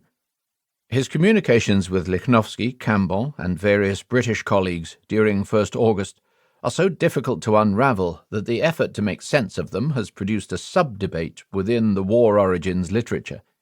On 29th July, Grey had warned Lichnowsky that Britain might be obliged to take swift action if Germany and France were drawn into the war. This was the warning that elicited the Kaiser's angry jottings about scoundrels and mean shopkeepers. Yet on 31st July, he had also warned his ambassador in Paris, Bertie, that the British public could not be expected to support British intervention in a quarrel that was so remote from the country's own interests. Perhaps Grey really did hold up the prospect of British neutrality to Lichnowsky, That would mean that there was, in fact, no misunderstanding by Lichnowsky of his fundamental intentions. By this reading, the misunderstanding becomes Gray's way of wriggling out of the mess he had got himself into. Or perhaps he was trying to accommodate his uncertainty about whether the British cabinet would back his policy of support for France. If they did not, then the proposal of neutrality would at least offer Britain a lever by which to secure various German assurances, a promise to abstain from a preemptive attack on France, for example. Or maybe Gray was not interested in neutrality at all, but briefly came under pressure from his liberal imperialist ally, Lord Chancellor Haldane, to find a way of preventing or delaying the commencement of hostilities between France and Germany, so that there would be time better to prepare and train the British Expeditionary Force. Anxiety about the increasing fragility of the international financial markets in the last week of July may also have given him pause. Whichever view we take, and the disagreement among historians is itself telling, it is clear that Gray's ambiguities were on the verge of becoming open contradictions. To propose British neutrality, even in the face of a continental war involving France, would have amounted to a crass reversal of the positions the Foreign Secretary had earlier adopted, so much so, indeed, that it is hard to believe that this was truly his intention. On the other hand, the proposal that France and Germany should maintain an armed standoff is unambiguously instantiated in the documents. In a telegram dispatched to Bertie at 5:25 p.m. on 1st August, Gray himself reported that he had put it to the German ambassador that, after mobilization on the western frontier, French and German armies should remain, neither crossing the border so long as the other did not do so. I cannot say whether this would be consistent with French obligations under her alliance. But even this suggestion was bizarre, since it was based on the supposition that France might be willing to abandon the Russian alliance Poincaré and his colleagues had worked so hard in recent years to reinforce. It suggests at best a very weak grip on the realities of the wider political and military situation. In any case, Gray was soon called to order by Bertie, who vented his frustration with the Foreign Secretary's speculations in a remarkably impertinent reply. I cannot imagine that in the event of Russia being at war with Austria and being attacked by Germany, it would be consistent with French obligations towards Russia to remain quiescent. If France undertook to remain so, the Germans would first attack Russians, and, if they defeated them, would then turn round on the French. Am I to inquire precisely what are the obligations of the French under Franco-Russian alliance? As we know, nothing came of this curious policy option. Gray himself discarded it even before Bertie's acidic note reached the Foreign Secretary's desk. One thing we do know for sure. During these days, Gray was operating under extreme pressure. He was getting very little sleep. He had no way of knowing whether or when the cabinet would support his pro-intervention policy, and he was being pressed in different directions by various colleagues, including the anti-interventionists of his own government, who still controlled a majority in cabinet, and the pro-interventionists of the Conservative opposition. One additional source of pressure that may help to explain the prevarications of 1st August was the Russian mobilization order of 30th July. Late in the night of the 31st, the German embassy informed London that in response to the Russian order, Berlin had declared the state of imminent danger of war, and announced that if Russia did not immediately rescind its order of general mobilization, Germany would be obliged to mobilize its own forces, which in turn would mean war. This news sounded alarm bells in London. At 1:30 in the morning, Prime Minister Herbert Asquith and Gray's private secretary, Sir William Tyrrell, rushed to Buckingham Palace in a taxi to have the King woken, so that he could send a telegram appealing to the Tsar to halt the Russian mobilization. Asquith later described the scene. The poor king was hauled from his bed, and one of my strangest experiences, and as you know I have had a good lot, was sitting with him, he in a brown dressing-gown over his nightshirt, and with copious signs of having been wakened from his beauty sleep, while I read the message and the proposed answer. All he did was suggest that it should be made more personal and direct, by the insertion of the words, "My dear Nicky," and the addition at the end of the signature, "Georgie." The diplomatic activity intensified from dawn that morning. We might consider the impact of the news from St. Petersburg in the light of what we know of the ambivalence of Foreign Office thinking on Russia during the last months before the July crisis broke.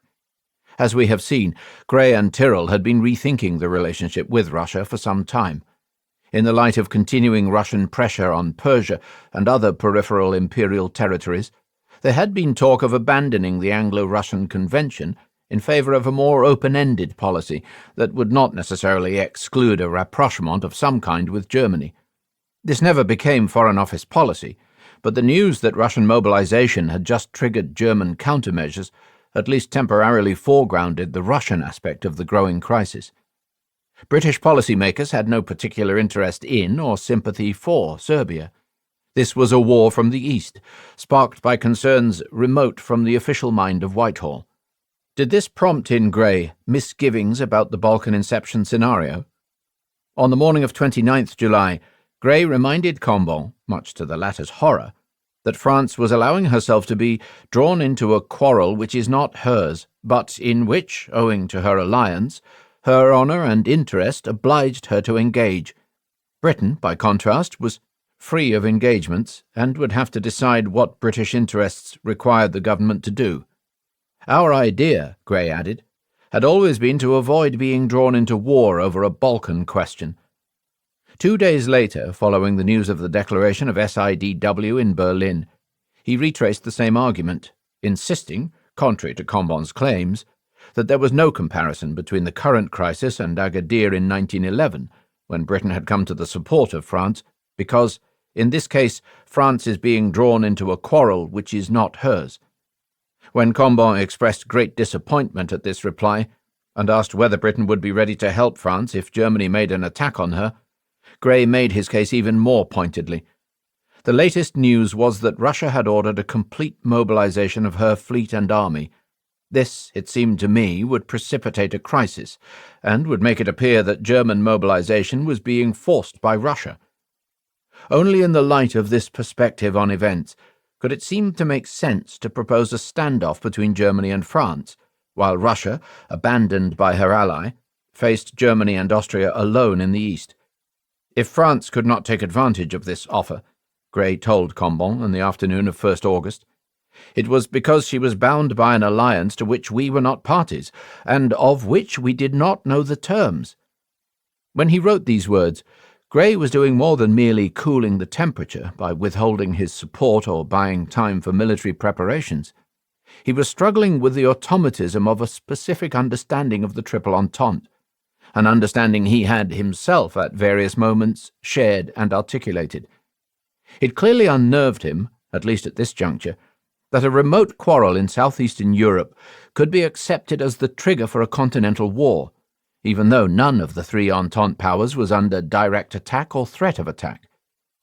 Gray ultimately remained true to the Ententist line he had pursued since 1912, but these moments of circumspection remind us of a complicating feature of the July crisis, namely that the bitter choices between opposed options divided not only parties and cabinets, but also the minds of key decision-makers.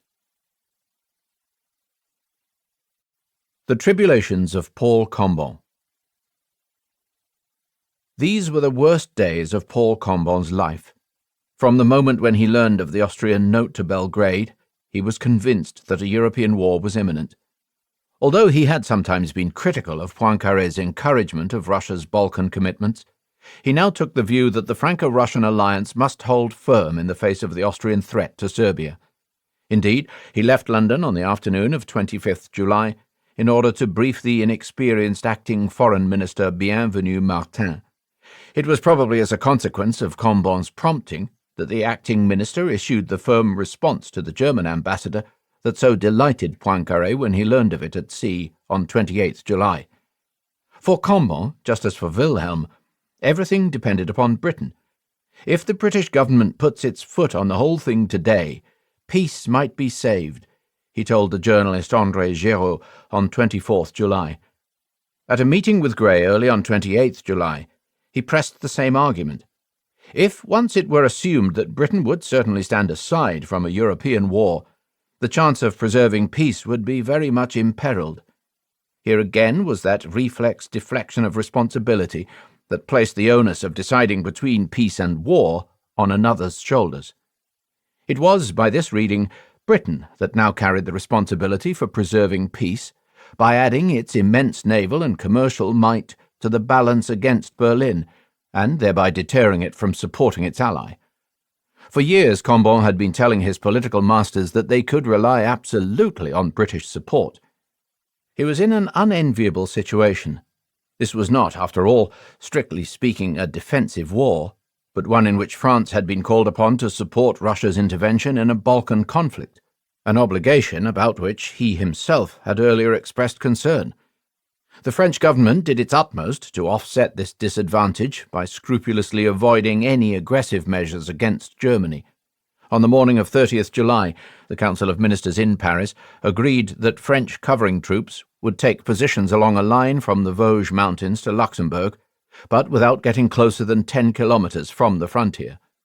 The idea was to avoid any possibility of border skirmishes with German patrols, and to persuade London of the pacific nature of French policy. It was felt that the moral effect and propaganda value of the exclusion zone outweighed the military risks.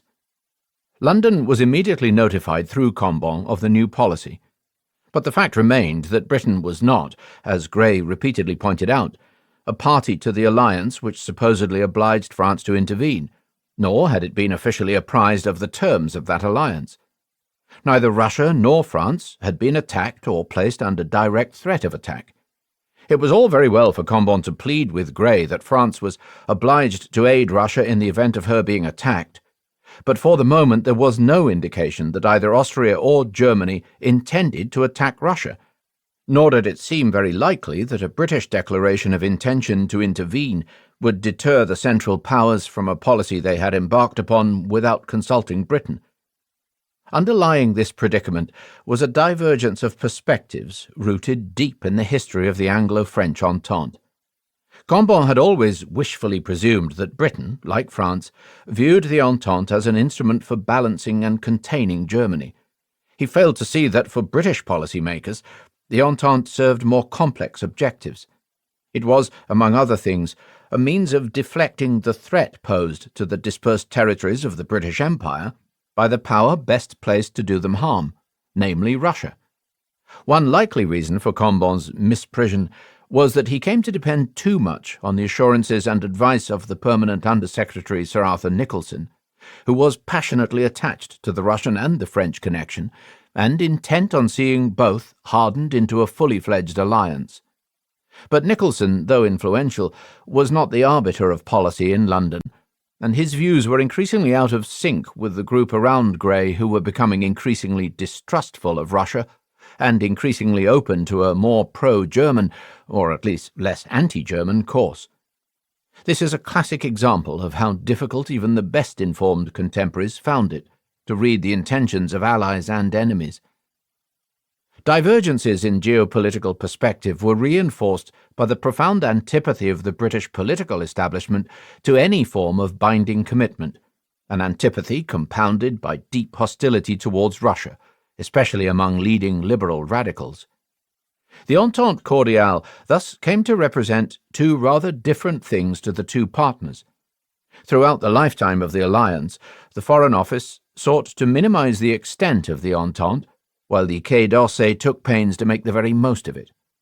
And all these dissonances were amplified by the two individuals who personified the Entente in London, Edward Grey and Paul Cambon, the former wary, evasive, and totally ignorant of France and of Europe, the latter hypertrophically French and utterly invested in the Entente, which was and remained the crowning achievement not just of his political career, but of his life as a patriot.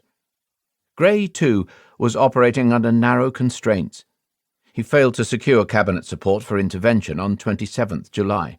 He failed again 2 days later, when his request for a formal promise of assistance to France was supported by only 4 of his colleagues, Asquith, Haldane, Churchill, and Crewe.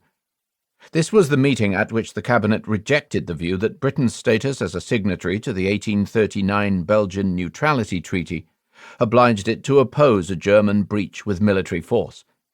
The obligation to uphold the treaty did not fall on Britain specifically, the radicals argued, but on all of the signatory powers. Should the matter arise, the cabinet resolved, the decision would be one of policy rather than legal obligation. Both the French and Russians were insisting that only a clear declaration of British solidarity with the Anglo-French alliance would persuade Germany and Austria to draw in their horns. And Grey was under pressure from his own closest colleagues. Nicholson and Eyre Crowe were both pushing him hard towards a declaration of solidarity with the Entente states. In a memorandum of 31st July, Crowe provided Grey with ammunition to use against his opponents in cabinet. There might be no obligation to France, he wrote, but Britain's moral obligation to its friend across the Channel was surely undeniable. The argument that there is no written bond binding us to France is strictly correct. There is no contractual obligation, but the Entente has been made, strengthened, put to the test, and celebrated in a manner justifying the belief that a moral bond was being forged. The whole policy of the Entente can have no meaning if it does not signify that in a just quarrel England would stand by her friends. This honourable expectation has been raised. We cannot repudiate it without exposing our good name to grave criticism. Nicholson, by contrast, focused on Belgium and the British obligation to defend its neutrality. But the conditions under which the Grey Group had made policy in the past no longer prevailed. The epicentre of the decision-making process had shifted from the Foreign Office to the Cabinet, leaving Grey's penumbra of Ententist advisers out in the cold. After a morning Cabinet meeting on 1st August, Grey explained to a distraught Combon that the Cabinet was quite simply opposed to any intervention. Combon protested that he would not transmit this message to Paris. He would simply state that no decision had been reached. But there was a decision, Grey retorted. Cabinet had decided that British interests were not deeply enough implicated to justify the sending of an expeditionary force to the continent. Desperate, the French ambassador shifted the ground of the argument. He reminded Grey that under the terms of the Naval Convention of 1912, France had denuded its northern ports of naval defences, in effect entrusting the security of its coastline to the Royal Navy. Even in the absence of a formal alliance, he pleaded, does not Britain have a moral obligation to help us, to at least give us the help of your fleet, since it is on your advice that we have sent ours away? It is rather extraordinary that Grey needed to be told this by Combon, but the argument struck home. The Foreign Secretary acknowledged that a German attack on the French coastline and/or a German violation of Belgian neutrality might alter the complexion of British public opinion. Most importantly of all, he undertook to raise the question of the French coasts in Cabinet on the following day. Combon left this meeting as white as a sheet and close to tears. Staggering into the ambassador's room next to Grey's office, he was guided to a chair by Nicholson, muttering, "They are going to drop us. They are going to drop us." Britain intervenes.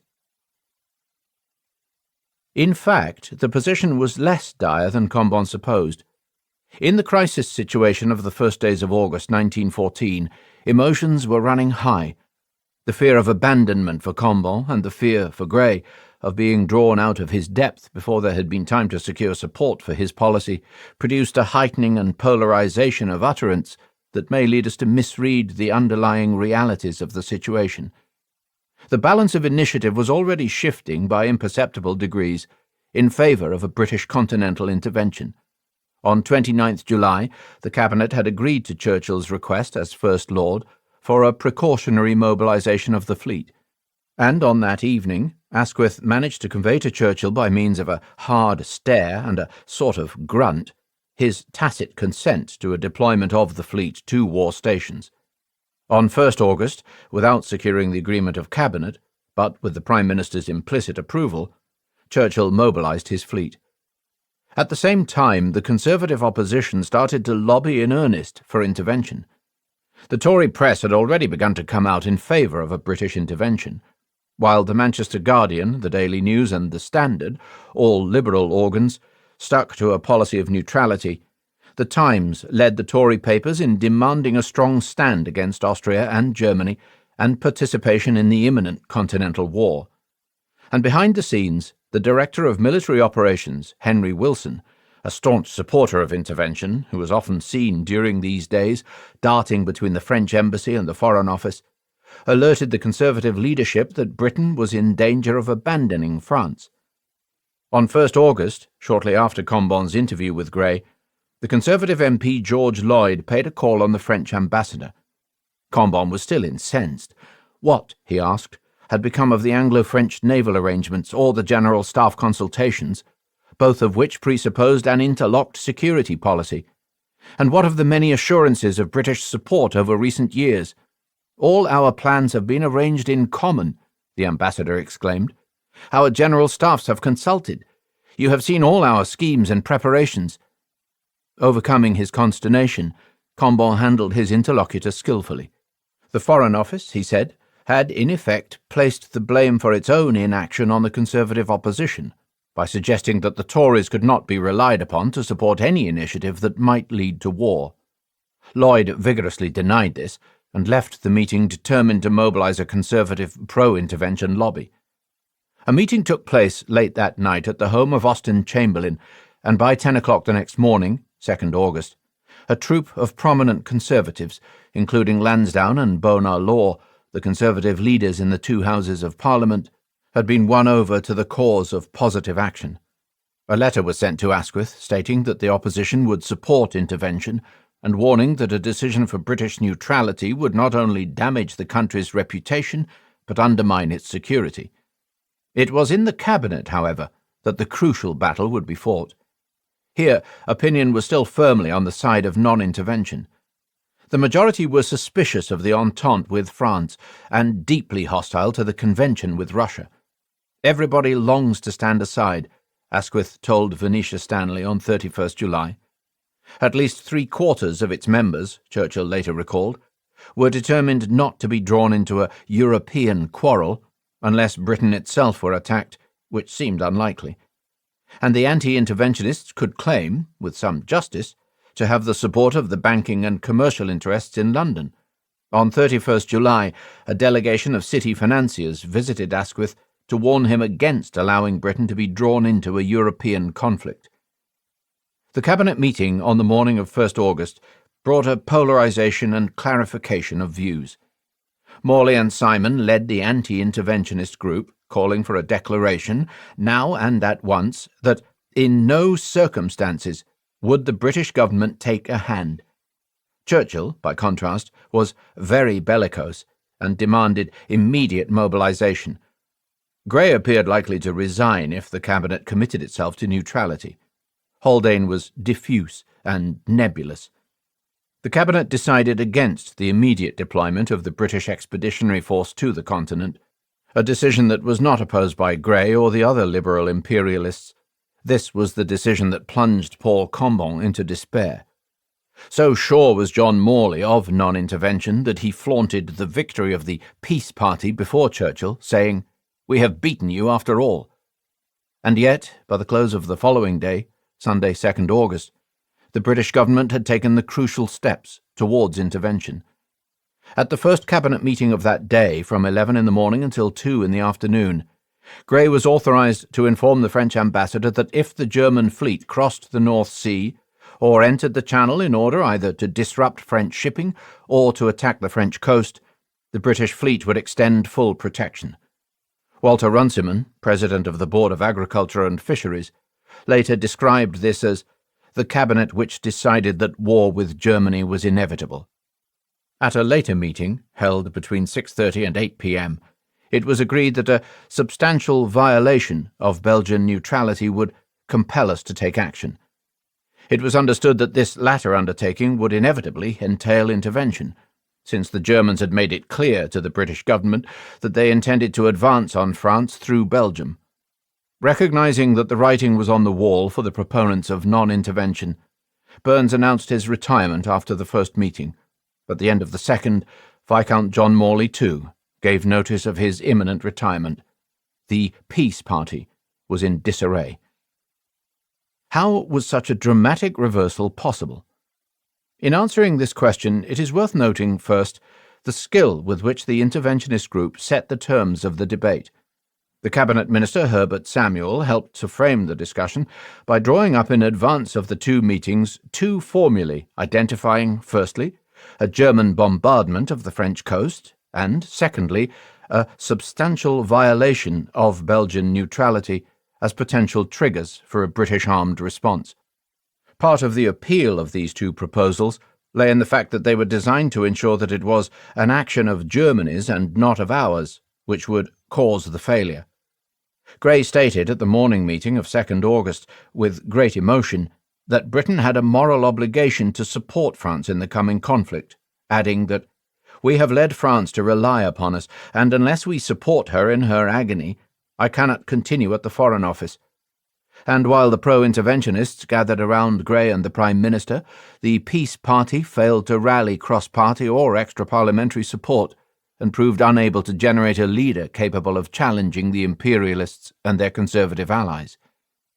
How important were the arguments put forward by the liberal imperialists?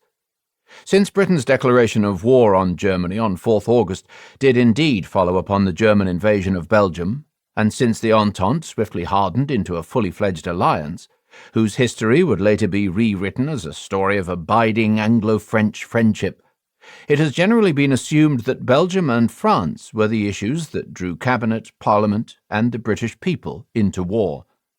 This view is not wrong. It is impossible to deny their importance both in legitimating the policy adopted and in cementing the union sacrée between the Cabinet, Parliament, and popular opinion that was such a striking feature of early wartime Britain. In a brilliantly judged speech to the House of Commons on 3rd August, Grey integrated the Anglo-French Entente into the emerging pro-war consensus. British undertakings to France, he said, had always stopped short of an engagement to cooperate in war, but the very fact of naval cooperation between the two countries implied a moral obligation. The French fleet is now in the Mediterranean, and the northern and western coasts of France are absolutely undefended. The French fleet being concentrated in the Mediterranean, the situation is very different from what it used to be, because the friendship which had grown up between the two countries has given them a sense of security that there was nothing to be feared from us. The French coasts are absolutely undefended. The French fleet is in the Mediterranean, and has for some years been concentrated there because of the feeling of confidence and friendship which has existed between the two countries. And to this moral calculation, Grey appended an argument from interest by suggesting that were France to withdraw its fleet from the eastern Mediterranean, Italy might seize the opportunity to depart from her own neutrality, and Britain might at some later date be forced to enter the fray in order to defend Mediterranean trade routes that were vital to this country. This was, by all accounts, the most successful speech of Grey's political career. No one who reads it today can fail to be impressed by the way in which he, in the beguilingly hesitant, gentlemanly style that was his trademark, established the moral credentials of the imperialist position. One of the most telling tributes came from the formerly anti-interventionist liberal Christopher Addison. Grey's speech satisfied, I think, all the House, with perhaps 3 or 4 exceptions, that we were compelled to participate. And once the decision was made, the nation fell in line behind it with astonishing speed, creating a British union sacrée that extended all the way from the Unionists of all stripes to the Labour Party and even the Irish nationalists. Cambon's trust in the British Foreign Secretary was thus vindicated. There had been a few painful moments, to be sure, but the French ambassador was right in the longer run, and the run was only a few days long after all. Nevertheless, the fact that neither Belgium nor France had carried much weight with the Cabinet in the last days of July suggests that we need to nuance the argument and distinguish between the reasons for decisions and the arguments chosen to advertise and justify them. Other factors must have catalyzed the transition from neutrality to intervention, especially for those waverers among the ministers whose support was necessary for the passage of a cabinet resolution. Within this more circumscribed setting, party political anxieties about how the Liberal government would survive the resignation of Grey and Asquith were surely crucial. Given the support of the Conservative opposition for intervention, which was in turn powered in part by attitudes to the Irish question, the assumption being that intervention would necessitate the indefinite postponement of Home Rule, The collapse of the Liberal cabinet would simply have resulted in the slightly belated adoption of Grey's policy. For those who remained unmoved by Belgian neutrality and the Anglo-French naval arrangement, this was a powerful argument against allowing the intervention debate to break the government. Underlying these calculations were deeper concerns about the threat posed to British security by the looming conflict. Since around 1900, the need to ward off Russian menaces had been a central theme in British policy-making. In 1902, Britain had used the Anglo-Japanese alliance to balance against Russia in the Far East.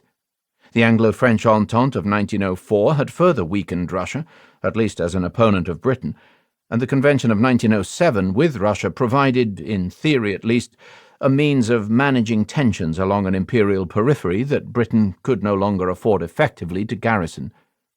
The Russian threat had not disappeared by 1914. In fact, it was resurfacing during the last year before the outbreak of war.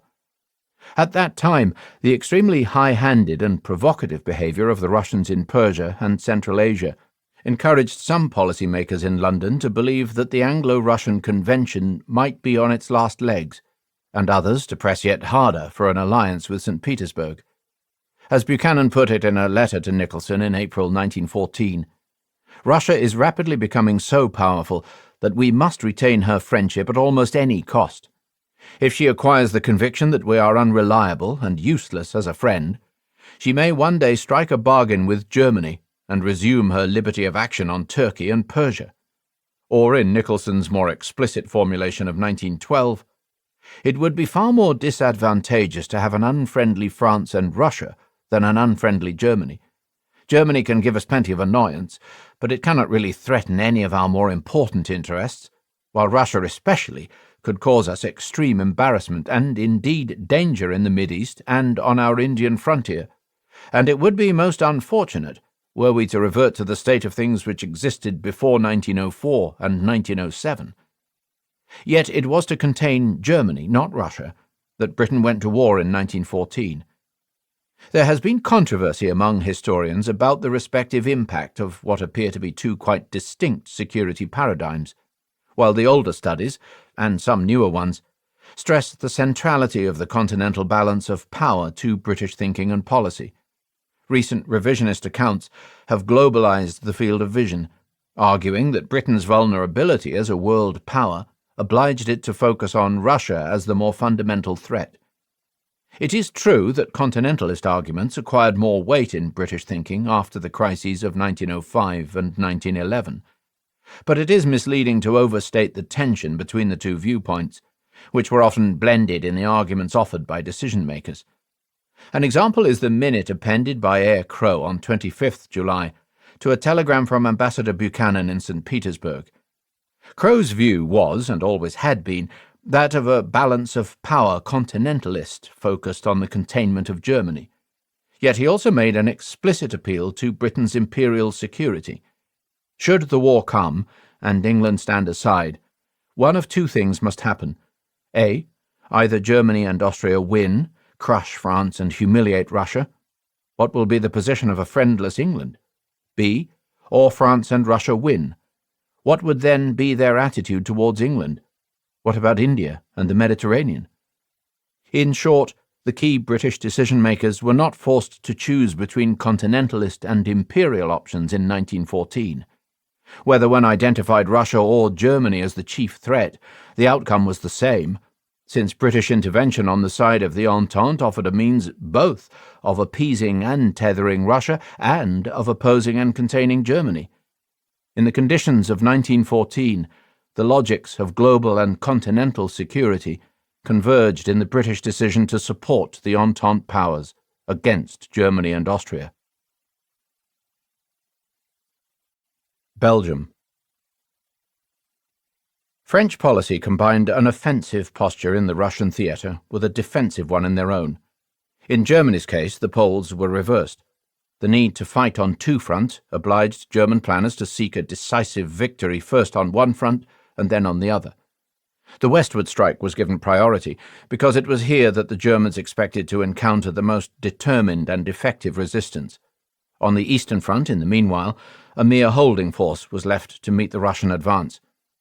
The balance between the eastern and the western contingents changed in the last years before the war, as Moltke struggled to address the threat posed by Russian military expansion and infrastructural improvements, but the underlying logic of the plan remained the same.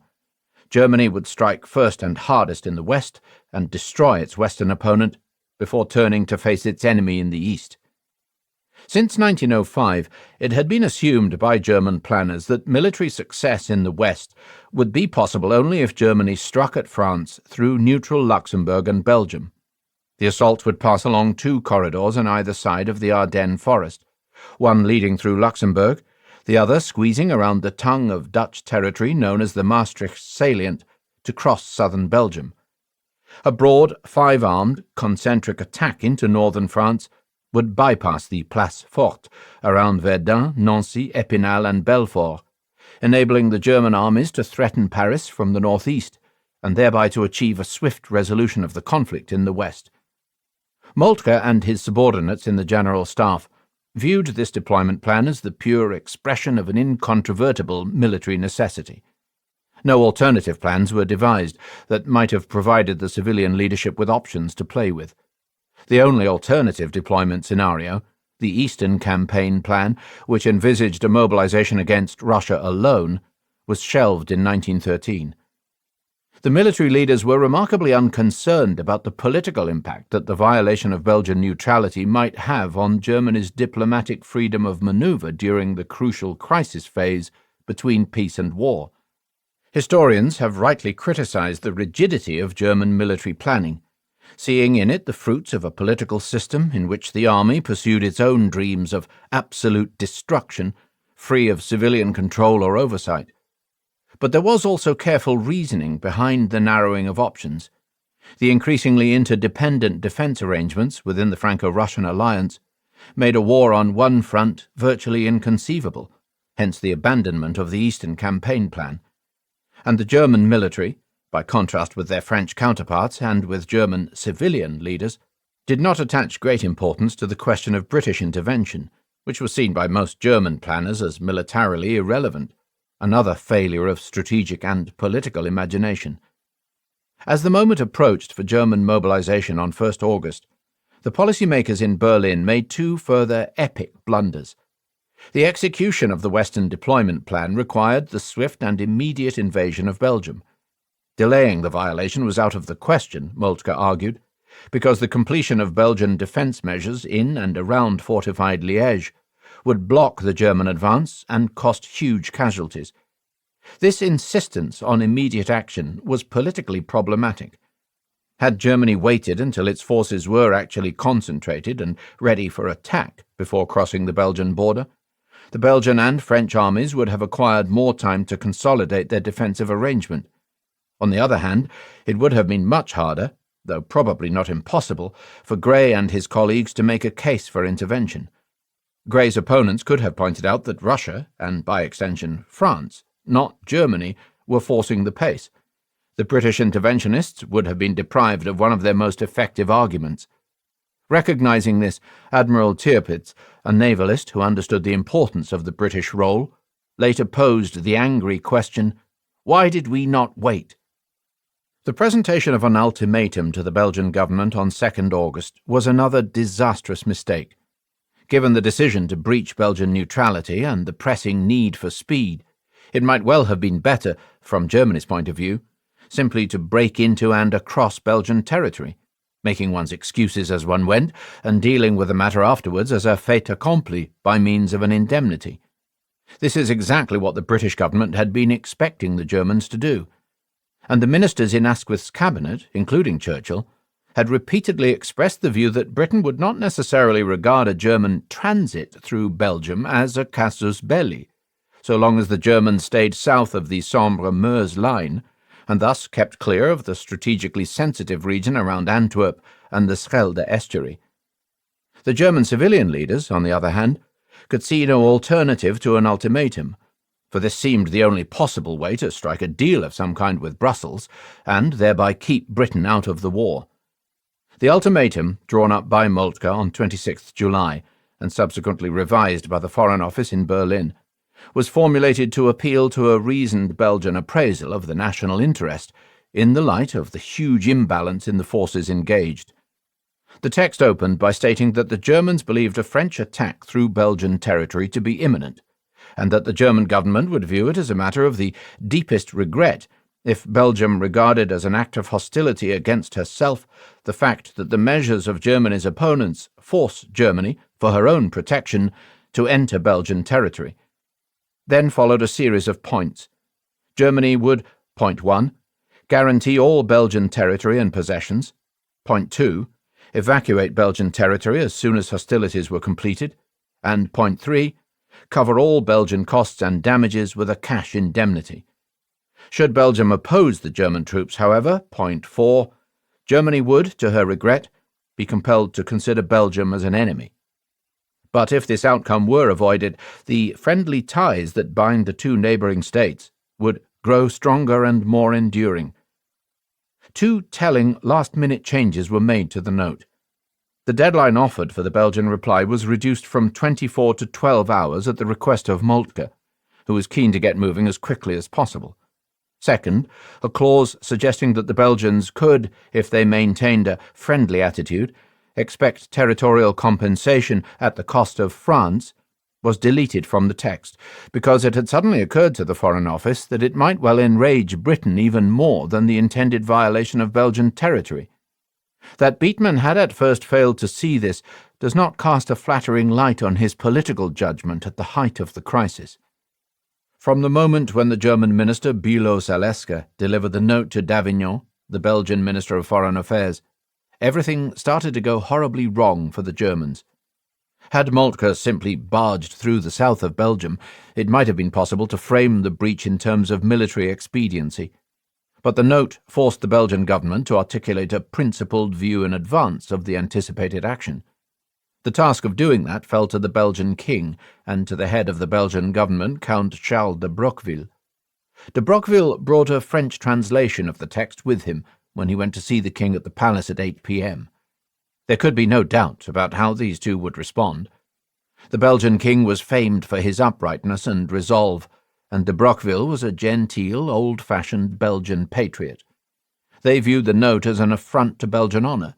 How could they have done otherwise? 1 hour later, at 9 p.m., the German ultimatum was discussed by the Council of Ministers, and then by a Crown Council, at which the portfolio ministers were joined by a number of distinguished statesmen with titular ministerial titles. There was no debate. It was clear from the outset that Belgium would resist. During the hours of darkness, the Ministry of Foreign Affairs composed a reply of profoundly impressive dignity and clarity, culminating in a high-minded rejection of the German offer. The Belgian government, were they to accept the proposal submitted to them, would sacrifice the honour of the nation and betray at the same time their duties towards Europe. On the morning of 3rd August, the texts of the ultimatum and of the Belgian reply were shown to the French minister in Brussels, M. Klobuchowski, who immediately passed the news to the Havas agency. A media storm swept through Belgium and the Entente countries, stirring outrage everywhere. In Belgium, there was an explosion of patriotic emotion. Across Brussels and other major towns, the streets filled with national flags. All the parties, from the anti-clerical liberals and socialists across to the clerical Catholics, pledged their determination to defend their homeland and their national honour against the invader. At the Chamber of Deputies, where the King spoke on 5th August of the need for national unity in defence of the fatherland, and asked the assembled deputies, "Are you determined at any cost to maintain the sacred heritage of our ancestors?" There was delirious cheering from all sides. The German ultimatum thus turned out to be a terrible psychological blunder. It resonated in wartime propaganda, overshadowing the complexities of the war's causation, and endowing the Entente war effort with an unshakable sense of moral superiority. Many Germans were shocked by the Belgian decision to resist à l'outrance. "Oh, the poor fools," one diplomat at the German legation in Brussels exclaimed. "Oh, the poor fools! Why don't they get out of the way of the steamroller? We don't want to hurt them, but if they stand in our way they will be ground into the dirt. Oh, the poor fools!"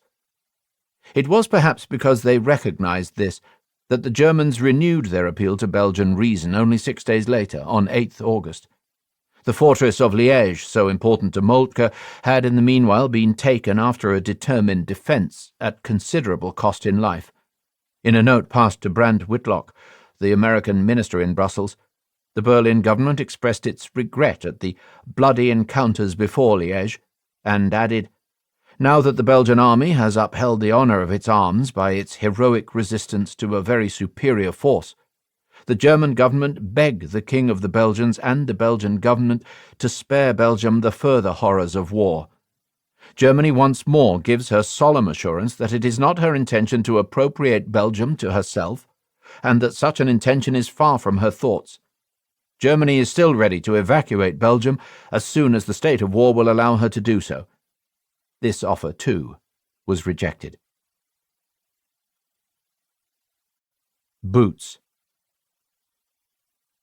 With the sequence of general mobilizations, ultimatums, and declarations of war, the story this book set out to tell comes to an end. During his last meeting with Sazonov in St. Petersburg on Saturday, 1st August, Ambassador Portales muttered incomprehensible words, burst into tears, stammered, "So this is the result of my mission," and ran from the room. When Count Lichnowsky called on Asquith on the 2nd, he found the Prime Minister quite broken, with tears coursing down his cheeks. In Brussels, the departing councillors of the German legation sat on the edge of their chairs in a shuttered room among their packed boxes and files, mopping their brows and chain-smoking to master their agitation. The time of diplomacy was drawing to a close. The time of the soldiers and sailors had begun. When the Bavarian military plenipotentiary to Berlin visited the German Ministry of War after the order for mobilization had gone out, he found everywhere beaming faces, shaking of hands in the corridors. One congratulates oneself for having taken the hurdle. In Paris on 30th July, Colonel Ignatieff reported the unconcealed joy of his French colleagues at having the chance to use, as the French think, beneficial strategic circumstances. The First Sea Lord, Winston Churchill, was cheered by the thought of the impending struggle. "Everything tends towards catastrophe and collapse," he wrote to his wife on 28th July. "I am interested, geared up, and happy." In St. Petersburg, a jovial Alexander Krivoshein assured a delegation of Duma deputies that Germany would soon be crushed and that the war was a boon for Russia. "Depend upon us, gentlemen.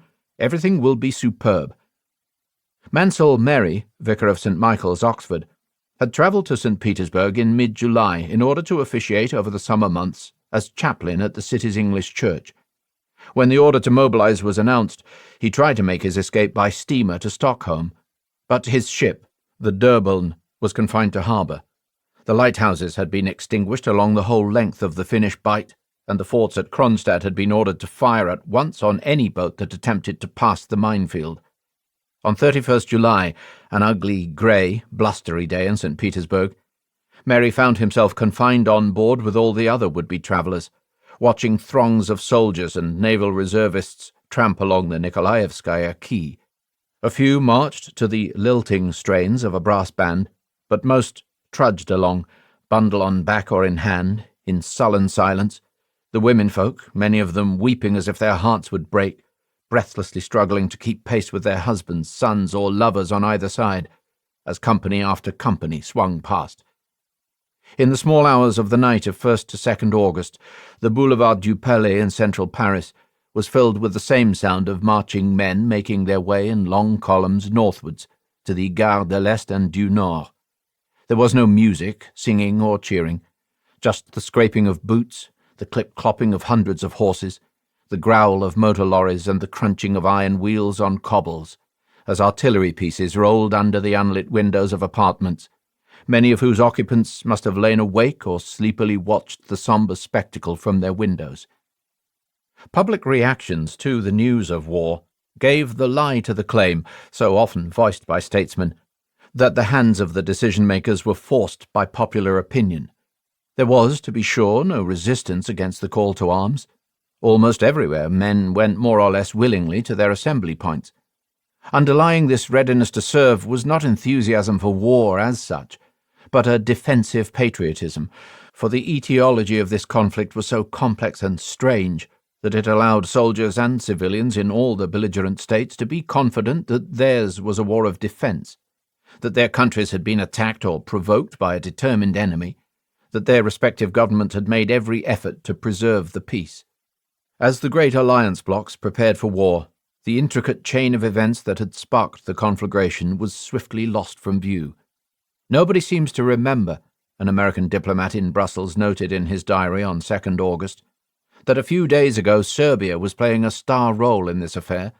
She seems to have faded away behind the scenes. There were isolated expressions of chauvinist enthusiasm for the coming fight, but these were the exception. The myth that European men leapt at the opportunity to defeat a hated enemy has been comprehensively dispelled. In most places, and for most people, the news of mobilization came as a profound shock, a peal of thunder out of a cloudless sky. And the further one moved away from the urban centres, the less sense the news of mobilization seemed to make to the people who were going to fight, die, or be maimed or bereaved in the coming war. In the villages of the Russian countryside, a stunned silence reigned, broken only by the sound of men, women, and children weeping. In Vatilleux, a small commune in the Rhône-Alpes region of southeastern France, the ringing of the tocsin brought workers and peasants into the village square. Some, who had run straight from the fields, were still carrying their pitchforks. "What can it mean? What is going to happen to us?" asked the women. Wives, children, husbands, all were overcome by emotion. The wives clung to the arms of their husbands. The children, seeing their mothers weeping, started to cry too. All around us was alarm and consternation. What a disturbing scene. An English traveller recalled the reaction in an Altai Semipalatinsk Cossack settlement when the blue flag borne aloft by a rider and the noise of bugles playing the alarm brought news of mobilization. The Tsar had spoken, and the Cossacks, with their unique military calling and tradition, burned to fight the enemy. But who was that enemy? Nobody knew. The mobilization telegram provided no details. Rumours abounded. At first everyone imagined that the war must be with China. Russia had pushed too far into Mongolia, and China had declared war. Then another rumour did the rounds. "It is with England, with England." This view prevailed for some time. Only after 4 days did something like the truth come to us, and then nobody believed it. Conclusion. I shall never be able to understand how it happened, the novelist Rebecca West remarked to her husband as they stood on the balcony of Sarajevo Town Hall in 1936. It was not, she reflected, that there were too few facts available, but that there were too many. That the crisis of 1914 was complex has been one of the central contentions of this book. Some of that intricacy derived from behaviours that are still part of our political scene. The last section of the book was written at the height of the Eurozone financial crisis of 2011-12, a present-day event of baffling complexity. It was notable that the actors in the Eurozone crisis, like those of 1914, were aware that there was a possible outcome that would be generally catastrophic, the failure of the euro. All the key protagonists hoped that this would not happen, but in addition to this shared interest, they also had special and conflicting interests of their own. Given the interrelationships across the system, the consequences of any one action depended on the responsive actions of others, which were hard to calculate in advance because of the opacity of decision-making processes. And all the while, political actors in the Eurozone crisis exploited the possibility of the general catastrophe as leverage in securing their own specific advantages. In this sense, the men of 1914 are our contemporaries. But the differences are as significant as the commonalities. At least the government ministers charged with solving the Eurozone crisis agreed in general terms on what the problem was. In 1914, by contrast, a profound sundering of ethical and political perspectives eroded consensus and sapped trust. The powerful supranational institutions that today provide a framework for defining tasks, mediating conflicts, and identifying remedies were conspicuously absent in 1914. Moreover, the complexity of the 1914 crisis arose not from the diffusion of powers and responsibilities across a single politico-financial framework, but from rapid-fire interactions among heavily armed, autonomous power centers, confronting different and swiftly changing threats, and operating under conditions of high risk and low trust and transparency. Crucial to the complexity of the events of 1914 were rapid changes in the international system, the sudden emergence of an Albanian territorial state, the Turco-Russian naval arms race in the Black Sea, or the reorientation of Russian policy away from Sofia to Belgrade, to name just a few. These were not long-term historical transitions, but short-range realignments. Their consequences were amplified by the fluidity of the power relations within the European executives, Gray's struggle to contain the threat posed by the liberal radicals, the fragile ascendancy of Poincaré and his alliance policy, or the campaign waged by Sukhomlinov against Kakovtsev. After Vladimir Kakovtsev's fall from office in January 1914, according to the unpublished memoir of a political insider, Tsar Nicholas II offered his post in the first instance to the deeply conservative Pyotr N. Durnavo, a forceful and determined man who was adamantly opposed to Balkan entanglements of any kind. But Durnavo turned the post down, and it passed instead to Gorjamikin, whose weakness allowed Krivoshein and the military command to wield disproportionate influence in the councils of July 1914.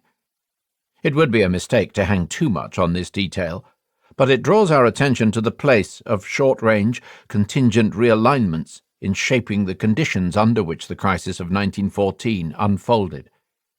This, in turn, made the system as a whole more opaque and unpredictable, feeding a pervasive mood of mutual distrust, even within the respective alliances, a development that was dangerous for peace. Levels of trust between the Russian and British leaderships were relatively low by 1914, and they were getting lower. But this did not diminish the readiness of the British Foreign Office to accept a European war on terms set by Russia. On the contrary, it reinforced the case for intervention. The same can be said for the Franco-Russian alliance. Doubts about its future had the effect on both sides of heightening rather than muting the readiness to risk conflict. Fluctuations in power relations within each government, coupled with swiftly changing objective conditions, in turn produced the policy oscillations and ambiguous messaging that were such a crucial feature of the pre-war crises. Indeed, it is not clear that the term policy is always appropriate in the pre-1914 context, given the looseness and ambiguity of many of the commitments involved. Whether Russia or Germany had a Balkan policy in the years 1912 to 14 is questionable. What we see instead is a multiplicity of initiatives, scenarios, and attitudes whose overall trend is sometimes hard to discern. Within the respective state executives, the changeability of power relations also meant that those entrusted with formulating policy did so under considerable domestic pressure, not so much from the press or public opinion, or industrial or financial lobbies, as from adversaries within their own elites and governments. And this, too, heightened the sense of urgency besetting decision-makers in the summer of 1914. We need to distinguish between the objective factors acting on the decision-makers and the stories they told themselves and each other about what they thought they were doing and why they were doing it. All the key actors in our story filtered the world through narratives that were built from pieces of experience, glued together with fears, projections, and interests masquerading as maxims. In Austria, the story of a nation of youthful bandits and regicides endlessly provoking and goading a patient, elderly neighbour got in the way of a cool-headed assessment of how to manage relations with Belgrade. In Serbia, fantasies of victimhood and oppression by a rapacious, all-powerful Habsburg Empire did the same in reverse.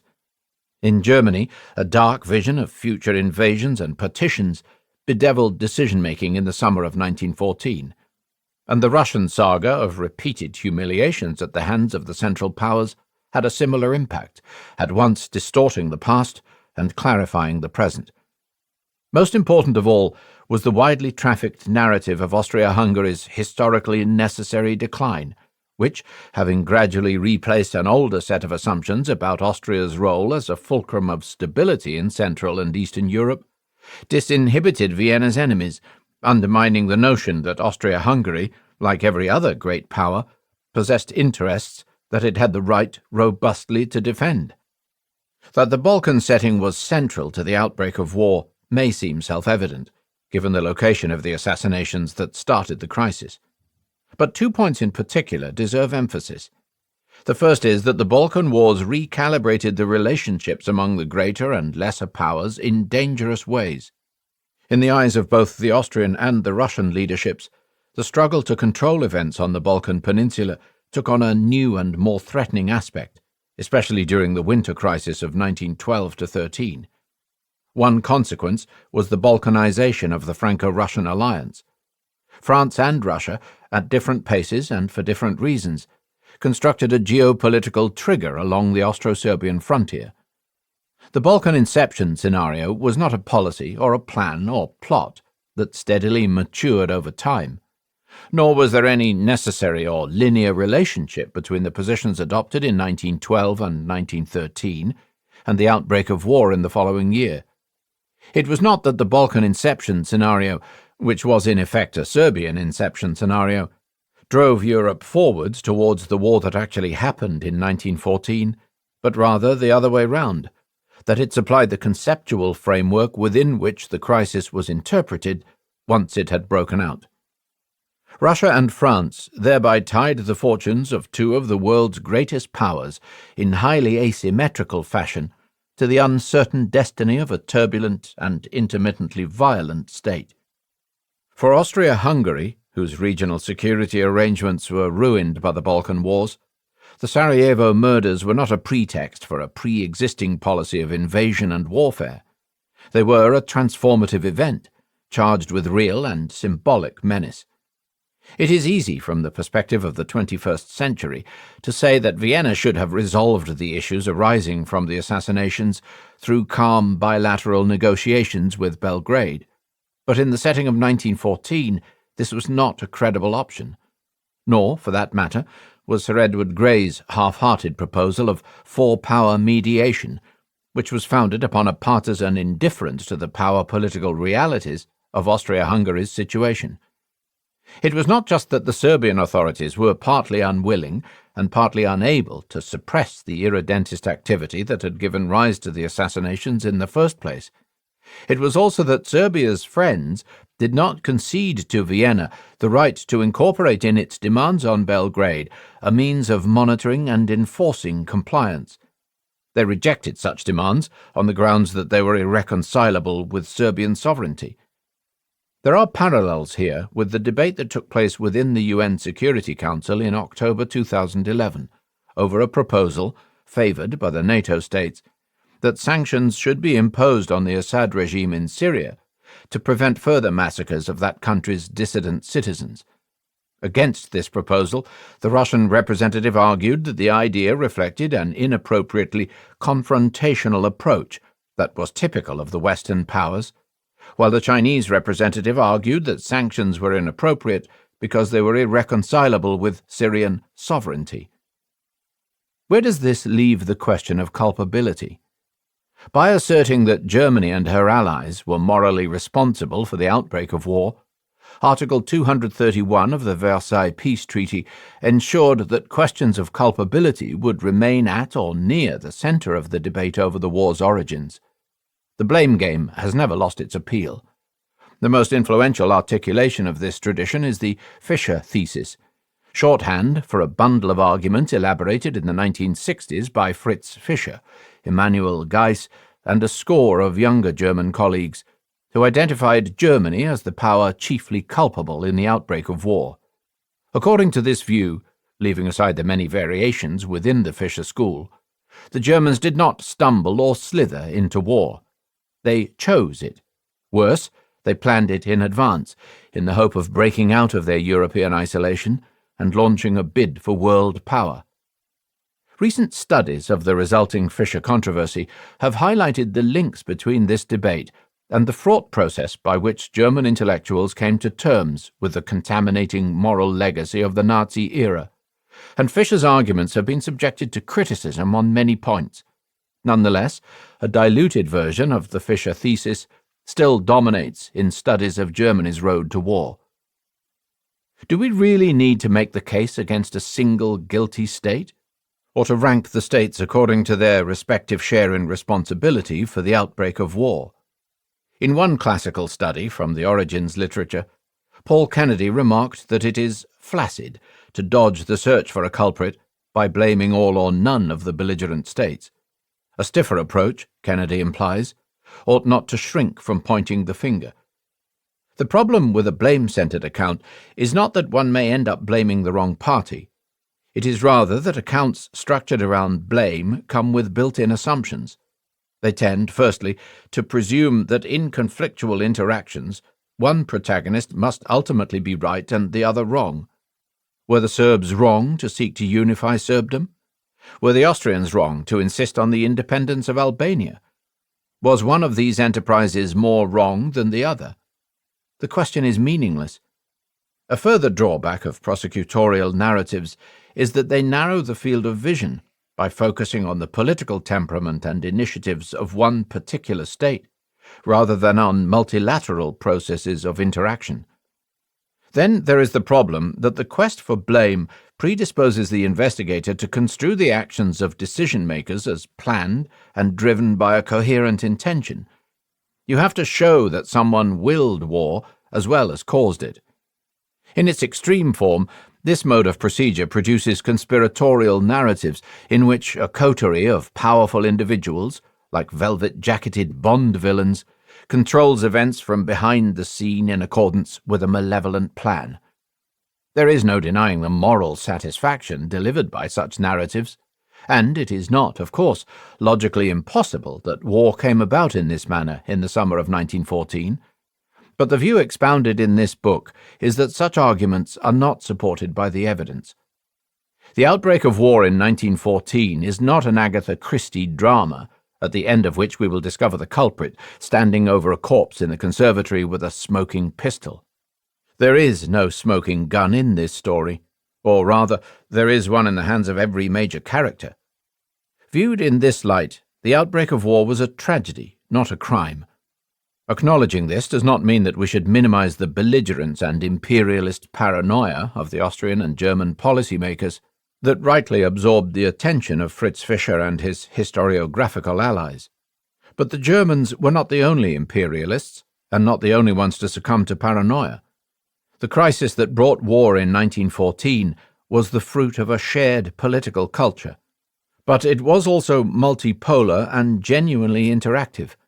That is what makes it the most complex event of modern times, and that is why the debate over the origins of the First World War continues, 1 century after Gavrilo Princip fired those 2 fatal shots on Franz Josef Street. One thing is clear. None of the prizes for which the politicians of 1914 contended was worth the cataclysm that followed. Did the protagonists understand how high the stakes were? It used to be thought that Europeans subscribed to the deluded belief that the next continental conflict would be a short, sharp cabinet war of the 18th century type. The men would be home before Christmas, as the saying went. More recently, the prevalence of this short war illusion has been called into question. The German Schlieffen Plan was predicated on a massive, lightning-fast strike into France. But even within Schlieffen's own staff, there were voices warning that the next war would bring not quick victories, but rather a tedious and bloody crawling forward step by step. Helmut von Moltke hoped that a European war, if it broke out, would be resolved swiftly, but he also conceded that it might drag on for years, wreaking immeasurable ruin. British Prime Minister Herbert Asquith wrote of the approach of Armageddon in the 4th week of July 1914.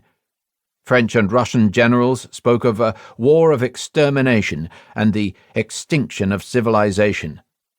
They knew it, but did they really feel it? This is perhaps one of the differences between the years before 1914 and the years after 1945. In the 1950s and 60s, Decision-makers and the general public alike grasped in a visceral way the meaning of nuclear war. Images of the mushroom clouds over Hiroshima and Nagasaki entered the nightmares of ordinary citizens. As a consequence, the greatest arms race in human history never culminated in nuclear war between the superpowers. It was different before 1914. In the minds of many statesmen, the hope for a short war and the fear of a long one seem, as it were, to have cancelled each other out, holding at bay a fuller appreciation of the risks. In March 1913, a journalist writing for the Figaro reported on a series of lectures recently given in Paris by the leading lights of French military medicine. Among the speakers was Professor Jacques-Ambroise Montprofit, who had just returned from a special mission to the military hospitals of Greece and Serbia, where he had helped to establish better standards of military surgery. Montprofit observed that the wounds caused by the French cannon, sold to Balkan states before the outbreak of the First Balkan War, were not merely the most numerous, but also horrifically grave, with crushed bones, lacerated tissues, and shattered chests and skulls.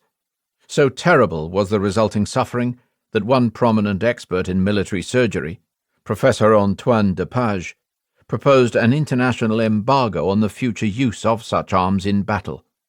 "We understand the generosity of his motivation," the journalist commented, "but if we must expect to be outnumbered one day on the field of battle, then it is as well that our enemies know that we have such weapons to defend ourselves with, weapons that are to be feared."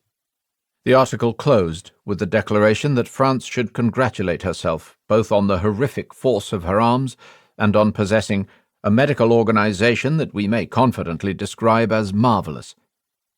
We can find such glib reflections wherever we look in pre-war Europe. In this sense, the protagonists of 1914 were sleepwalkers, watchful but unseeing, haunted by dreams, yet blind to the reality of the horror they were about to bring into the world. This is Derek Perkins. We hope you have enjoyed this unabridged production of The Sleepwalkers, How Europe Went to War in 1914, by Christopher Clark. Presented by Harper Perennial and Harper Audio. This program was produced by B Audio Limited. Executive producer Iris McElroy.